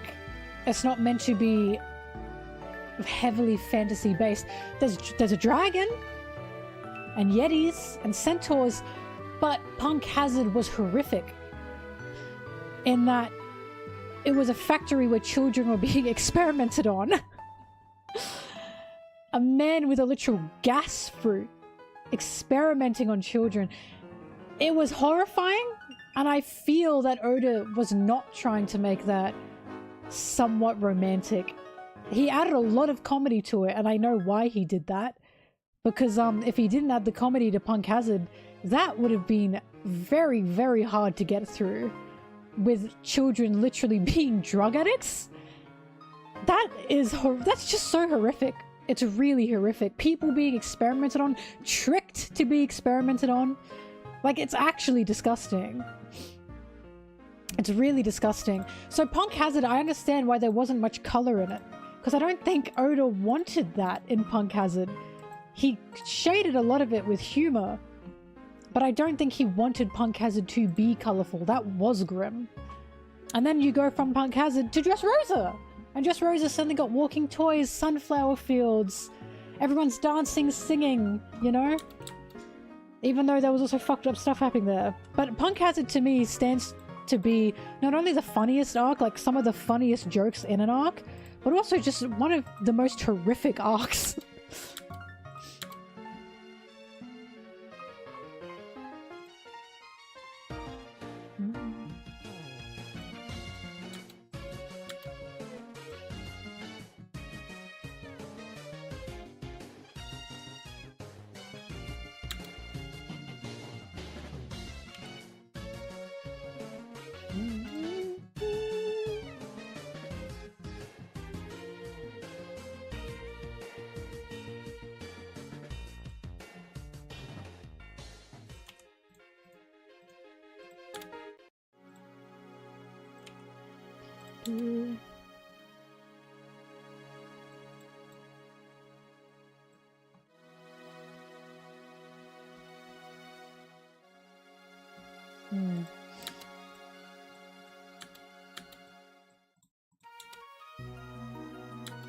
But yeah, one of the reasons I like Whole Cake Island so much is because it's just such a fantasy. It's like, Whole Cake Island is the definition of a fairy tale. And it's for that reason on purpose. I like fairy tales, what can I say?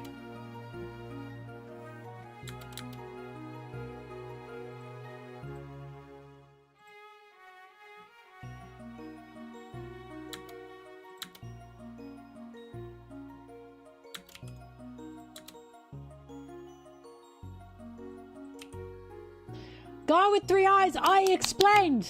Open your eyes and listen! Open your eyes and listen. Someone tell them!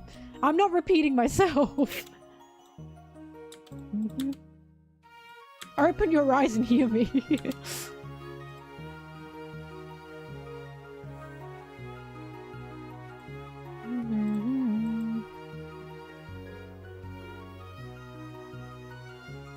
Explanation, next month I will be doing an anime catch-up stream. I don't have the time this month. That's it. I'll get back to it, but you gotta give me next month.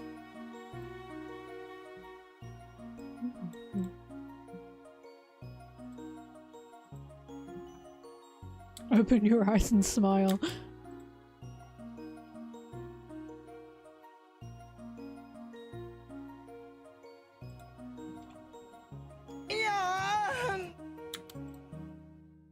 G'day, mate. Hello. I'm not really annoyed, but I answered your question the first time. Where were you? I feel like a teacher. I just said that!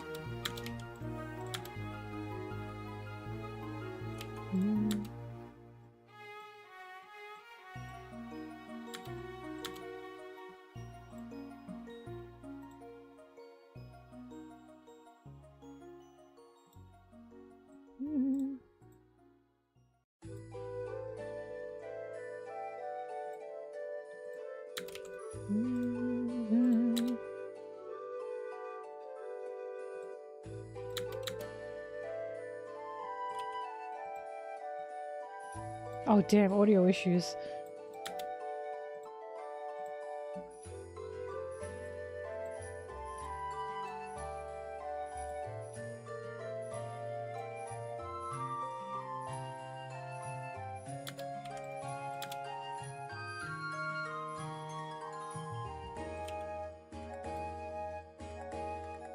By the way,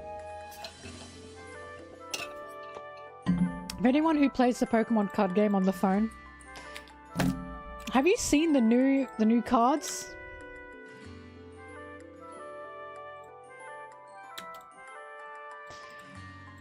Have you seen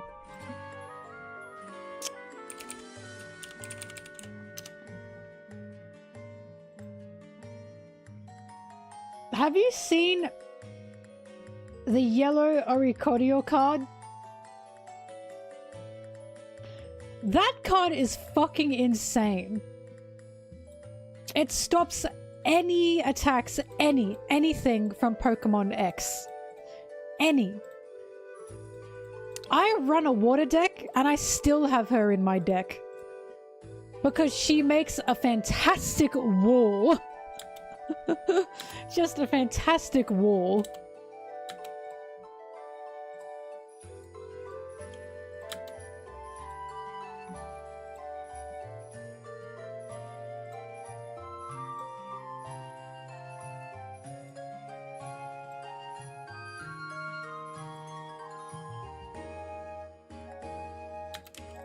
However, I was pissed because Darkrai's effect, which every time you attach an energy to Darkrai, the active Pokemon, your active Pokemon gets 20 damage.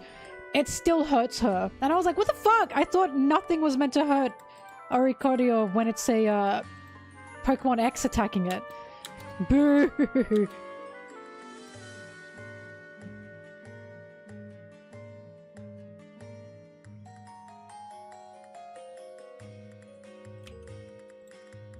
That sucks.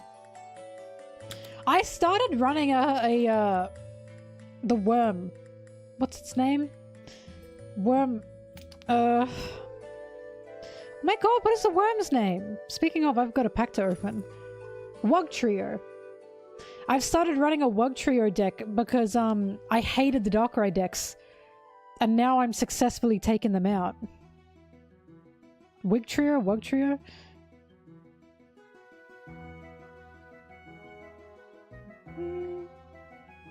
Yeah, Wugtrio. Do, do, do.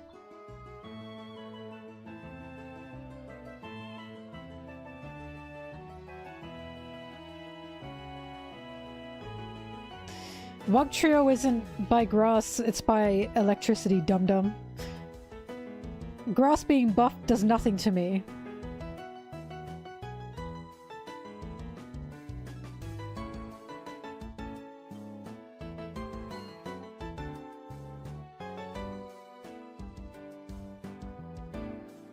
Yeah, and I take out Celebi with Wugtrio. Because people leave their Celebi in the back, try and add shit to it, and then guess what I do? Wugtrio. Your Celebi's gone. I have successfully taken out a ton of Celebi decks with Wugtrio.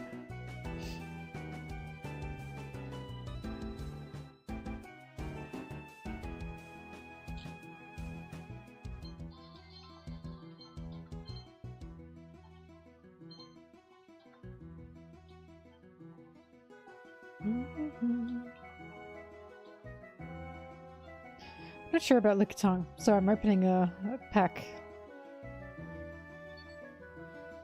I never played the Yu-Gi-Oh card game. I only play the Pokemon one currently, because on phone.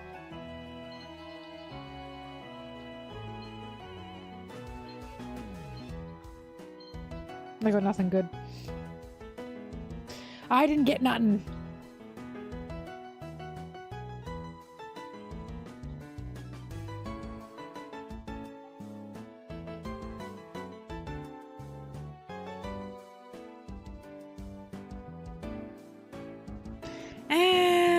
Shut up!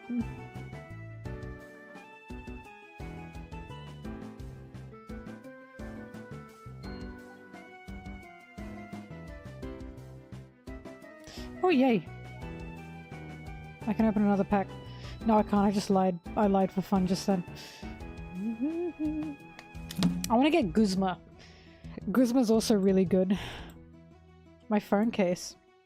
This. Cherry blossoms and the sparkly thingamabob where I can put my finger through. Oh god.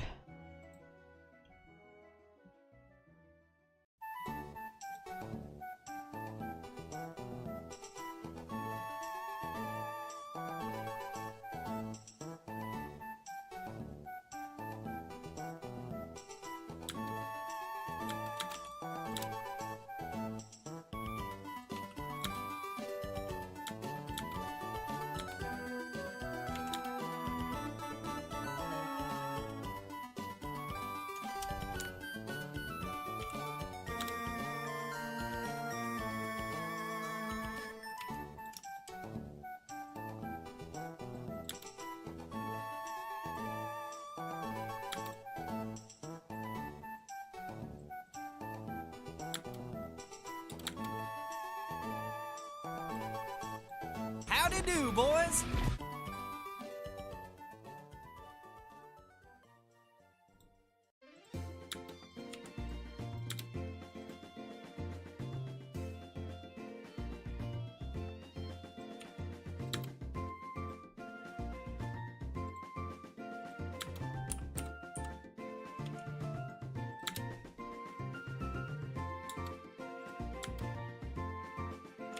I got a god pack recently.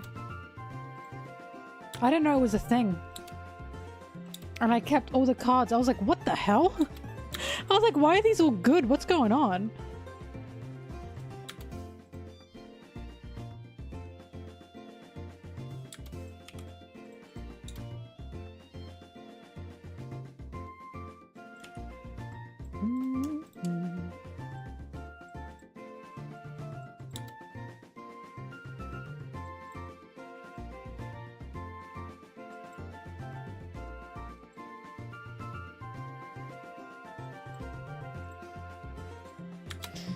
I just need another, Tinkaton?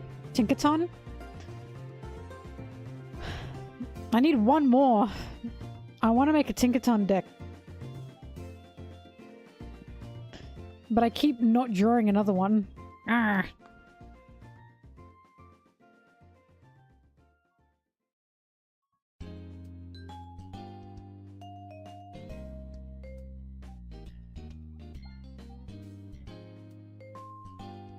Tinkaton.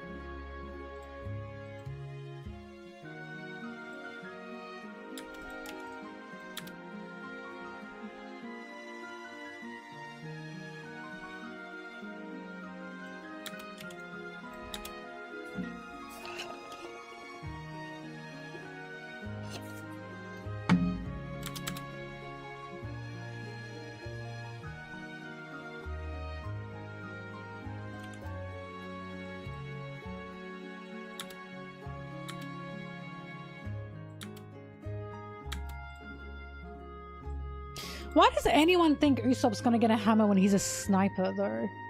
This is what confused me the most. People going, Usopp hammer because of fables and Norse myth. Okay, but he's Usopp, and Oda doesn't write one-to-one with Norse mythology. He's a sniper. Yes, he had a great hammer, but that was fake, wasn't it? The great hammer was quite literally a lie. And I know people are going, but his lies become true, blah, blah, blah, blah. He doesn't have any close-up attacks since that.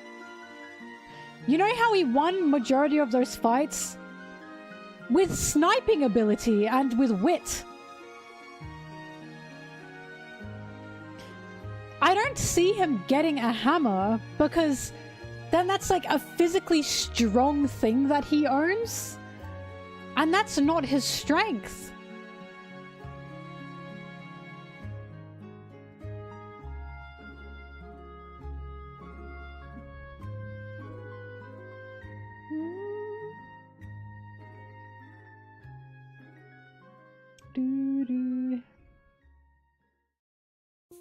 Also, Loki has the hammer, yeah!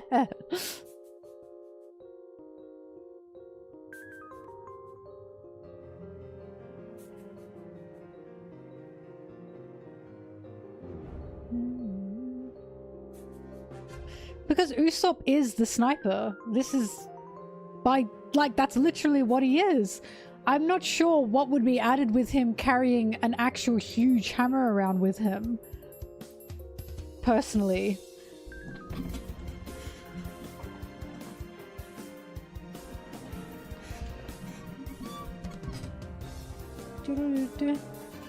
I get that, but the hammer Usopp had, again, it was fake. That was his wit.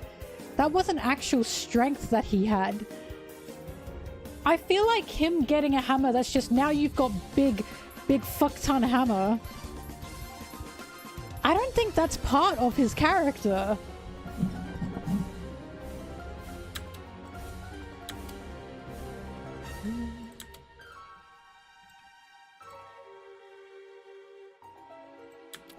Congrats, Usopp. You now have Deus Ex Machina hammer. Like a hammer.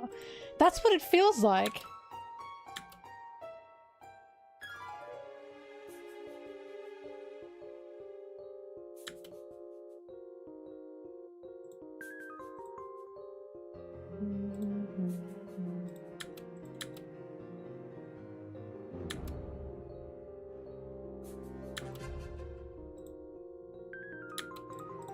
Why is a hammer character?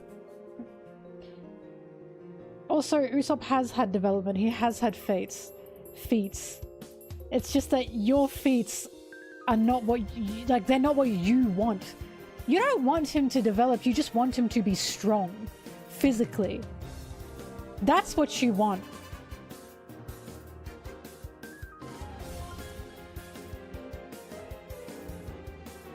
Something past Dressrosa. Jeez, I don't fucking know. Him saving the samurai in Wano. Him helping take out Ulti. And Page 1. And backing off Big Mom. Him realizing that Kaido has an intercom system that they can use to turn the tides of the war. If Usopp wasn't there, they wouldn't have had half of Kaido's crew turned against him. That's not a fate to you. You don't want these intellectual fates. You want a physical fate. That's the issue. This is the issue I have with people wanting Usopp to have a hammer. That's not character development. You're pretending it's character development. And it's not character development to hand someone a Deus Ex Machina fucking hammer. That's just saying, here you go, big boy, with your big boy toy. You wanna know why Zoro's sword correlated with Zoro? Because he's the fucking sword guy. Because that sword has a connection to Odin. And he's a samurai. Of course a sword man is gonna get a sword. What in the fucking world would make Usopp have a hammer? He's the sniper. What kind of character growth is that? I think he should get something in Elbaf, don't get me wrong. I don't think it should be a hammer. What I think he should get in Elbaf is recognition from Dory and Broggy. That's character development. I don't think he needs a new shiny weapon. What he needs is Dory and Broggy to say to him, Usopp, you are a warrior. You're already a warrior. That's character growth. He's been developing the whole time he's been with the Straw Hats, and he still thinks he's not a brave warrior of the sea. The thing that will develop Usopp, the thing that could be given to Usopp in Elbaf is Dory and Broggy's recognition. That's what he needs. He doesn't need the fucking megaton fart hammer.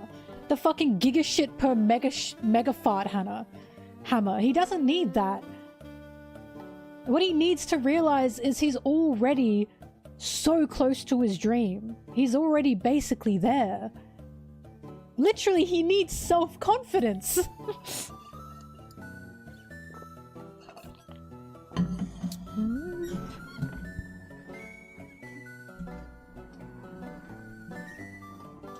He doesn't need Haki either. This is like saying Nami. Nami needs the fucking... I don't know. What has she used in the past? Nami needs like a bomb or something. I don't know.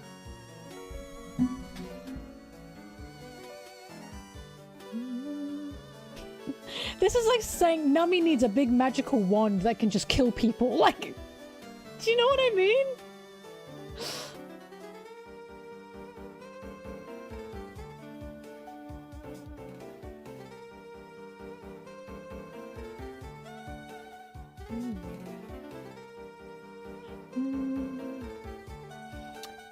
He does need his no, sorry. Yes, Usopp probably has Haki. I mean Conquerors. I apologize. I have this whole thing with Conquerors Haki. No, I agree. Usopp's Haki does need to be expanded upon. That is something Elbaf can give him. But I feel what that can be given to him through Dorian Broggy. Through his literal masters helping him. That makes sense. I can definitely see him developing observation Haki as a sniper. A sniper. What would observation Haki mean for him if he had a fucking shit hammer? Big shit ton hammer. Like, I just don't know what a hammer would do for him. There's a reason Usopp hasn't touched a hammer since the time skip.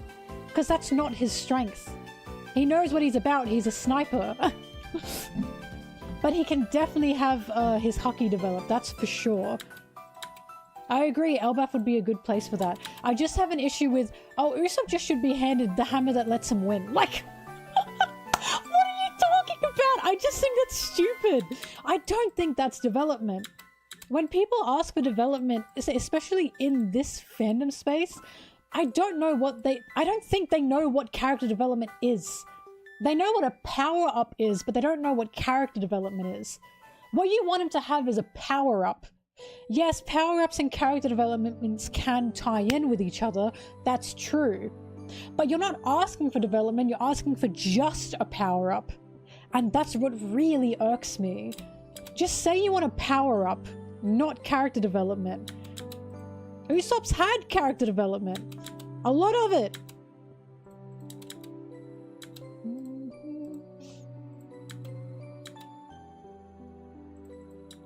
Usopp, like, not running from the fucking war in Wano? From standing there when the samurai was yelling at him and him saying, I will cling to life with snot dripping down my nose. I argue that these are all big moments of character for Usopp. And I get hit back with, no, it's not. I get hit back with what anyone can say that. Yeah, and fucking anyone can get Odin's sword. What is this argument? Fucking anyone can just get injected with the mutation virus. What the hell is this argument? It's not overshadowed because everyone had a moment in 1-0. It's not overshadowed because these are Usopp's moments. It's not overshadowed. You just think it's overshadowed because you don't think that's a good enough moment. And I disagree with you. Which is what makes me insane. This is literally what Usopp does. He is the support. He's the fucking sniper. That's what they do. What you want is an Usopp one-on-one. Usopp saving the samurai and saying, I will cling to life with snot dripping down my nose. What you think is stupid. That is a huge moment for Usopp. That is a moment of such resolve for Usopp. And people just say, oh no, that's not good enough. That's not good enough to you because he's not fucking punching someone. This is what I mean when I say Oda's writing has gotten better because he's leaned more into what these characters are ever since creating them. This is what Usopp's character is and people don't want to accept that. They literally want him to be Mick Shonen guy. And it's so frustrating. It is just so frustrating. Because he's not Mick Shonen guy. He will always be Usopp.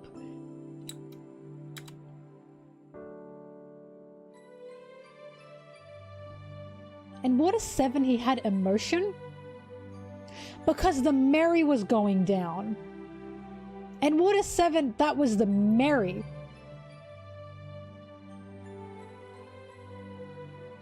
That is a comparison that you cannot make with Wano.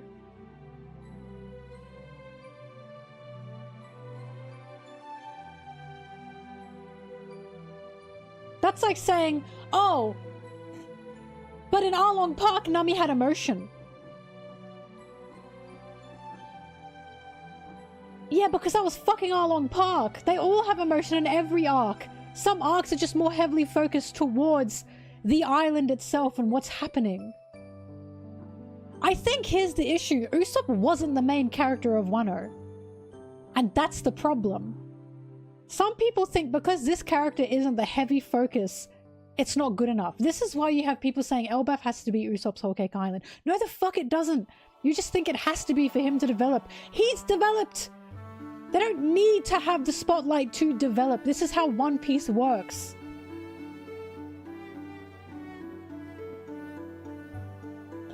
The way One Piece works is everyone does their share.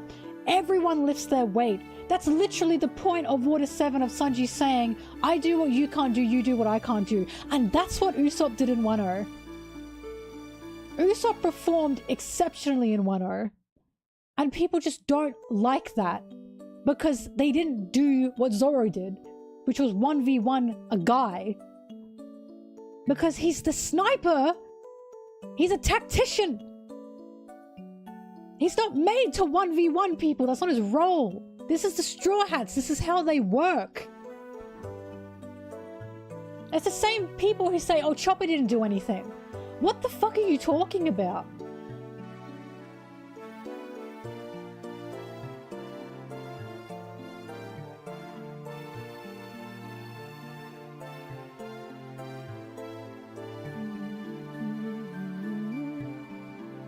He didn't snipe many things in Wano. He fucking sniped the dungos in everyone's mouth. What are you talking about? He sniped OT in page 1. Bitch, he even sniped Big Mom. Ah. I'm convinced tons of you just forget. I think that's what's going on. Usopp's moments are not overshadowed. Because everyone in Wano did what they needed to do. Usopp's literally the reason the samurai are fucking alive. Like...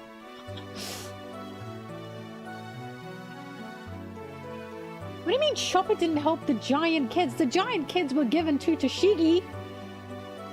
And the smile fruits are not an illness. They're like devil fruits. Why is this the biggest thing that everyone talks about? Oh, Chopper didn't help them with the smile fruits. The smile fruits are not an illness. They're not a sickness. They're like devil fruits.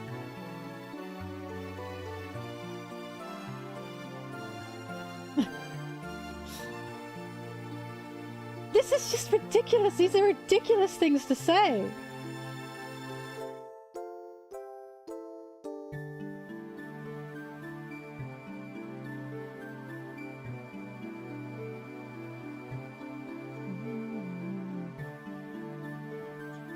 It's just, this is what gets me. You have, oh, these moments are overshadowed by other characters. No, they're not. These characters are literally doing what they have been written to do. What they are part of in the crew. And people will argue they've been overshadowed. They haven't been overshadowed. You're just upset that Usopp didn't get a 1v fucking 1 in Wano. When that's not what he does. That's never been his role. That is the point of what we are told by Sanji in Water 7. That's the whole point. I never thought Usopp was overshadowed in Wano. The fact Usopp is the reason that the tides of war were even turned in Wano, and you still argue that he's overshadowed. Usopp works in the back lines. That's his job. That's what he did in Dressrosa too. It's just ridiculous. It's just a ridiculous argument. It just drives me nuts. It drives me nuts because you're wrong. You're just wrong. And you know what gets me? No one argues that, oh, Brooke was overshadowed. When Brooke was just Robin's support against Black Maria. I don't know why Usopp's the one that gets the brunt of this when Usopp is literally always written this way. He's always written this way and people still complain. And it's like, when will you get it? When will you get it? This is who he is. This is his character. He's not made to be the fighter. He's made to be the support. He's made to be on the battlefield to help the Straw Hats win with his intellect. Not with a fucking sword. Or megaton shit hammer.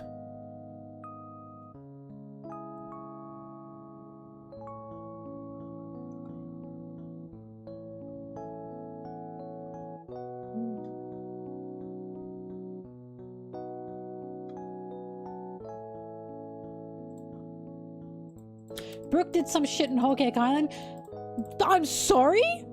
Was Usopp in Whole Cake Island? What the fuck did Brooke do in Dressrosa? What is this argument? What is this argument? What kind of argument is that? That is a stupid argument. Brooke did a lot in Whole Cake Island. What the fuck did Brooke do in Dressrosa?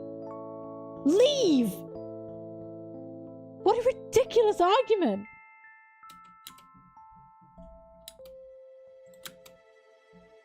I have to be being messed with. There's just no way. The issue is a lot of people say Usopp hasn't done enough. Yeah, because Dressrosa happened fucking 10 years ago. Usopp wasn't in Whole Cake Island. Wano was a literal group battle. And now Egghead to Elbaf are not fucking battle arcs.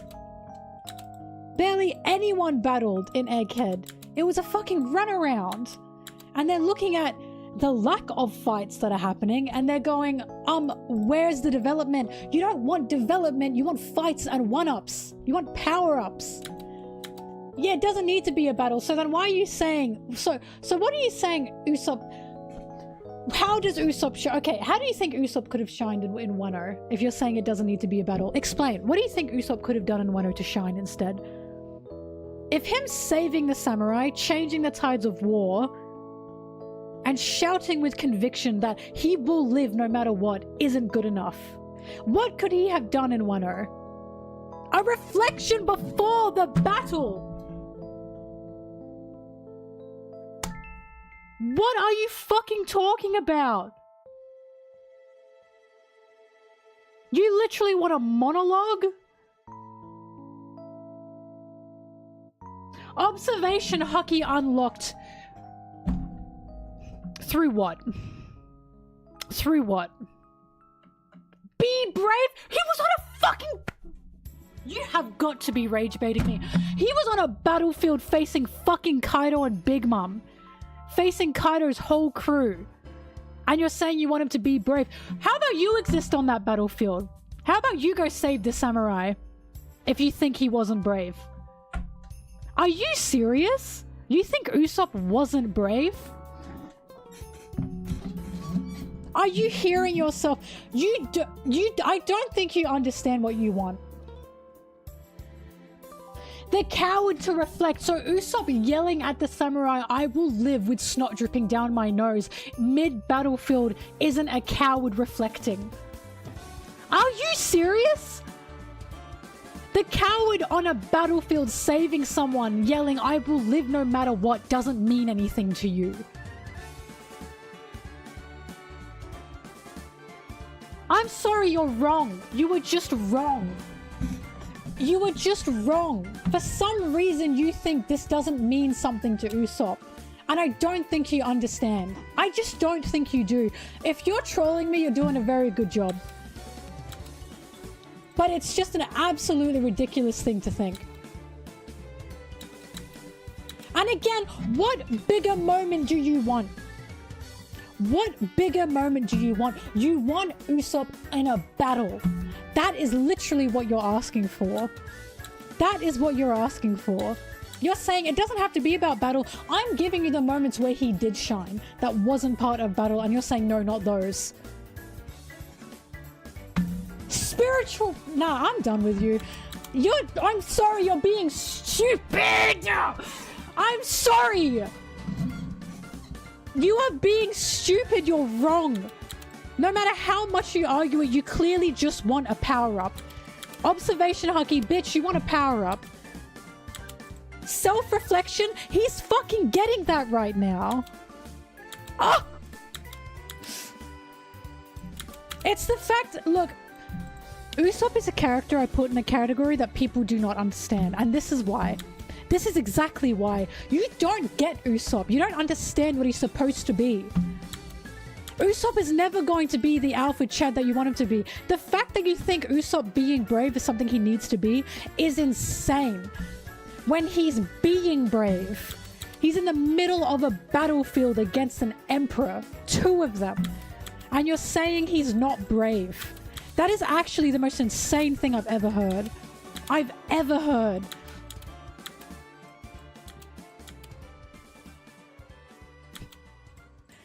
People are basically like, oh my god, why can't Usopp be better? And I ask, why do you, well, like, how? And then you basically say, oh, I just don't want him to be Usopp. That's essentially what you're saying to me. I agree his observation haki does need to develop. I do agree with that. He got moments in Wano without that, is my argument. And you're saying those aren't good enough. And I'm saying you are wrong. You are just wrong. Like, you're just wrong. You're saying it's not good enough what he got in Wano. No matter how much I tell you what he got was a reflection of his character and was necessary and crucial to the crew, you're saying, nah, it wasn't good enough. And it's just ridiculous.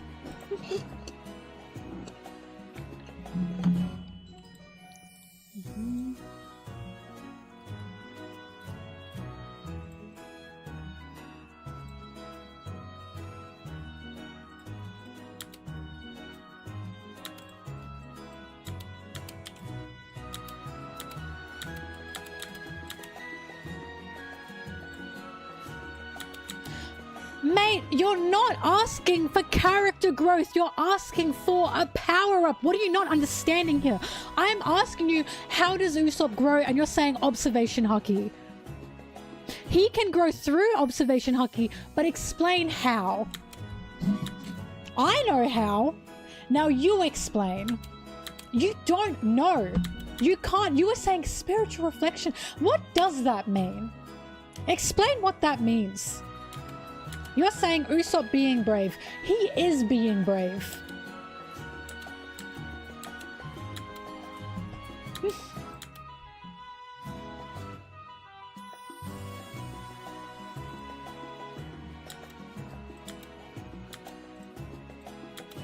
I know they're not mutually exclusive, but explain how you want Usopp to develop.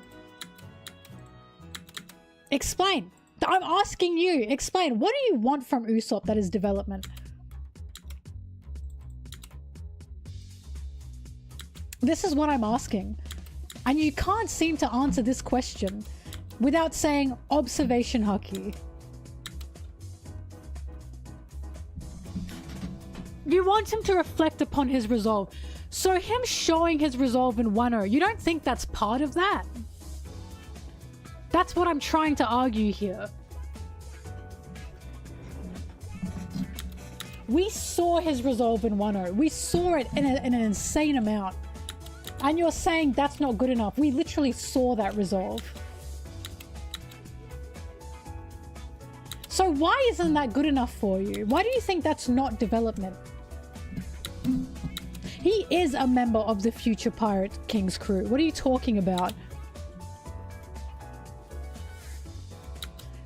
What you're asking for isn't making sense, mate. Is my argument. We saw his resolve in Wano and you're saying not good enough. So we saw his resolve and now you want him to look into the camera and say, here's my resolve. We saw it. I understand he needs to learn more, so does all the characters, but why does this remove from what happened in Wano? Why does that not make Wano good enough? This is what I'm not understanding.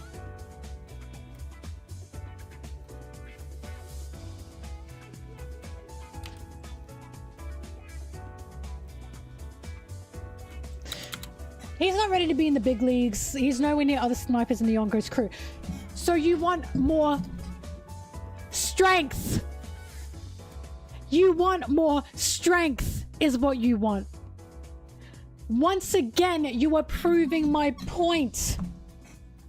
You are proving my point. You are saying he's not good enough to be on the Emperor's crew because he's not strong enough to be a good enough sniper. You keep proving my point. You keep proving my point. You want him to be stronger physically to be a good enough sniper. He has willpower. We saw his willpower in Wano when he said, I will cling to life with snot dripping down his nose. And you're saying that's not good enough. You're not making sense. I'm telling you that we saw his willpower in Wano and you're saying no, we didn't. What are you talking about? That's not him sniping? So you do want a physical strength. You do want physical strength. You do want to see him doing something physical. Oh my god, you're actually driving me mental. So first you want spiritual reflection. I give you spiritual reflection. Now you're saying no, but we're not saying doing something physical. You are running in circles. You're driving me fucking nuts, mate. I need you to really, like, write me an essay and come back to me. Write me an essay and come back to me.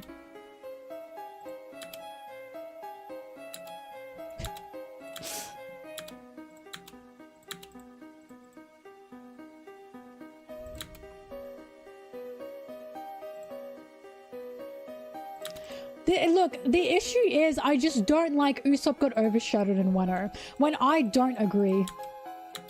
I don't agree that he got overshadowed in Wano at all because he was doing what the Straw Hats couldn't do and the Straw Hats were doing what he couldn't do. Again, that's the point. He wasn't overshadowed. He was doing his job.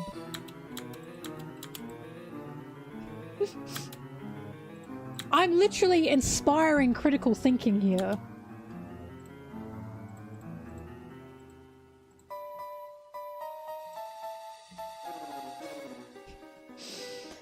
Oh, I just don't like people thinking Usopp didn't do anything in Wano, when he was one of the reasons the war even turned. He is one of the reasons half of Kaido's crew even went against Kaido. He's the reason the samurai are even alive. And it actually drives me mental.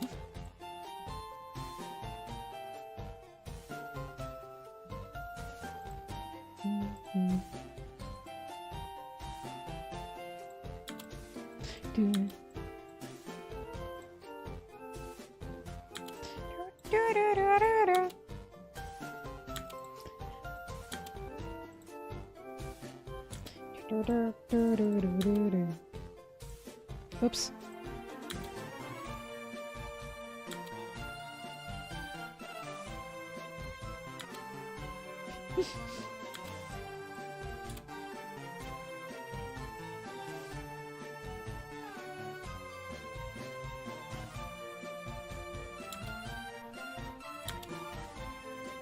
Hello. I feel like ripping off and tearing off my skin.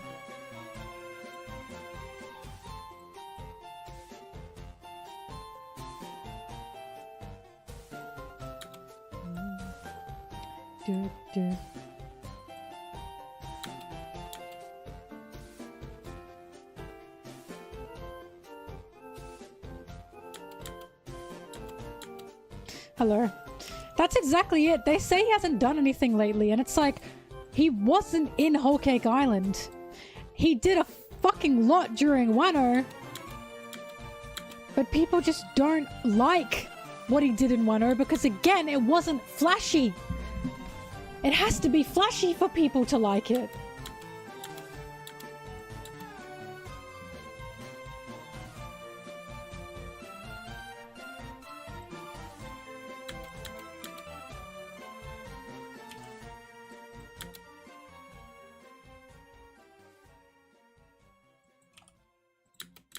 It's just insane that Usopp is the one that had the plan to use Otama's fruit and to use the intercon system to get half of Kaido's crew against him, and people like Usopp didn't do anything.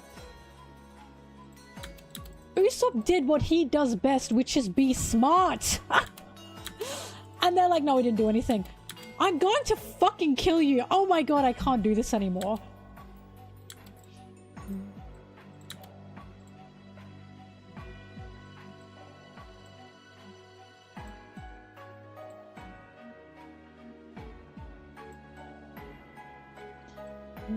Whack his pee-pee.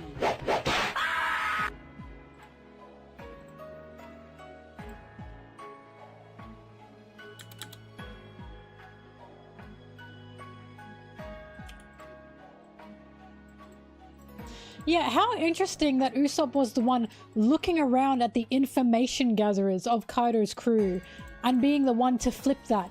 Gee, maybe because that's Usopp's strength.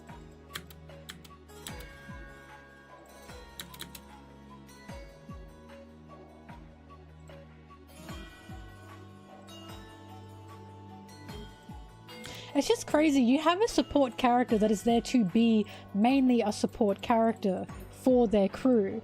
And when they do what they do best, which is support the crew, it's not enough. And it actually drives me mental.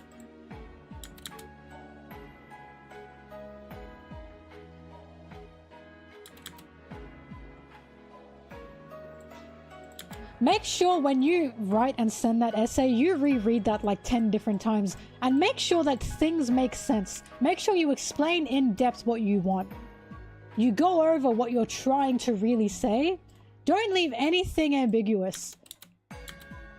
Don't say just because. We need some reasoning here.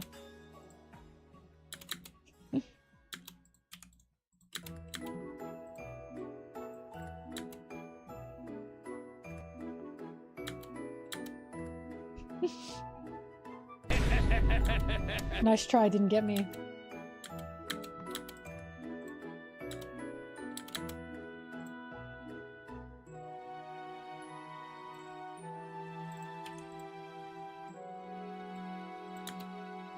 But what gets me as well is people are like, oh, but Usopp's moment, that wasn't Usopp, that was Otama.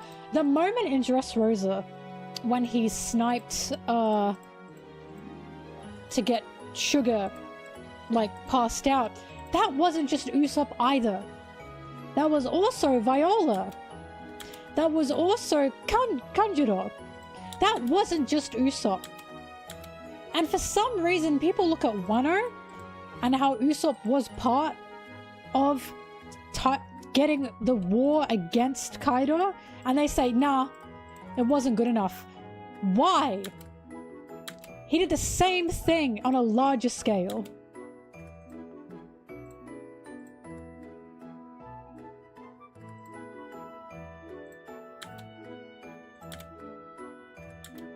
Right, it's the Haki. It really is the Haki. It just needed to be Howdy do, flashier. boys.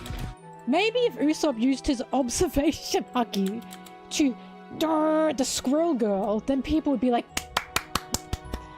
God forbid Usopp use his intellect only.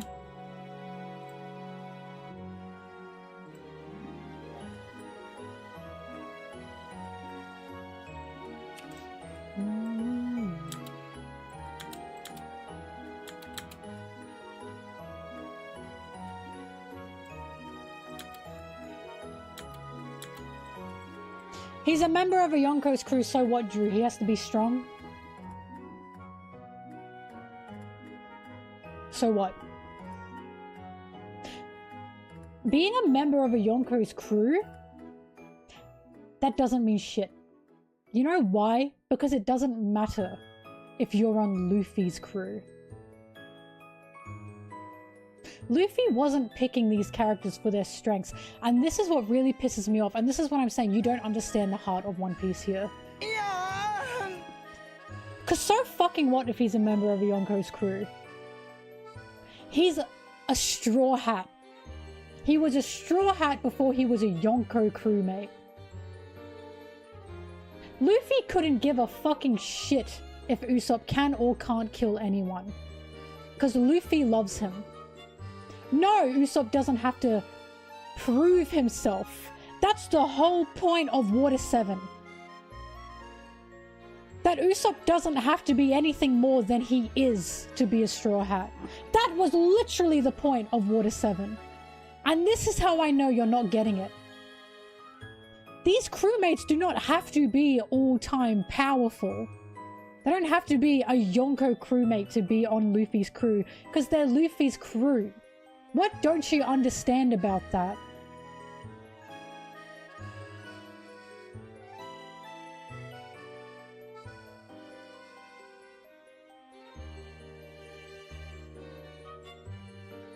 If Usopp can't take someone out on his own, that doesn't matter. If Usopp doesn't have Conqueror's Haki or any strong Haki, that doesn't matter. Because the crew work together. In the same way Usopp worked to support the crew in Wano. No, he doesn't need to be anything more than he is, physically strength-wise, to be on Luffy's crew. And this is what really peeves me, and this is how I know your basis is coming from strength. It's not coming from Usopp as a character. It's coming from putting together numbers in your head because, but this is an Emperor crewmate. This is an Emperor's crew. Luffy's not Blackbeard. He's not bringing together the best of the best physical-wise to create a strong crew. He's creating a family. Luffy's crew doesn't need to be fucking monsters all around to be a Straw Hat. They were Straw Hats before they were Emperor crews. It doesn't matter. It just doesn't matter. Them being Emperor's crewmates doesn't mean anything. That is nothing to me. It is nothing to me. It shouldn't be anything to you either, and that's nothing to Luffy. It doesn't mean anything. They need to have aura. Because the Straw Hats will do everything they can together. Don't get me wrong, Luffy has to be strong, Zoro has to be strong, because those are their roles. To be the fucking hard hitters. Part of Usopp's role on the crew isn't to be a hard hitter. Because he's part of the family. And this is again how I know you are basing this on strength. You are basing this on fucking scaling. Because you're saying, but he's a Yonko crewmate. And my answer to that is, who fucking cares? He's a Straw Hat. He's not an Emperor crewmate, he's a Straw Hat. We've seen what happens when Emperors prioritize strength. That's how you get Big Mom. That's how you get Kaido. That's how you get fucking Blackbeard. That's not Luffy and that's not the Straw Hats. Also, Yonko's a made up. Oh, he's a Yonko crewmate. Buggy's a fucking Emperor. What the hell does Buggy do? You see what I'm saying? You're making this shit up. It doesn't mean anything.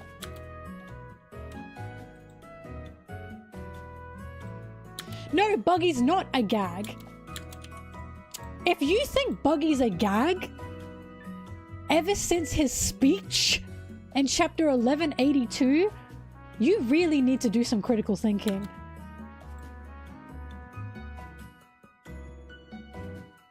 Buggy's a gag and he was part of the Roger Pirates.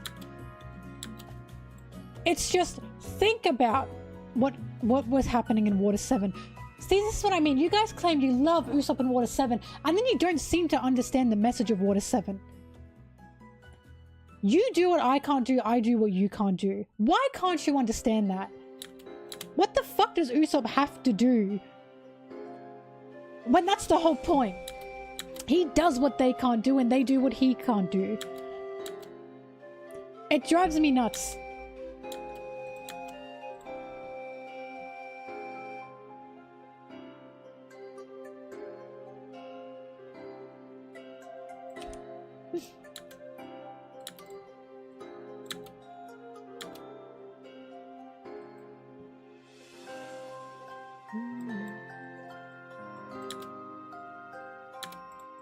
No other Straw Hat is a fucking battlefield tactician the way Usopp is. Once again, the tides of war changed because of Usopp. It was even said, the tides of war, this battle has changed now that half of Kaido's crew is against him.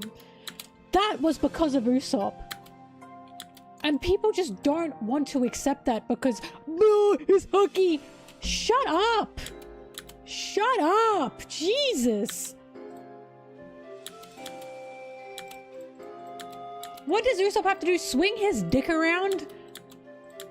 Jesus.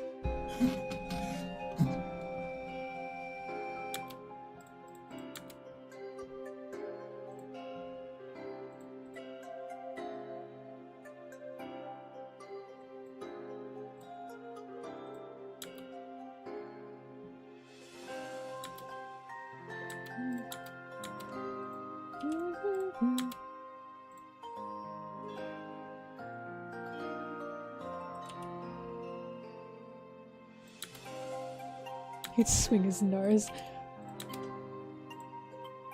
Look, I just don't like that there was a scene that personally impacted me a lot in Wano, which was Usopp saying, "I will cling to life with snot dripping down my nose," with such conviction.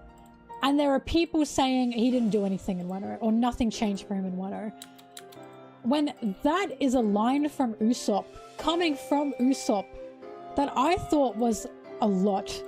That meant a lot to me. That stuck to me. I thought that line was something fucking phenomenal coming from Usopp.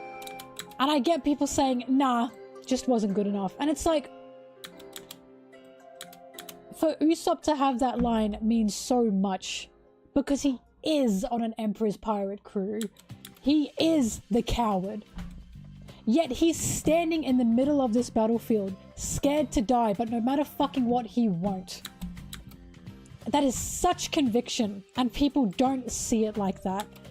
That is such a moment for his character, and people just say, nah, that's not good enough. And it drives me nuts. But it drives me nuts when that line was just something that sticks with me.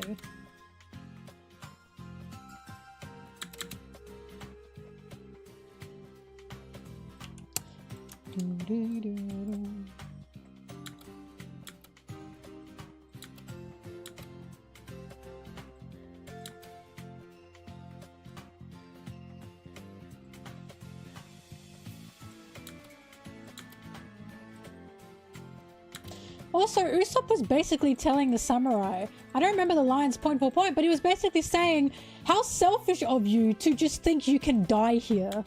Like, how dare you just think you should die here? You are living. You are surviving. That's so powerful! Like, because he was basically saying, and if you die now, what's gonna happen to the rest of us? If you die now, the war's gonna keep going, you being dead or not. Live.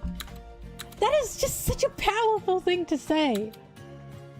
It's insane to me that people forget that.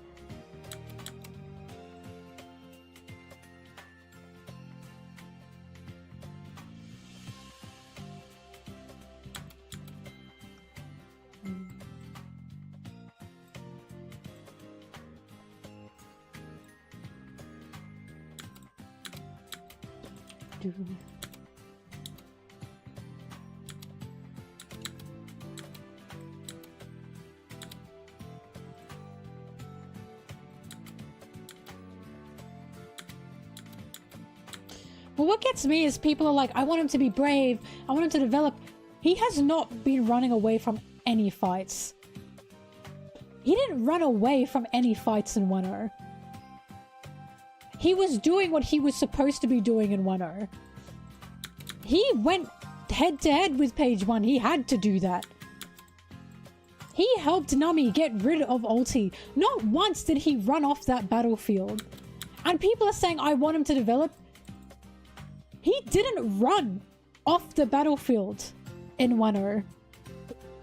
That's literally development. And people are saying he hasn't developed.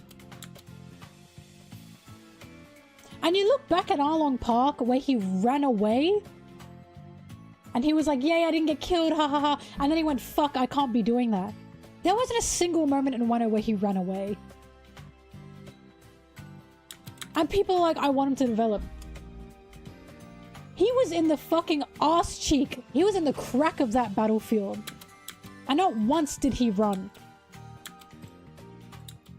Like, don't get me wrong, there were characters he ran away from. But he was doing his job on that battlefield. He didn't go, fuck, I want to get off this battlefield.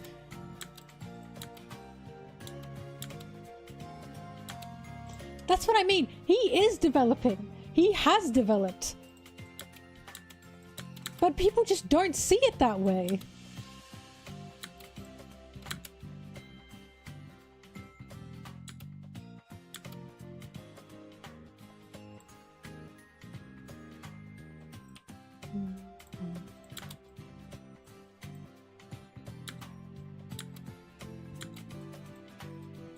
I mean, the saying is you can't be brave unless you're afraid first.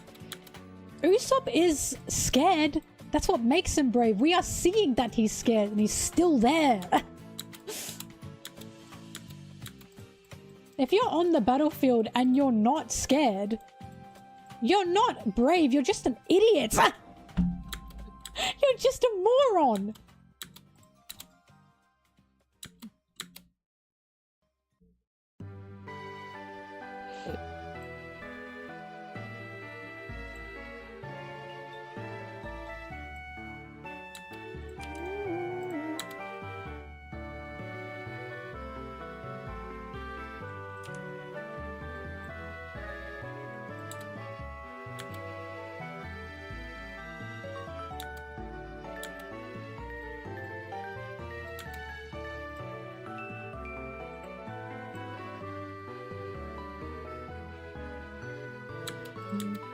Crazy the way I must defend Usopp. It's insane.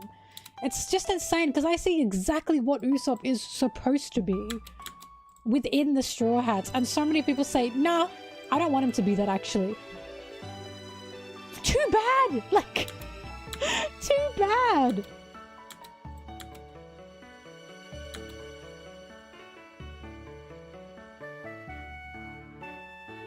Why did Usopp not stand up when Ulti told Nami to say that Luffy won't be king of the pirates? Because he was trying to help Nami survive. He knew he couldn't take Ulti toe to toe. He knew he was no match for Ulti physically. So he was trying to help Nami survive in any way he could. He doesn't agree, but he's a liar, right? That's the point. Because remember, Ulti already headbutted the fuck out of Usopp at that point.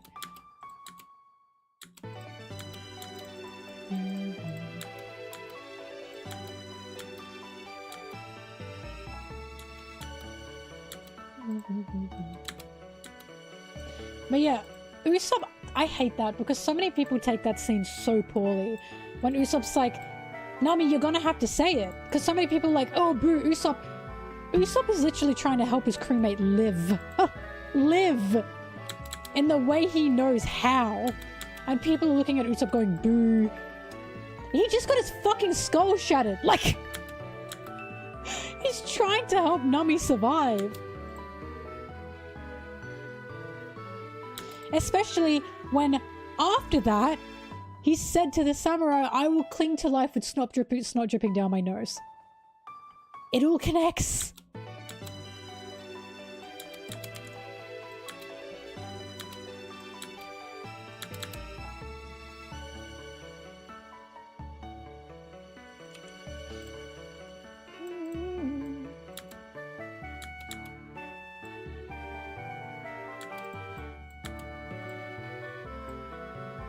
I just think people purposely take that scene in such bad faith. On purpose.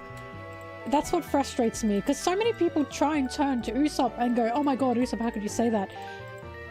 If you're in a situation where your friend has a gun to their head, and the person with the gun says, say you hate your mum or something, or I'm shooting the gun. I'm shooting you, I'm killing you. You are going to say to your friend, please say you hate your mum. Because your friend wants you to live. And that's what really frustrates me. Boys? They act like Usopp was like a betrayer for doing that, and it's like, do you guys seriously think Luffy would prefer Nami to be dead? Like, Nami had conviction in that moment, and that is a big moment for Nami, yes. But had Otama not run through there, Nami would be dead. Usopp just didn't want Nami to die, and I think that's the shocking thing there.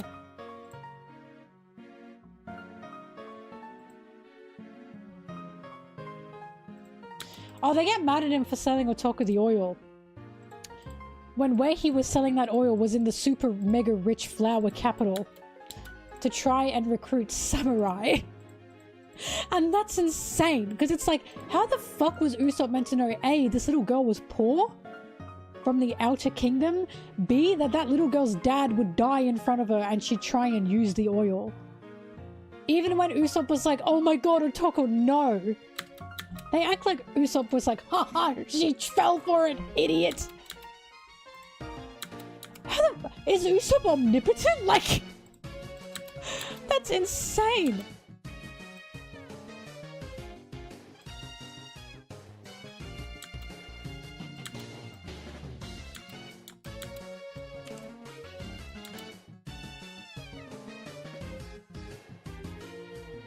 Snake oil medicine is still bad, even if it's sold to rich people.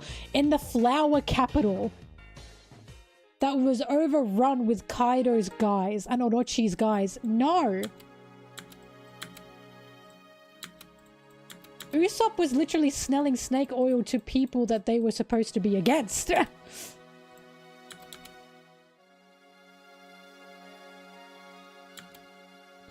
Also, they were trying to recruit samurai.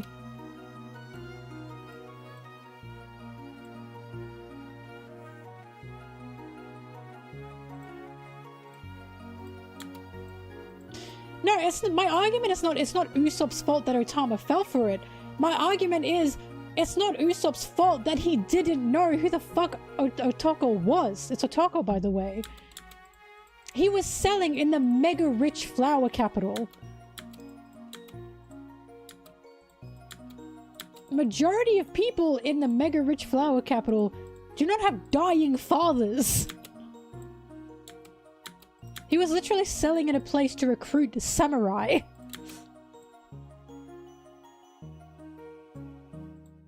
Also, it's the fact that Usopp shows regret for that.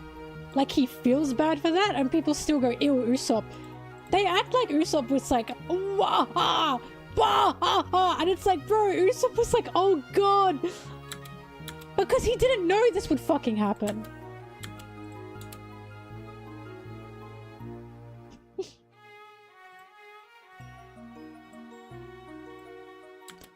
This is like saying, oh, Luffy, how dare you give food to that one town that then Kaido obliterated because of that. That's what this feels like.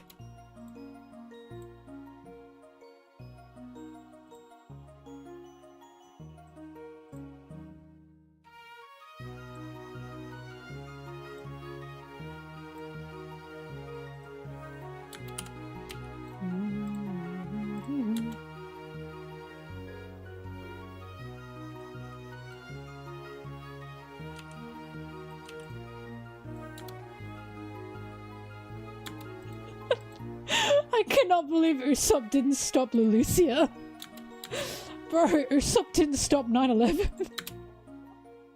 That's what this sounds like.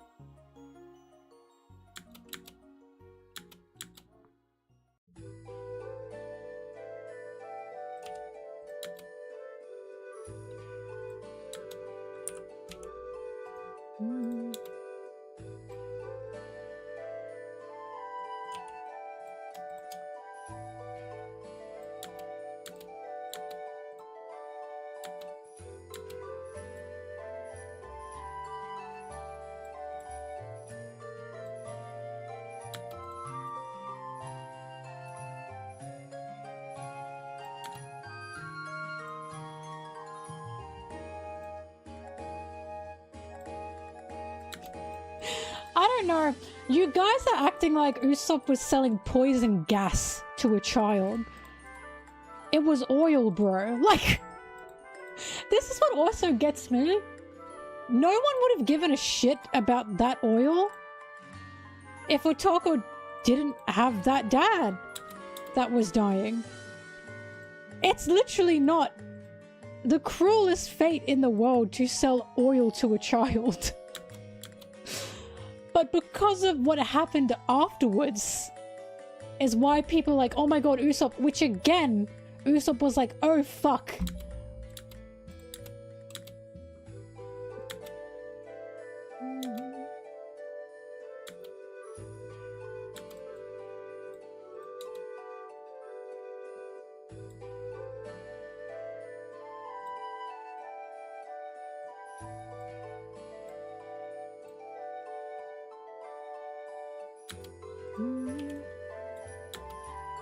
It is like people just want to hate Usopp.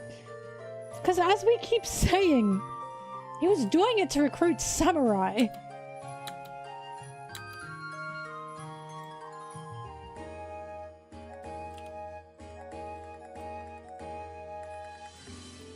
Meanwhile, what the fuck was Zoro doing? Oh my god, Zoro, I cannot believe you let Otoko's dad die. You literally met him.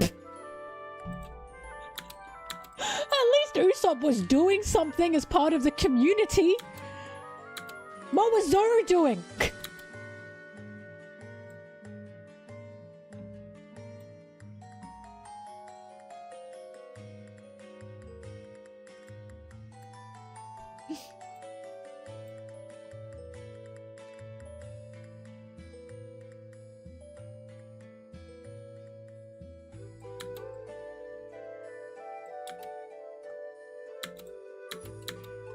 Zoro saved Hiyori by getting lost. Yeah, and Usopp recruited a bunch of samurai.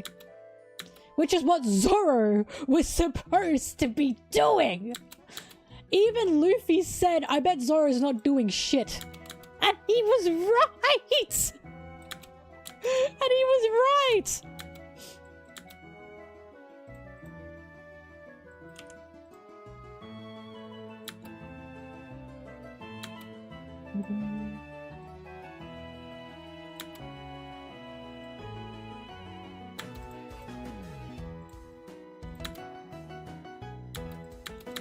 Not only that, Zoro's one of the reasons the Straw Hats even got found out in Wano. Don't forget that.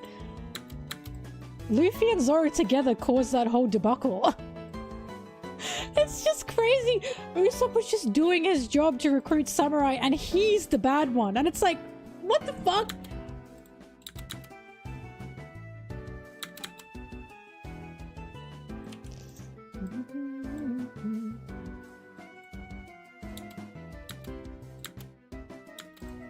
I don't call Zoro evil for doing fuck all.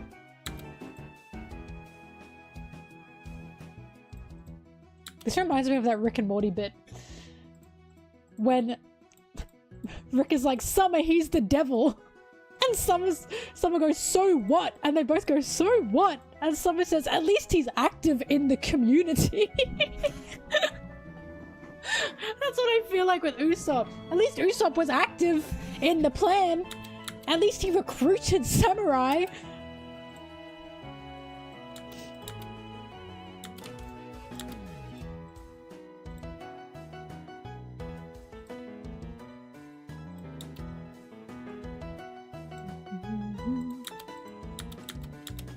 I don't know, I just think it's so unfair to target Usopp for something that he had no fucking idea would happen.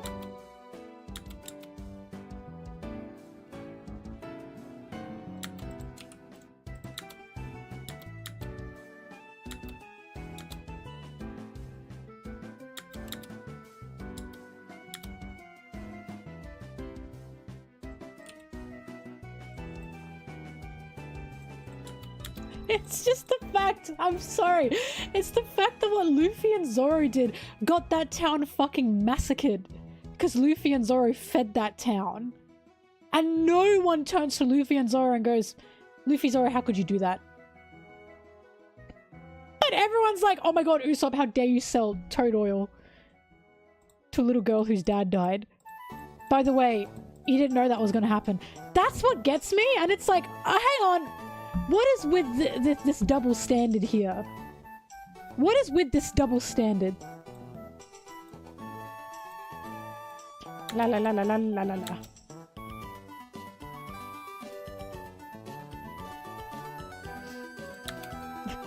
Luffy saw Usopp and Wano and said, Luffy, why the fuck? Sorry.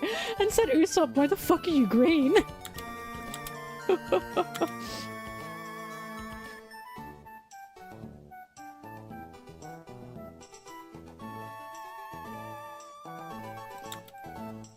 Did they sell fake food? Yeah, they just gave them real food that got the whole town massacred by Kaido. Usopp selling Otoko that oil isn't what got Otoko's dad killed. Thank you very much.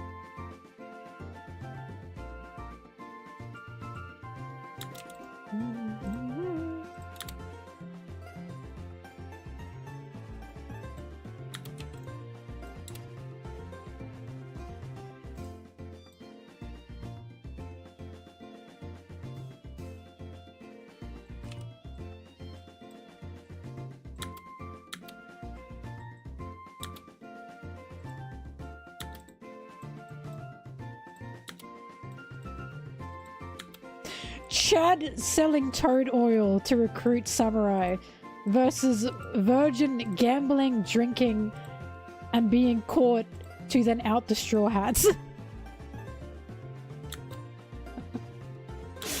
Oh, please.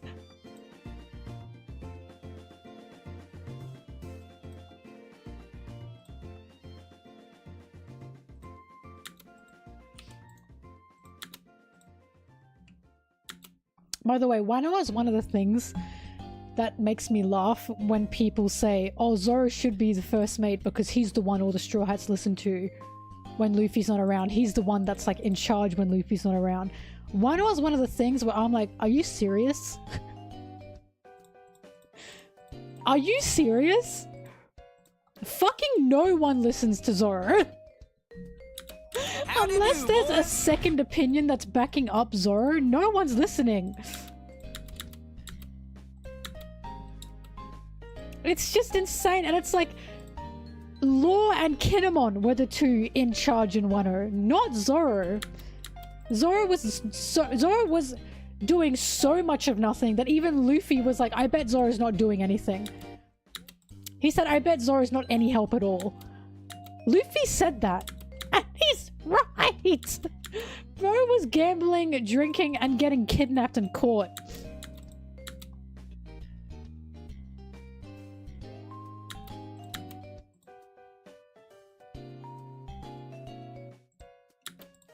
Look, the one that gets me the most is in Water 7. Because a lot of people use Water 7 as, yeah, this is Zoro being like the big man.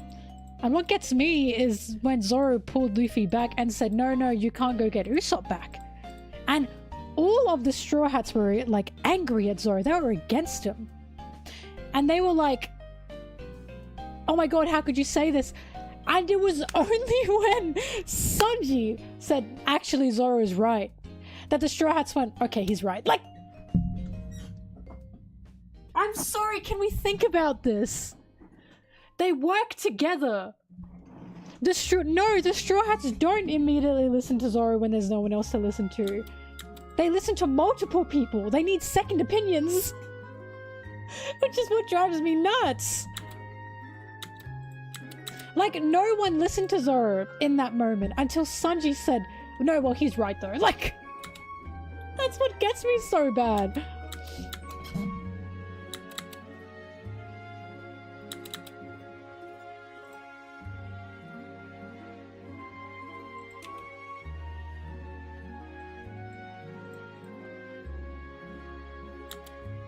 I don't know, there's just this weird belief that the Straw Hats listen to Zoro more that he is the one that leads the crew when Luffy's not there, and that's just so wrong.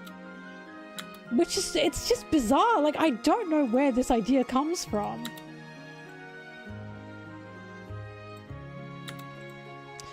Even when Luffy and Zoro separated for Arlong Park, and it was Usopp, Johnny, and Zoro, they didn't listen to Zoro. I don't know why people decide Zoro is the one that they listen to when Luffy's not there. They all listen to each other, not just one person.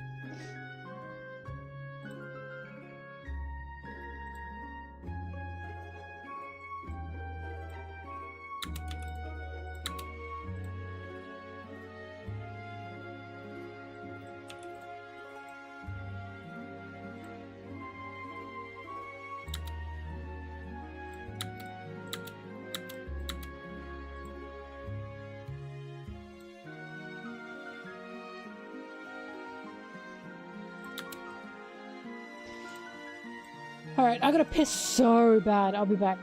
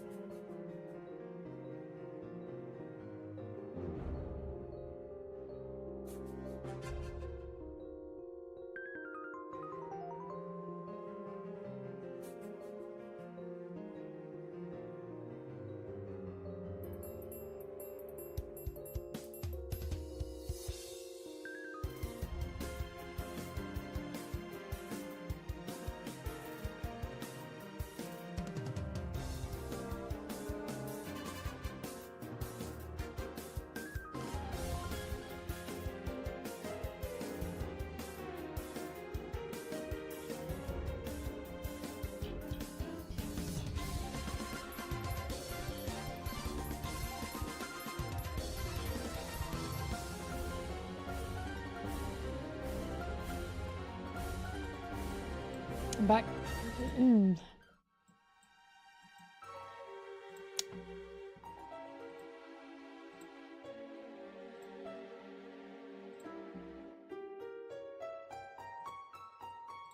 Now, there is something, actually, that I've been wanting to talk about, and it's been on my mind. And it just makes me think about the plagues of having a popular series, right? Oda's same face syndrome. Oda Oda, more than anyone, gets so much shit for it. And I never understood why. And I'm realizing it is just because he's popular.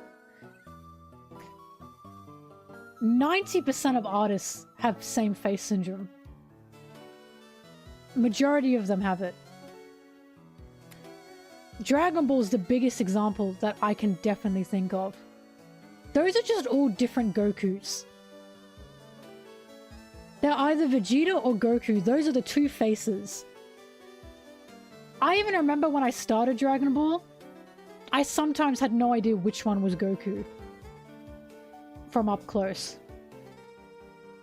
Sailor Moon has an intense issue with same face syndrome. Intense issue with same face syndrome. Right?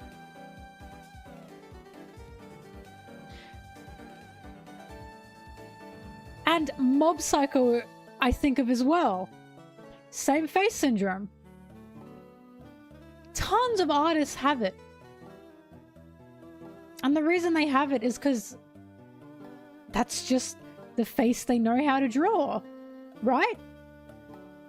And I always say it's not about same face, it's about accessorizing. I personally am not fussed with majority of characters having the same face because that's what the author's most comfortable with. It's about accessorizing. It's about posing to understand character, right? So when I see people complaining about Oda having same face syndrome, Horikoshi, is that Hunter x Hunter? You seriously think he doesn't have it? Yes, he does! He's got some unique faces, but so does One Piece. Oh, sorry, my bad. Hero Academia has it too! Ah! Hero Academia also has it. Most artists have same face syndrome. This is like a thing. So it's like, I understand that it can frustrate some people, but it's like Luffy and Sabo's face. That is the same face, right? It's not just something Oda has with the girls and the princesses. Overall, he has it, but so do majority of series. Which is why I look at this and it's like, I don't put all my eggs in one basket, right? But I always thought it was bizarre that for some reason Oda gets the worst of it, when I have seen it worse in other big series. And I do genuinely just think it's because he's got the most popular one.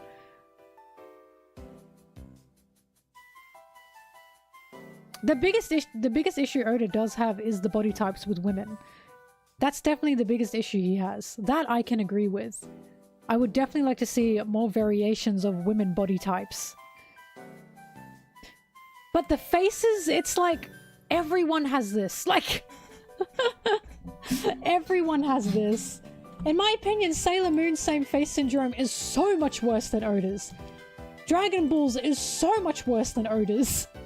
But for some reason I only see Oda and One Piece getting the worst of it. And it's like, this is just a thing.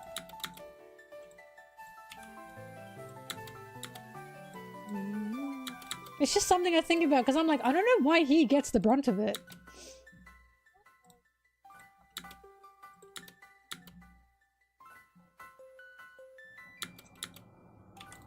Right, there's like 3 faces in Dragon Ball.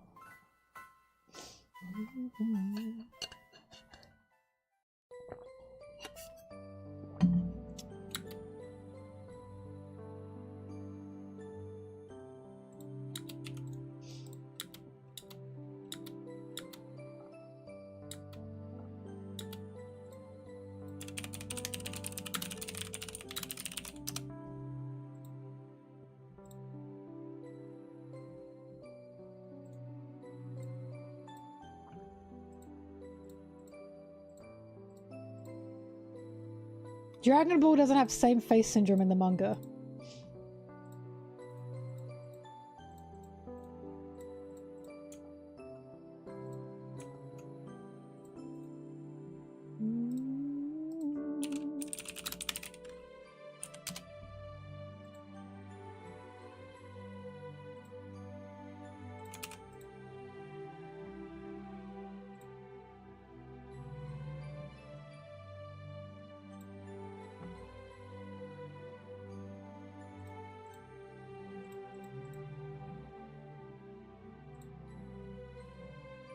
Why is this image so small?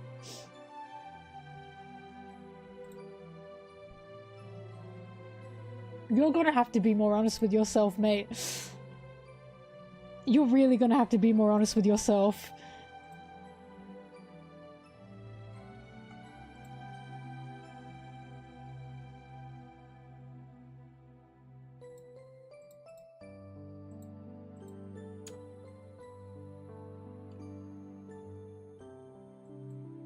I'm sorry, this image is so small. This is, again, this is not a diss to Dragon Ball. This is just something I'm pointing out. I see a total of 3 faces here. What makes them different are the accessories. Like, come on. There's like some special ones, like there's this guy in the back, there's this fella here, this one too. Aside from that, they are all either Goku, Vegeta, or Bulma. How is that a reach? This is just... Piccolo's just green Vegeta. Like, seriously?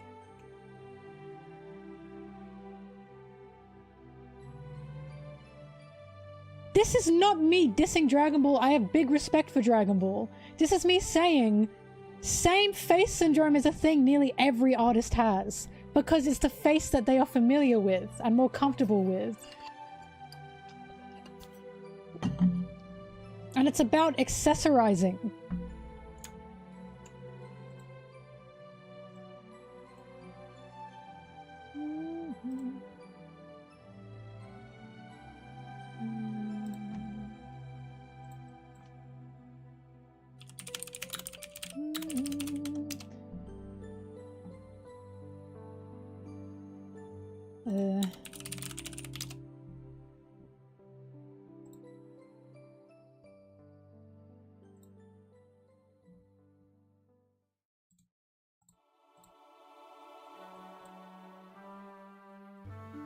Because, like, this is crazy as well. That's green Sailor Moon. That's light blonde Sailor Moon. That's dark Sailor Moon. That's seaweed Sailor Moon. I remember thinking that this was just Sailor Moon with her hair down. Do you see what I mean? They're all Usagi. Some of them just have more fox eyes. Right? Which is what gets me. And I'm not... This is not me trying to dick right Oda. This is me saying, I just think the same face syndrome argument isn't a fair argument when I've seen the majority of manga authors do that. Fox eyes, not fox eyes. It's a general observation, right? Oops.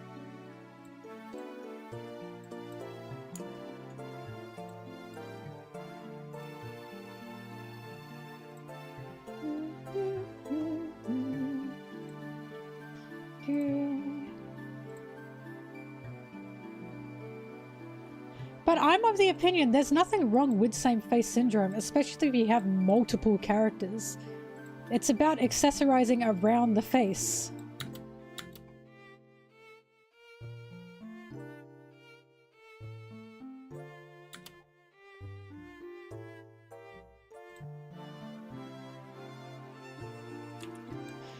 I mean, there's a reason usually bigger characters have a different face, such as Big Mom.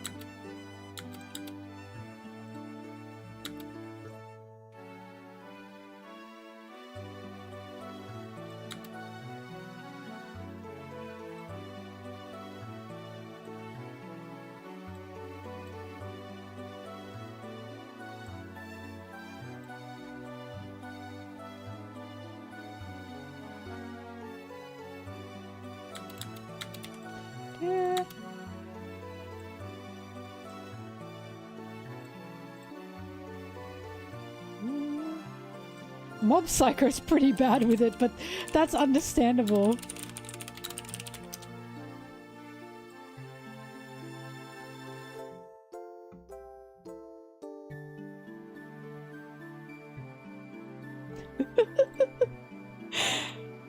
Mob Psycho character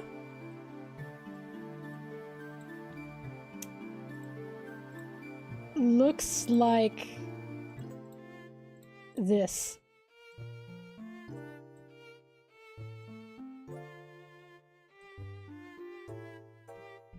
Every Mob Psycho character has this exact same face shape. Oh, and these eyes.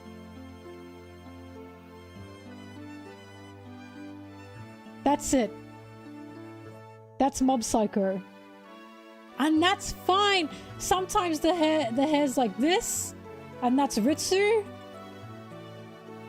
Sometimes the hair's like this, and that's Sho. Sometimes the hair's like this, and that's Teru, is that his name? You know, sometimes the hair's like this, and that's that one girl that I forgot the name of, not Tome, the other one. You know, that's it. Wow, I've just made like 5 different characters. What the fuck does Reagan's hair look like? Oh, Reagan's hair is he doesn't have a.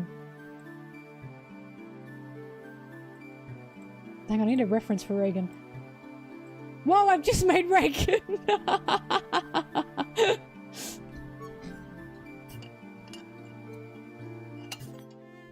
And then of course the base is Mob. Bro, that's Mabu.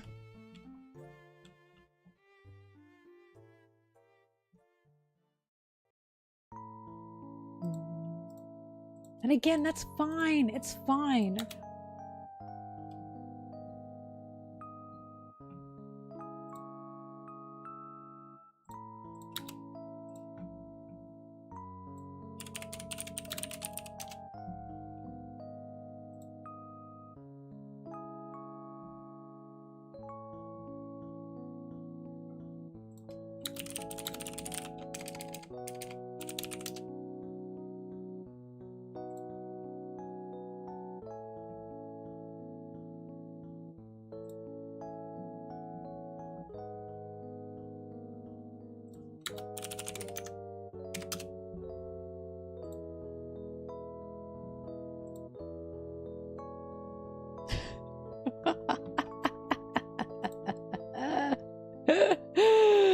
Sorry, I'm giggling to myself. Right, and get ready for this. And every single character in Dragon Ball who is not a woman or Bulma, their face shape is this. Wait, hang on.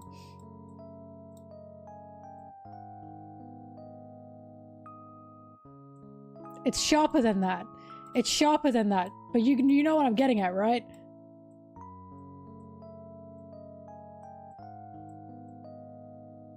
There it is. That's all their face shapes. And now you can either make Goku, or you can make Vegeta / Piccolo. It's that simple. Let's make Goku again, right? There's Goku. Add his hair. Holy fuck, it's Goku, right? Now we make... Zara, get out of the way. Yamcha. He's got like a ponytail. Holy fuck, I just made Yamcha. I don't know the other characters. And then all the girls are like this. Ta-da!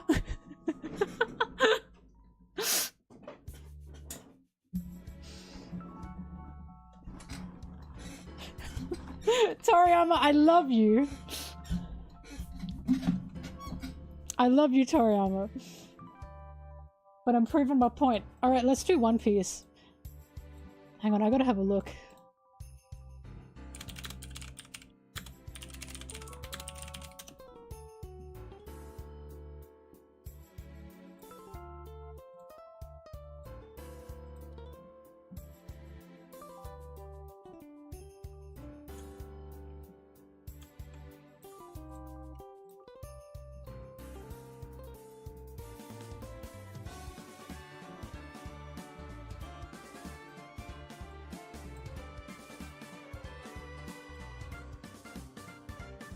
Let's start easy. Let's do the women first. No, hang on.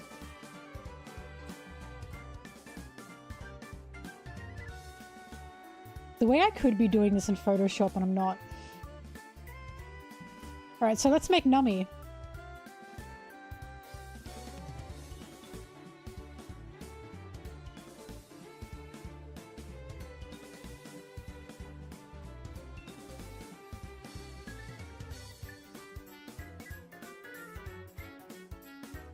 No, wait. She doesn't have that nose. That's Nami! Right? Now we make Robin.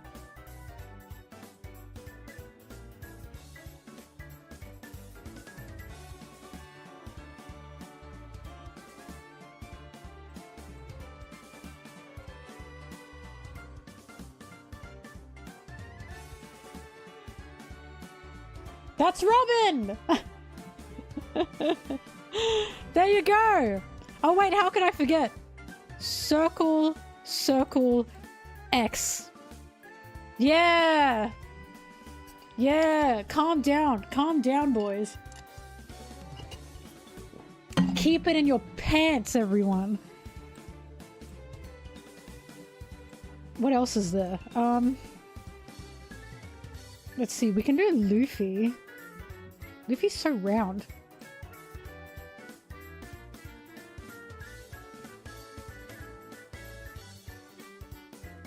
That's Luffy!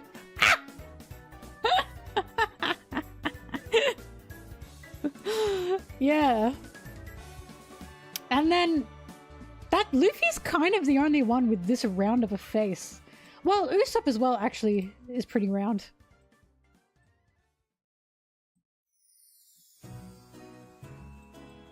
There you go, Usopp. No, Sanji and Sanji's round, but he's like, okay, so let me explain. Zoro's like this. Zoro out of anyone has the most Dragon Ball face. This is Zoro. Zoro looks like this, right? And then he's like a bit spiky. And then Sanji's a bit similar, but his edges are more rounded, so it's like that. It's like that. And then yeah, that's Sanji. I don't know. I think, look, I've sufficiently proven my point. So whatever.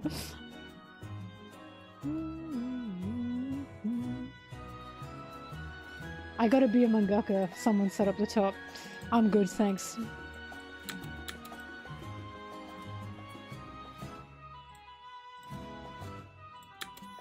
Look, I will definitely say Oda is one where between his main characters, they actually have different, like, jaw lines.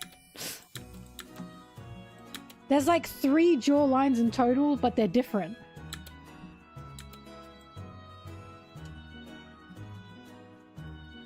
I'm wrong, actually, there's 4, because he's got Frankie in there.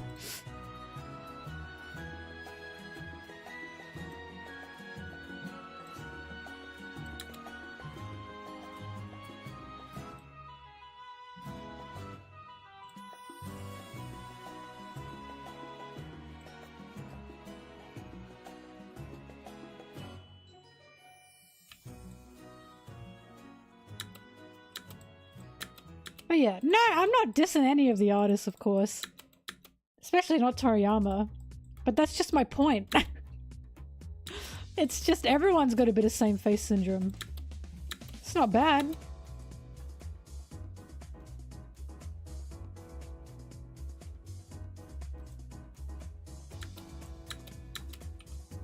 Actually, I remember someone saying, I remember seeing this, and someone said if you take away Robin's nose, she just looks like Nami. And I went, yeah. And if you give Sanji Luffy's eyes, he just looks like Luffy. What are you saying? Like, yeah, if you take away a defining feature of a character, they won't look like themselves anymore. I reading that and going, what? But, oh, fuck it! Take Sanji's eyebrows away from him then.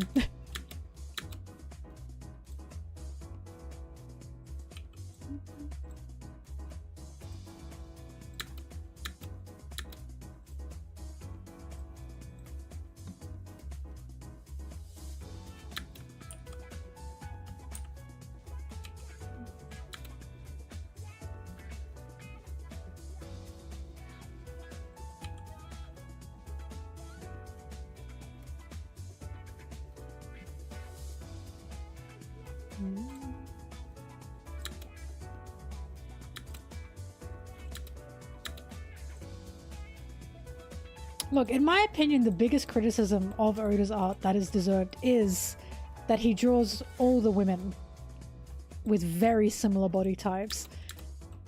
And I don't mind that body type. I like Nami's, like, I like his Nami body type.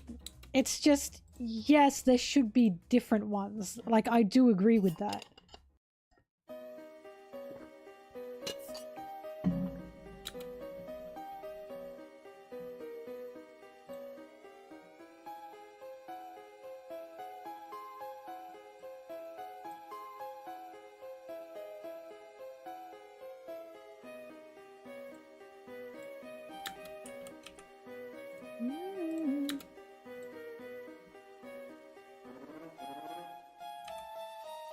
Oh yeah, he just likes drawing big fat titties. Big boobies.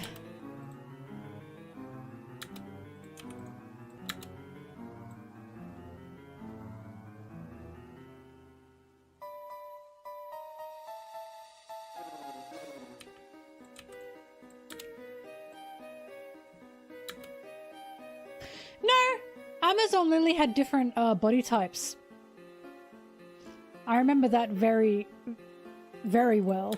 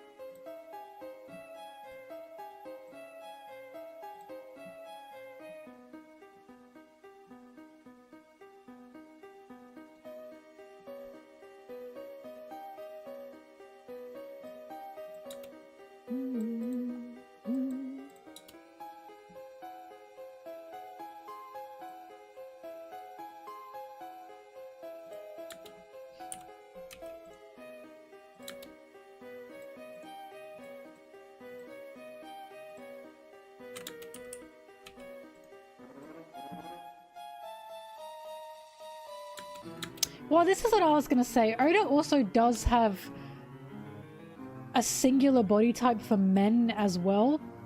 But the thing is, he's more open to giving other men different body types. So, like, it's an issue of there are just more men in the world than women. And every time we come across a woman, 90% of the time, they're going to have that Nami body type. But when it comes to men, it's a 50-50. Like, look at the warlords, right? A lot of them have the, I'd say, Zoro body type, which is like square, strong, you know, Zoro, Luffy body type, Usopp body type. But then some of them look like Kuma. Some of them look like Maria, you know? Some of them look like Kaido, which is just jacked man. Do you know what I mean? Frankie, right? You look at Frankie, you look at Brook, even though Brook is bones. Jinbei, right?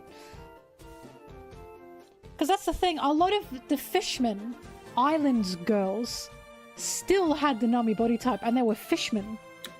And they, like, that's the issue. That he does definitely have more variation with his men than he does with his women. He still has a preferred body type for men, that's obvious, which is Luffy's body type. But he is more willing to give more body types for men than women.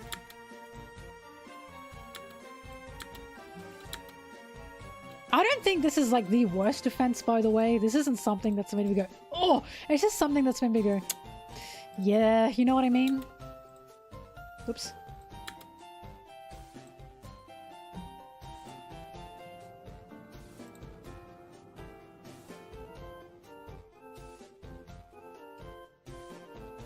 But once again, and I have to bring it up again, this isn't just an Oda problem.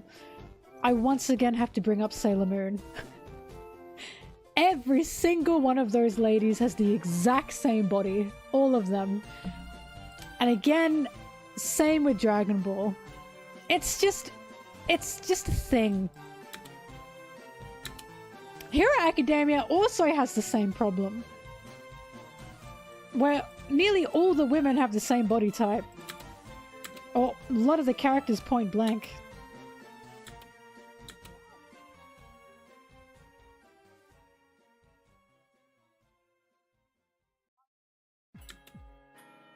To be fair though, it's not just an Oda problem or a manga problem, this is just a problem overall in general.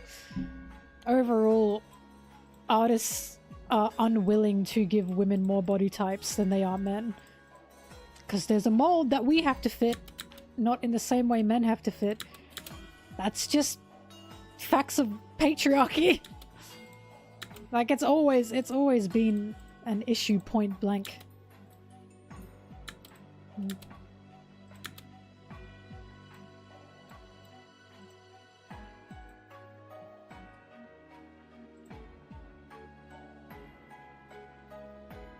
Yeah, it definitely comes from a week-by-week schedule. But again, it also happens in, like, animation as well.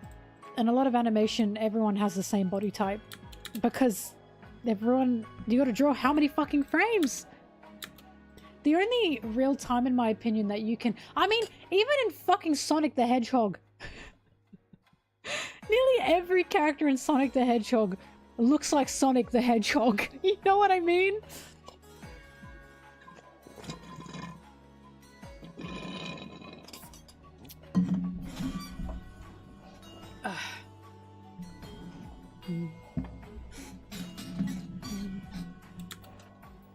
Look, my argument with this is there's criticism that Oda deserves, and then there's criticism where it's like, this feels harsher than usual simply because he's just a huge mangaka.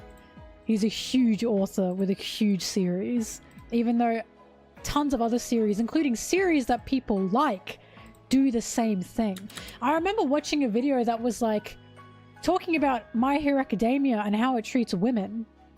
And then it was like, I'm just glad My Hero Academia doesn't have the One Piece problem where all the women have the same bodies. And I was like, the women in Hero Academia have the same bodies. Like, I was like, what are they talking about? They have the same bodies. They're just thicker. They just look a bit thicker. But they all have the same body. And I was like, what in the world are they on about?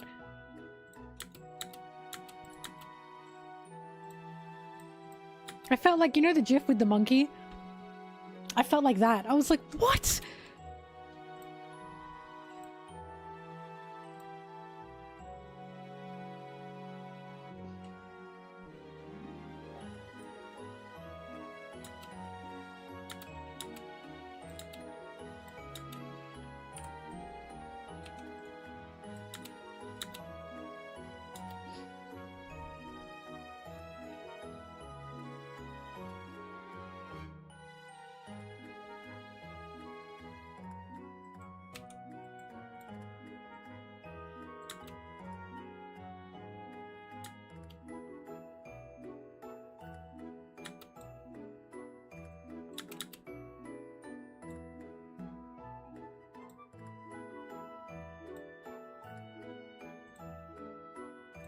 Actually, if we want to talk about crazy One Piece outfits, I think this is the one that's the craziest.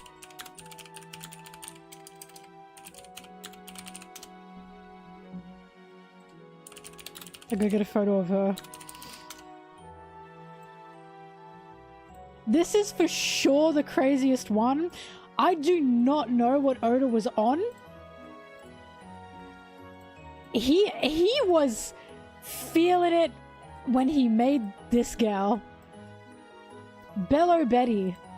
This is by far the most insane outfit he's ever given anyone. By far. And again, I don't hate it, but I was like, I was like, Oda!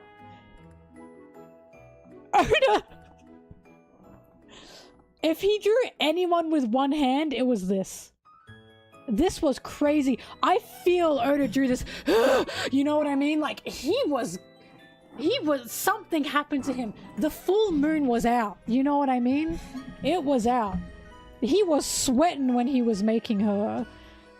And again, I personally, I'm like, okay. Like, I don't feel uncomfortable with this, but something was going on with him when he designed her. He just went feral. Like, this is an insane outfit. Just crazy. Pussy bones out. Breasts out. Like, this is insane.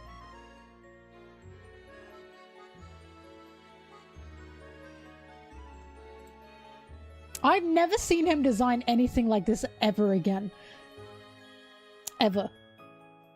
Like, I've never seen anything close to this. Again. Simply because there's no support going on here. She's definitely the craziest one.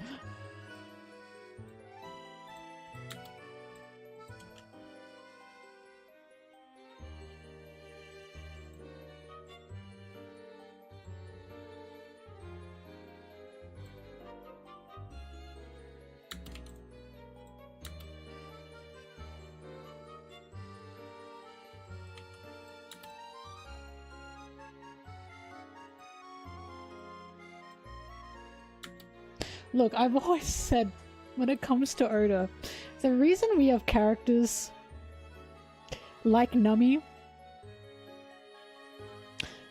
is because Oda clearly likes aggressive and dominant women.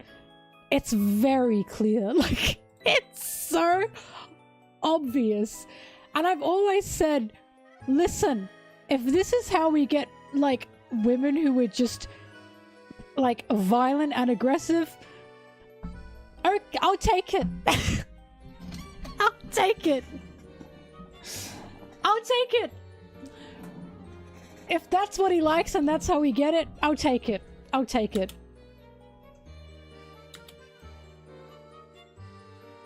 Actually, okay, listen, I have beef with the Rebecca conversation. Mainly because the opinions I've seen about around the Rebecca outfit have been untrue. Not untrue, but the beliefs, the facts have been untrue. Yes, Rebecca's outfit was bad. But a lot of people talk about that outfit like that is something that she was actively, willingly choosing. And that's what really peeves me. I've seen so many people be like, she was a warrior, a gladiator. How could she wouldn't wear that? She was a slave. She was a battle slave. She was literally forced into that situation. And you know how I know that outfit she is wearing in the Colosseum is not what she would want to wear? Do you know how I know this?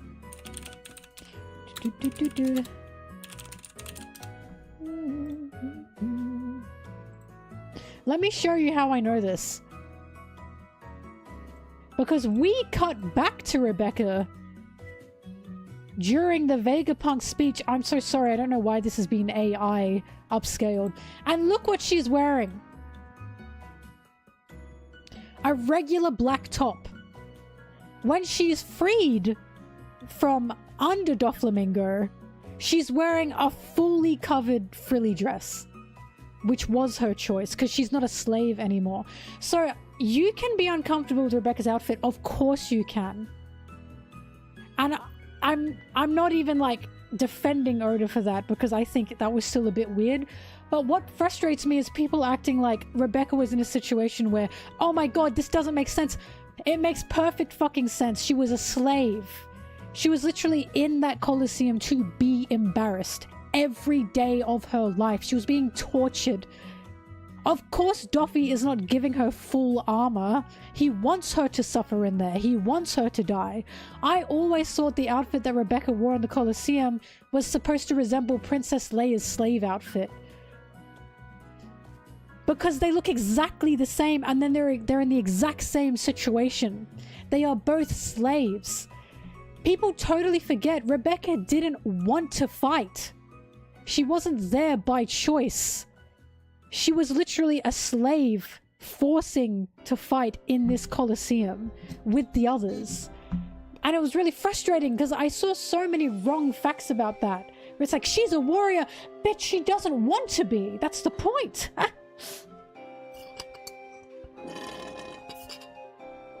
Because I saw someone be like, it would make perfect sense that Doffy was the one that did that to her. Because he did do that to her.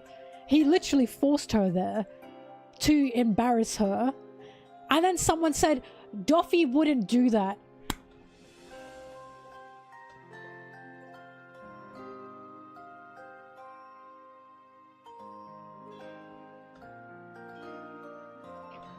Good guy, Doffy. Doffy would never embarrass a teenager. All he'd do was make her a slave in a Colosseum where she fights for her life every day, but he wouldn't put her in that. This is a man who obviously groomed Viola, right? This is obvious. And killed infants. But he wouldn't do that. Remember when I said to you guys how I always say, I know Doffy's well written because he even gaslights the real world. He gaslights the audience. This is what I mean. The opinions I've seen about Doffy are insane. Because there are genuinely people thinking that he has a heart. That, oh, he's not that bad. The fact that there are people who don't think Doffy was grooming children to be his weapons.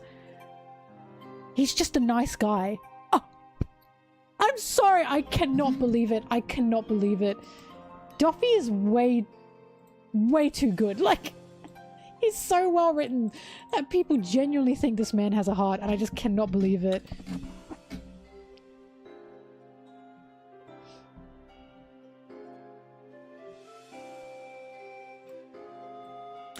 Crazy stuff.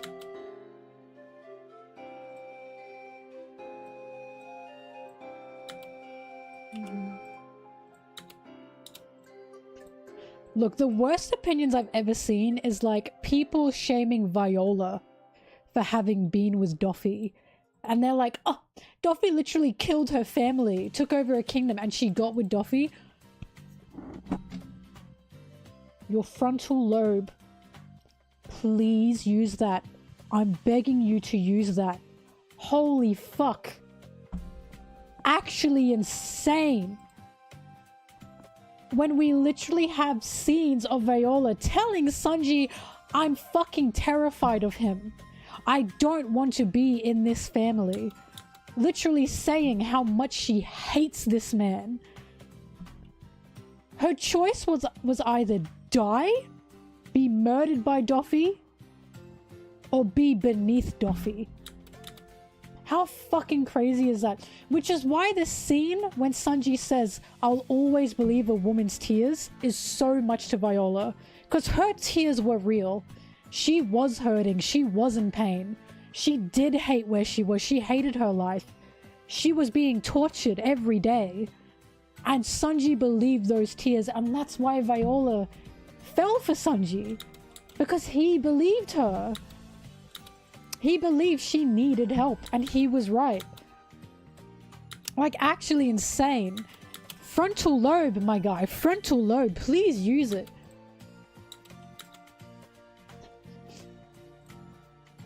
But Doffy wouldn't do that. Oh my god. Doffy would never. He's just such a nice guy. Woo.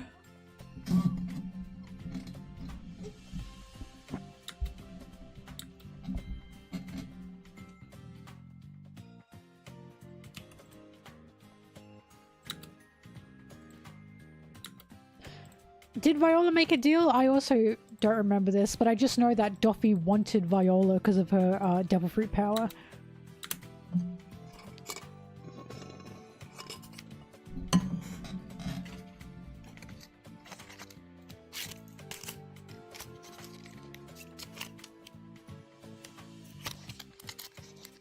Duffy's just such a nice guy. Ooh. So nice.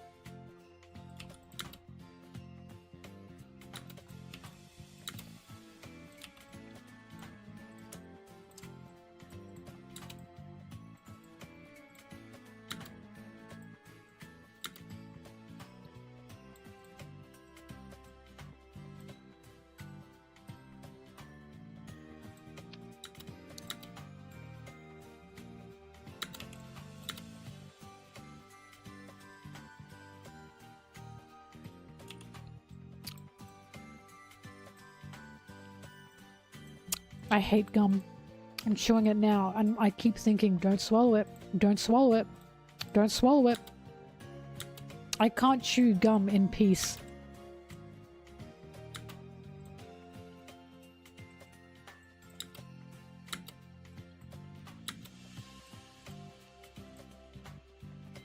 Hi.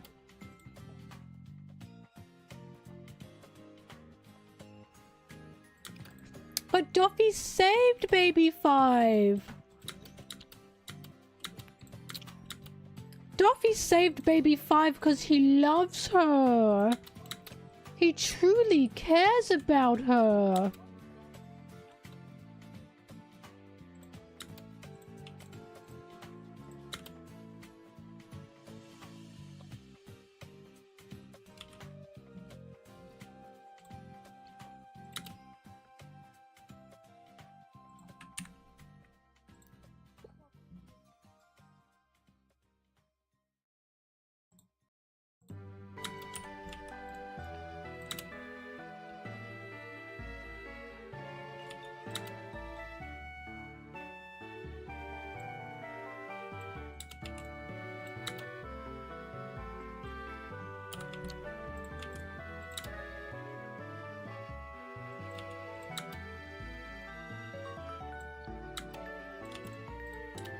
It's just insane that there's a character that literally says to Baby 5, why are you like killing yourself for me?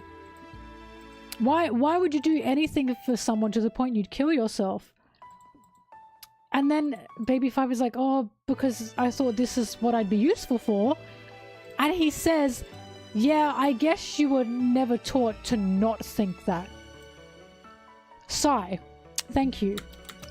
Sai literally says you were in an environment where you were never taught self-worth. He fucking spells it out for us. That Duffy was manipulating her the whole time.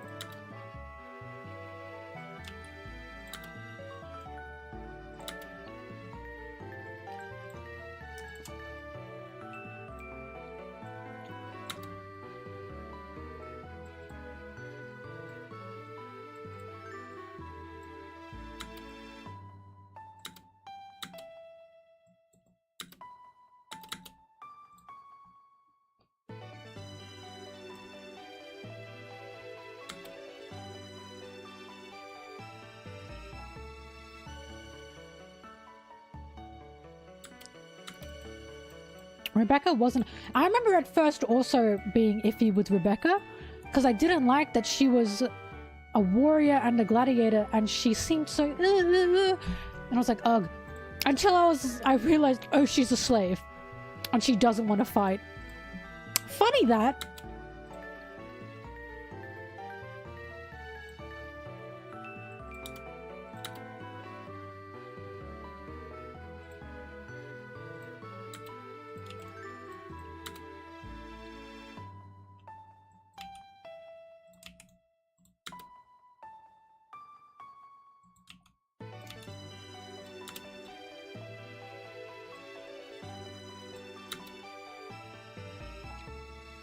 Viola promises Duffy she'll work for him if he doesn't kill his father. Her father. Yep, they even made a deal. Look at that.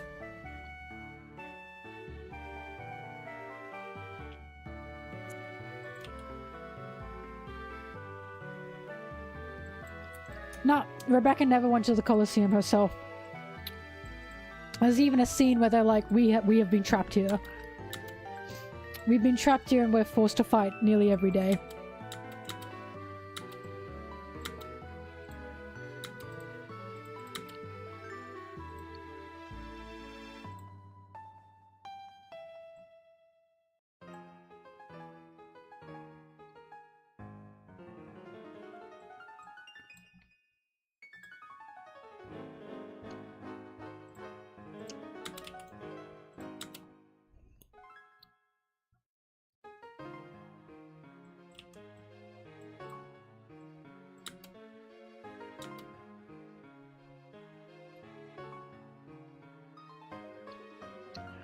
Guy with 3 eyes, yep.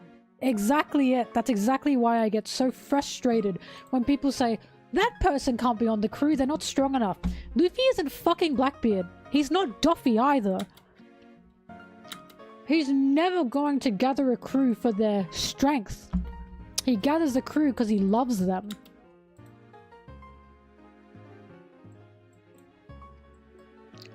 And I've always said, wouldn't the strongest pirate crew not be the pirate crew that has to get together the best of the best, but be the pirate crew where you can recruit anyone and you still make it to the top? The reason Luffy is so powerful is because he will do anything to protect his friends. They don't need to be on any insane level like he does. Anyone can join his crew and he will protect them. That's what makes Luffy powerful.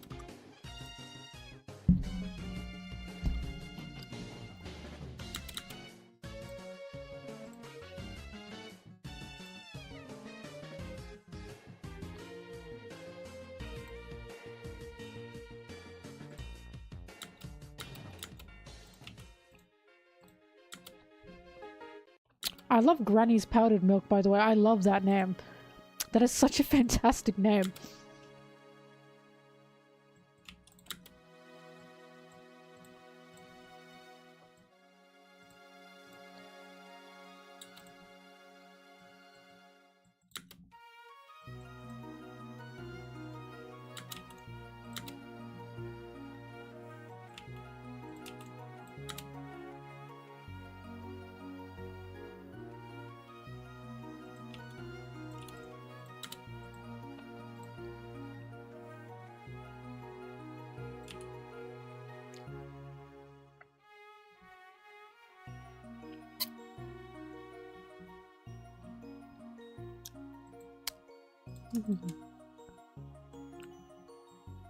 What are we up to?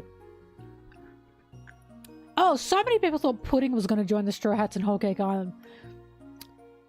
On Dressrosa, it was Law. Sorry, let's go back more. Punk Hazard, it was Caesar. Dressrosa, it was Law.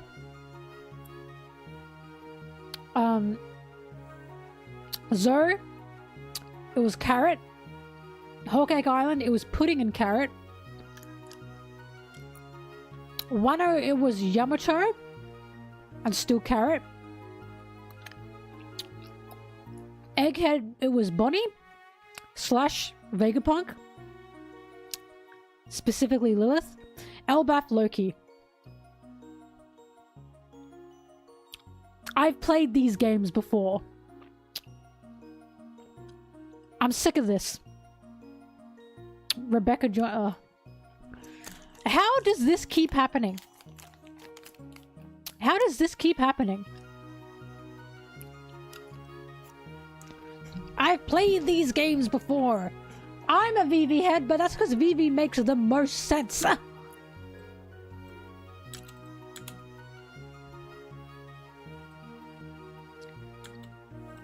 Originally, VV didn't make much sense because she had to stay in Alabasta. Now, she's got nowhere to go. She can't go back to Alabasta.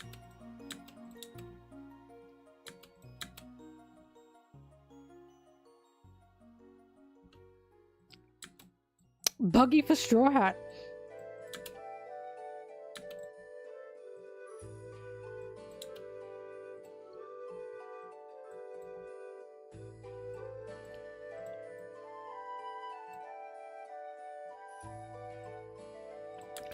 I wonder if Oda looks at people who thought Caesar Clown was gonna join the Straw Hats. I wonder if Oda scratches his head and thinks, am I doing something wrong? Like...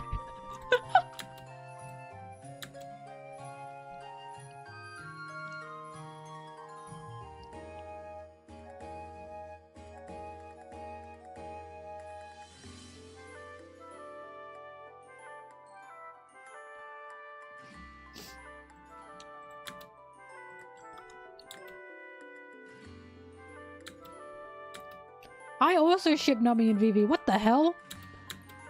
I'm waiting for Vivi to come back in the story so Nami and Vivi can have their big lesbian reunion. I'm waiting for that to happen.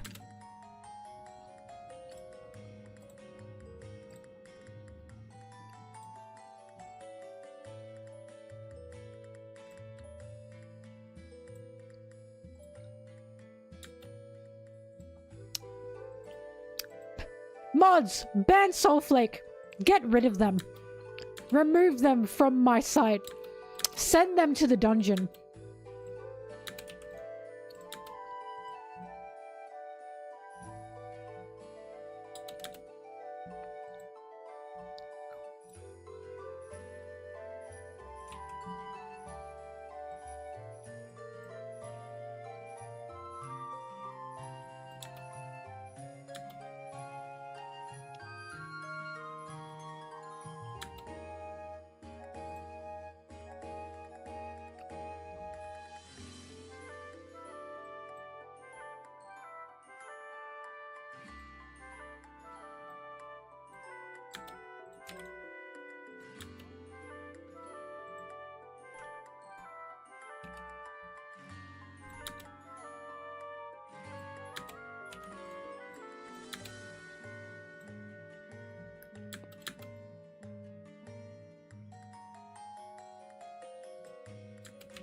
Why must it be a competition? The Log Nog. That's also a really good name. Really good names in the chat.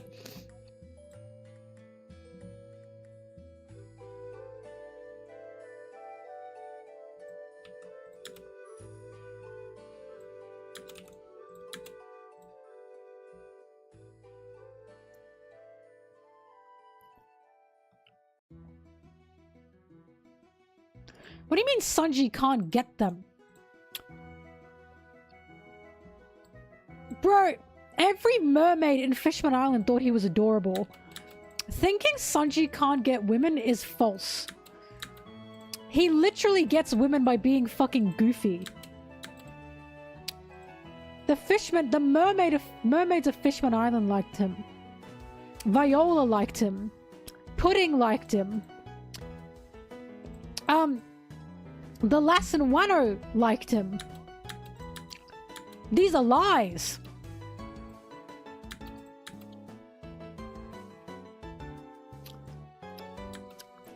Osome, thank you. Look how pathetic he is, kind of adorable.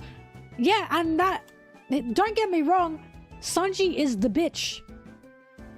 Sanji's not getting bitches, he's the bitch that gets got. That's the difference.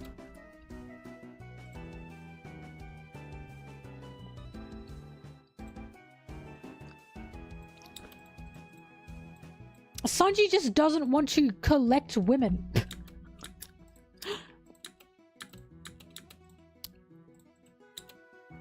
He just has women liking him, and he's oblivious to it because he's a fucking idiot. Because he doesn't understand receiving affection, as we know. That's what Whole Cake Island told us.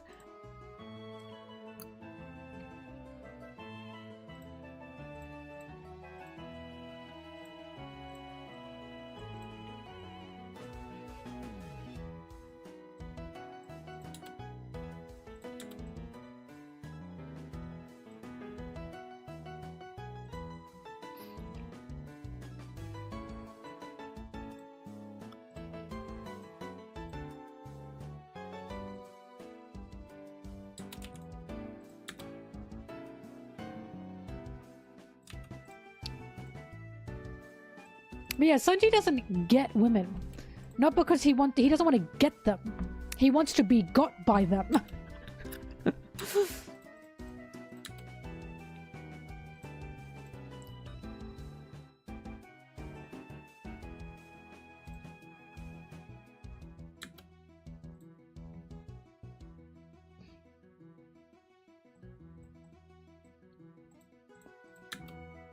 Black Maria also wanted Sanji.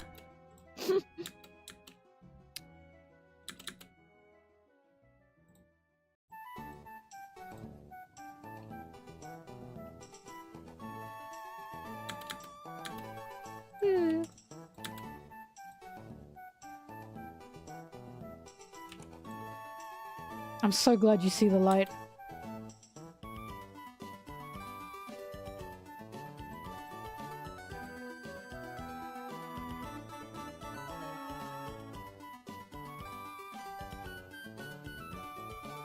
Howdy do, boys. Alright, we don't gotta write fan fiction in the chat. For yourself as the lady mouse from the rescuers. What?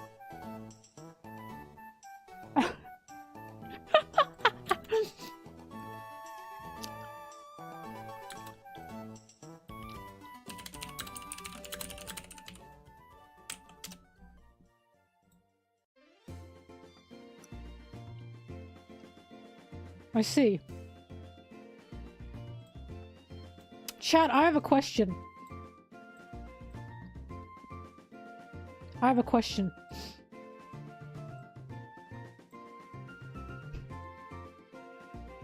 Never mind, I'm rescinding my question.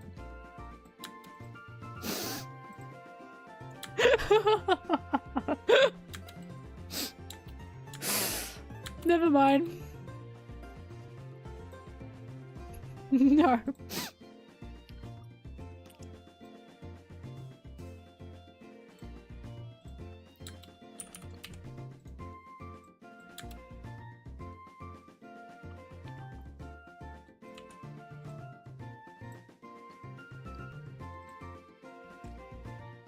That's not the rescuers.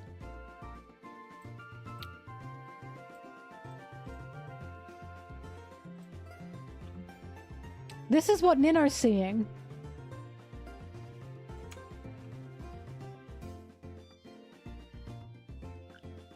That's not the rescuers. She's cute though.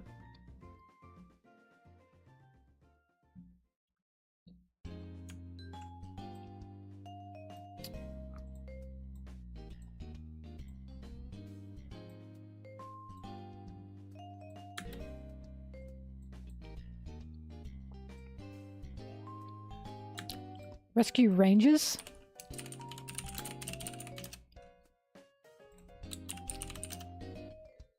Gadget, that's her name.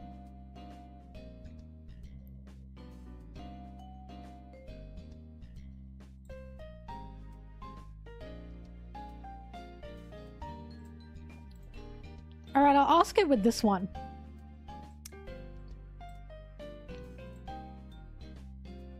Is this a hear me out? Debate.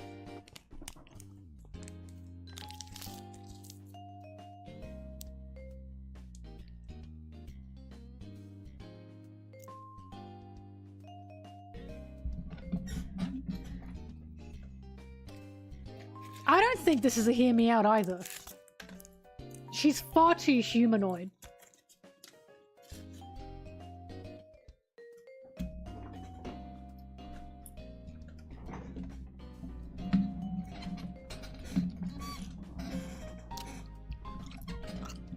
I think the other mouse is a hear me out.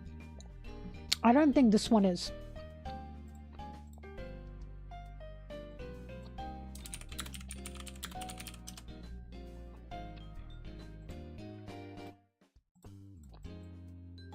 I think this is a hear me out. Because that's just a fucking rat. This one is not a hear me out. That may as well be a person. You know? This is just a mouse.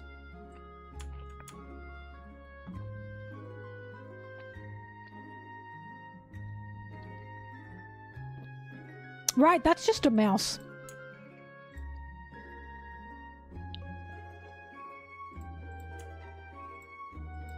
I'm glad we're talking about this. Howdy do, boys. Sally Acorn.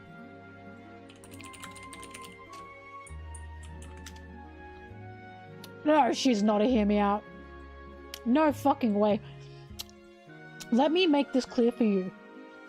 If a ton of boys to teenage boys who are now adults said, yeah, I used to have a crush on her back in the day, that's not a hear me out. It's that simple. There are way too many men that like Sally Acorn. She is not a hear me out. This is Sally Acorn, by the way.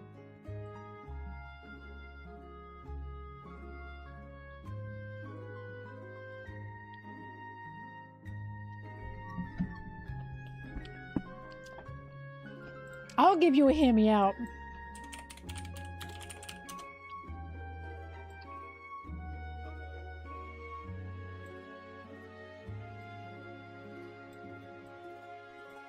You want to see my hear me out?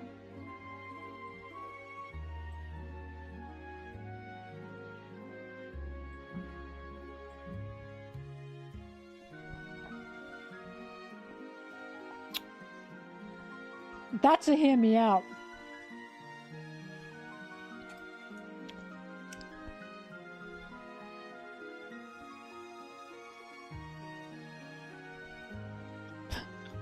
I can see it.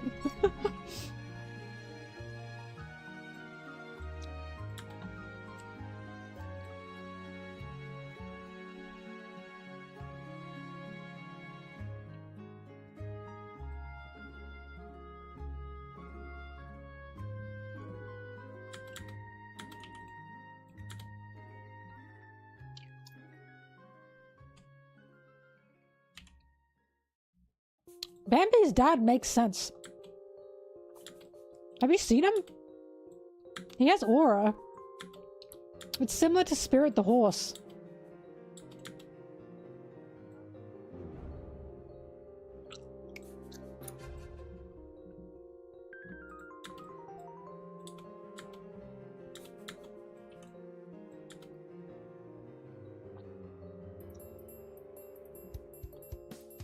He's a deer. He's not just a deer, he's a man.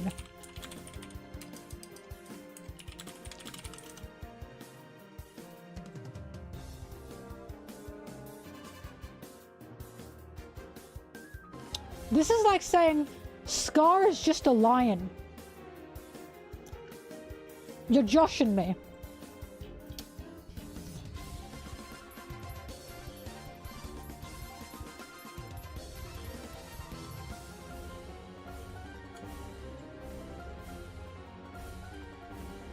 That's not just a deer.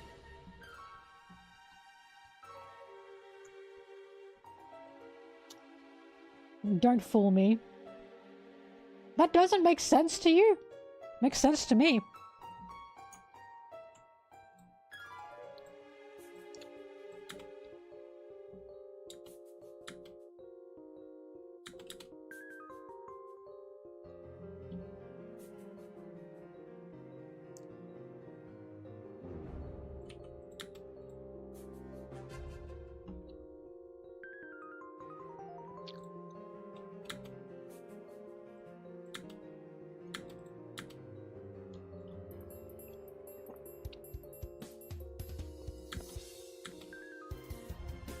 His voice is deep. Just look up Bambi's dad.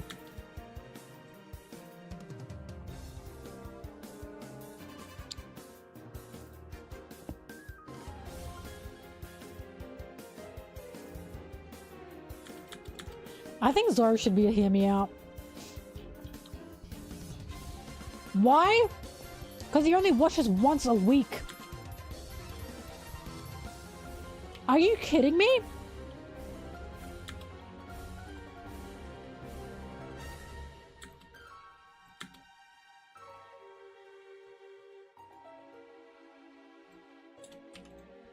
Brooke's not a hear me out. You know why? I know way too many people that want to fuck Sans. And Jack Skeleton. Brooke is nothing to me. I don't even blink at that. Boned him.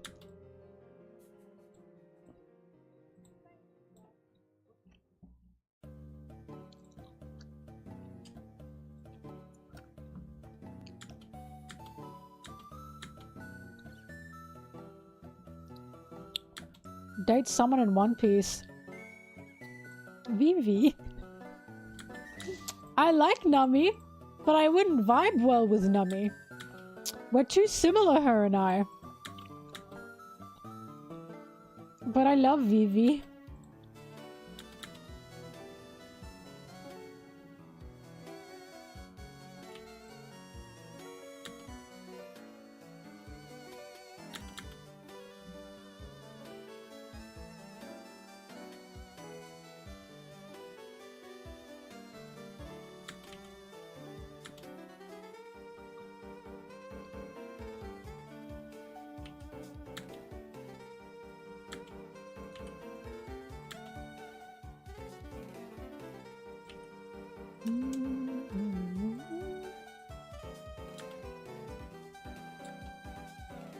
I'd also want to date Hiyori. Perona.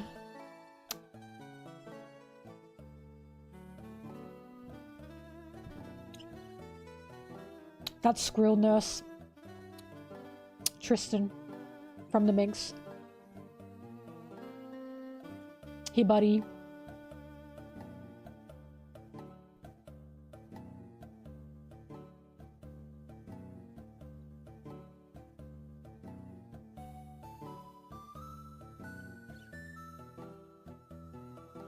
Connis from Skypiea.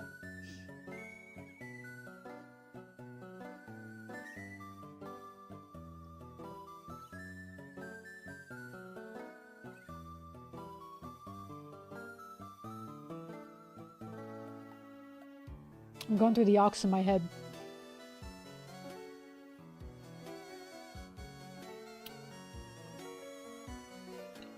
I wouldn't be enough for Robin. I don't think I'm Robin's type.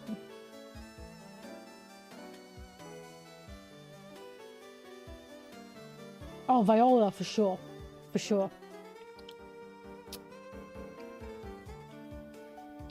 Femlore, specifically Femlore.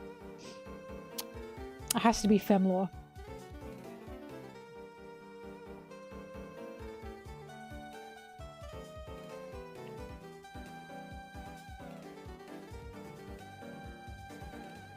I wouldn't be enough for Boa. I'm not good enough for Boa.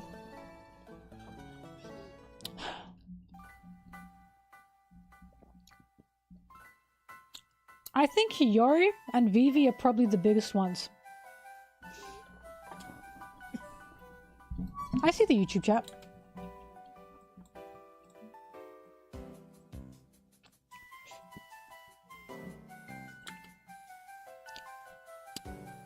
But Femlore is also a big one. But it has to be Femlore.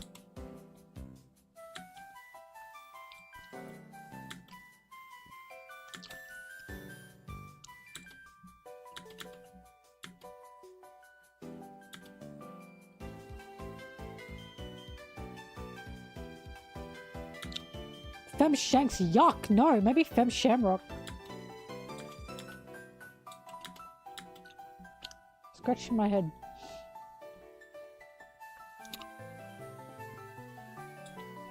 If we ever got Fem Rayleigh. I'm thinking realistically, you know?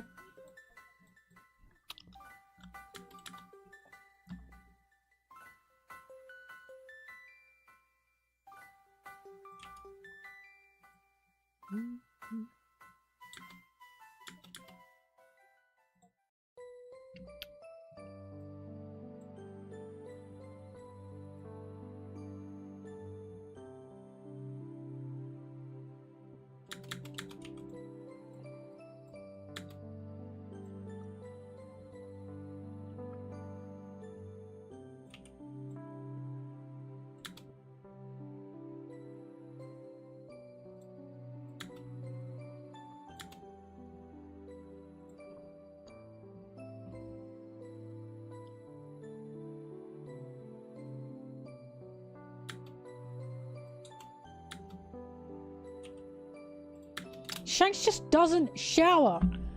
I'm sorry, I need to date someone who showers.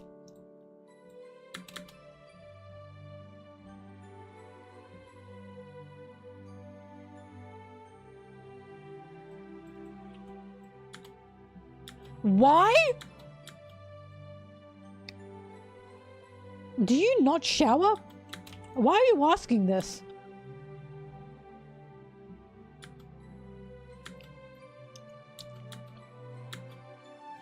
Oh yeah, Fem Sanji 100%.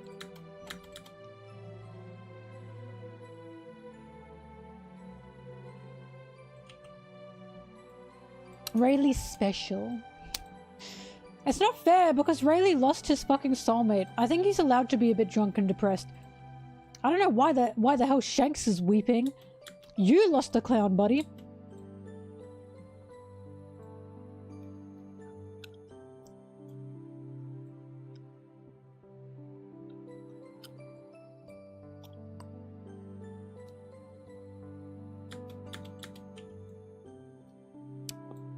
Nah, I don't think I'd date Fem Luffy.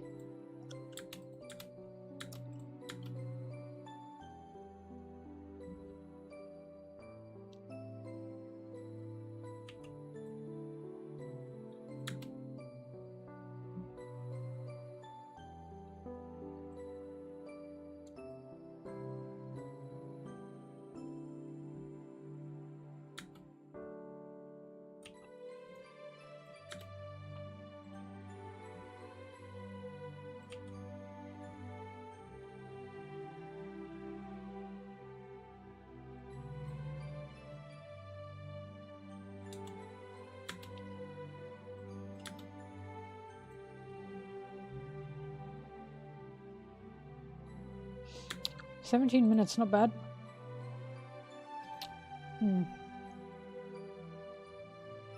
Alright. I'm done for the day.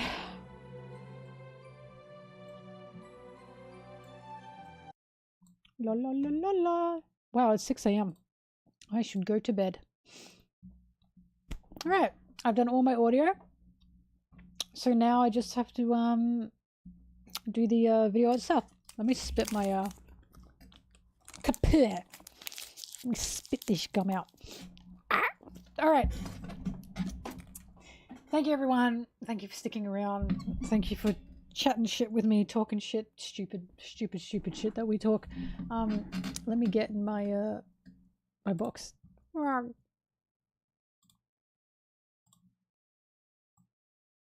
Oh, hi. Thank you everyone. I super duper uber wooper appreciate it. I'll be back tomorrow to keep editing, of course.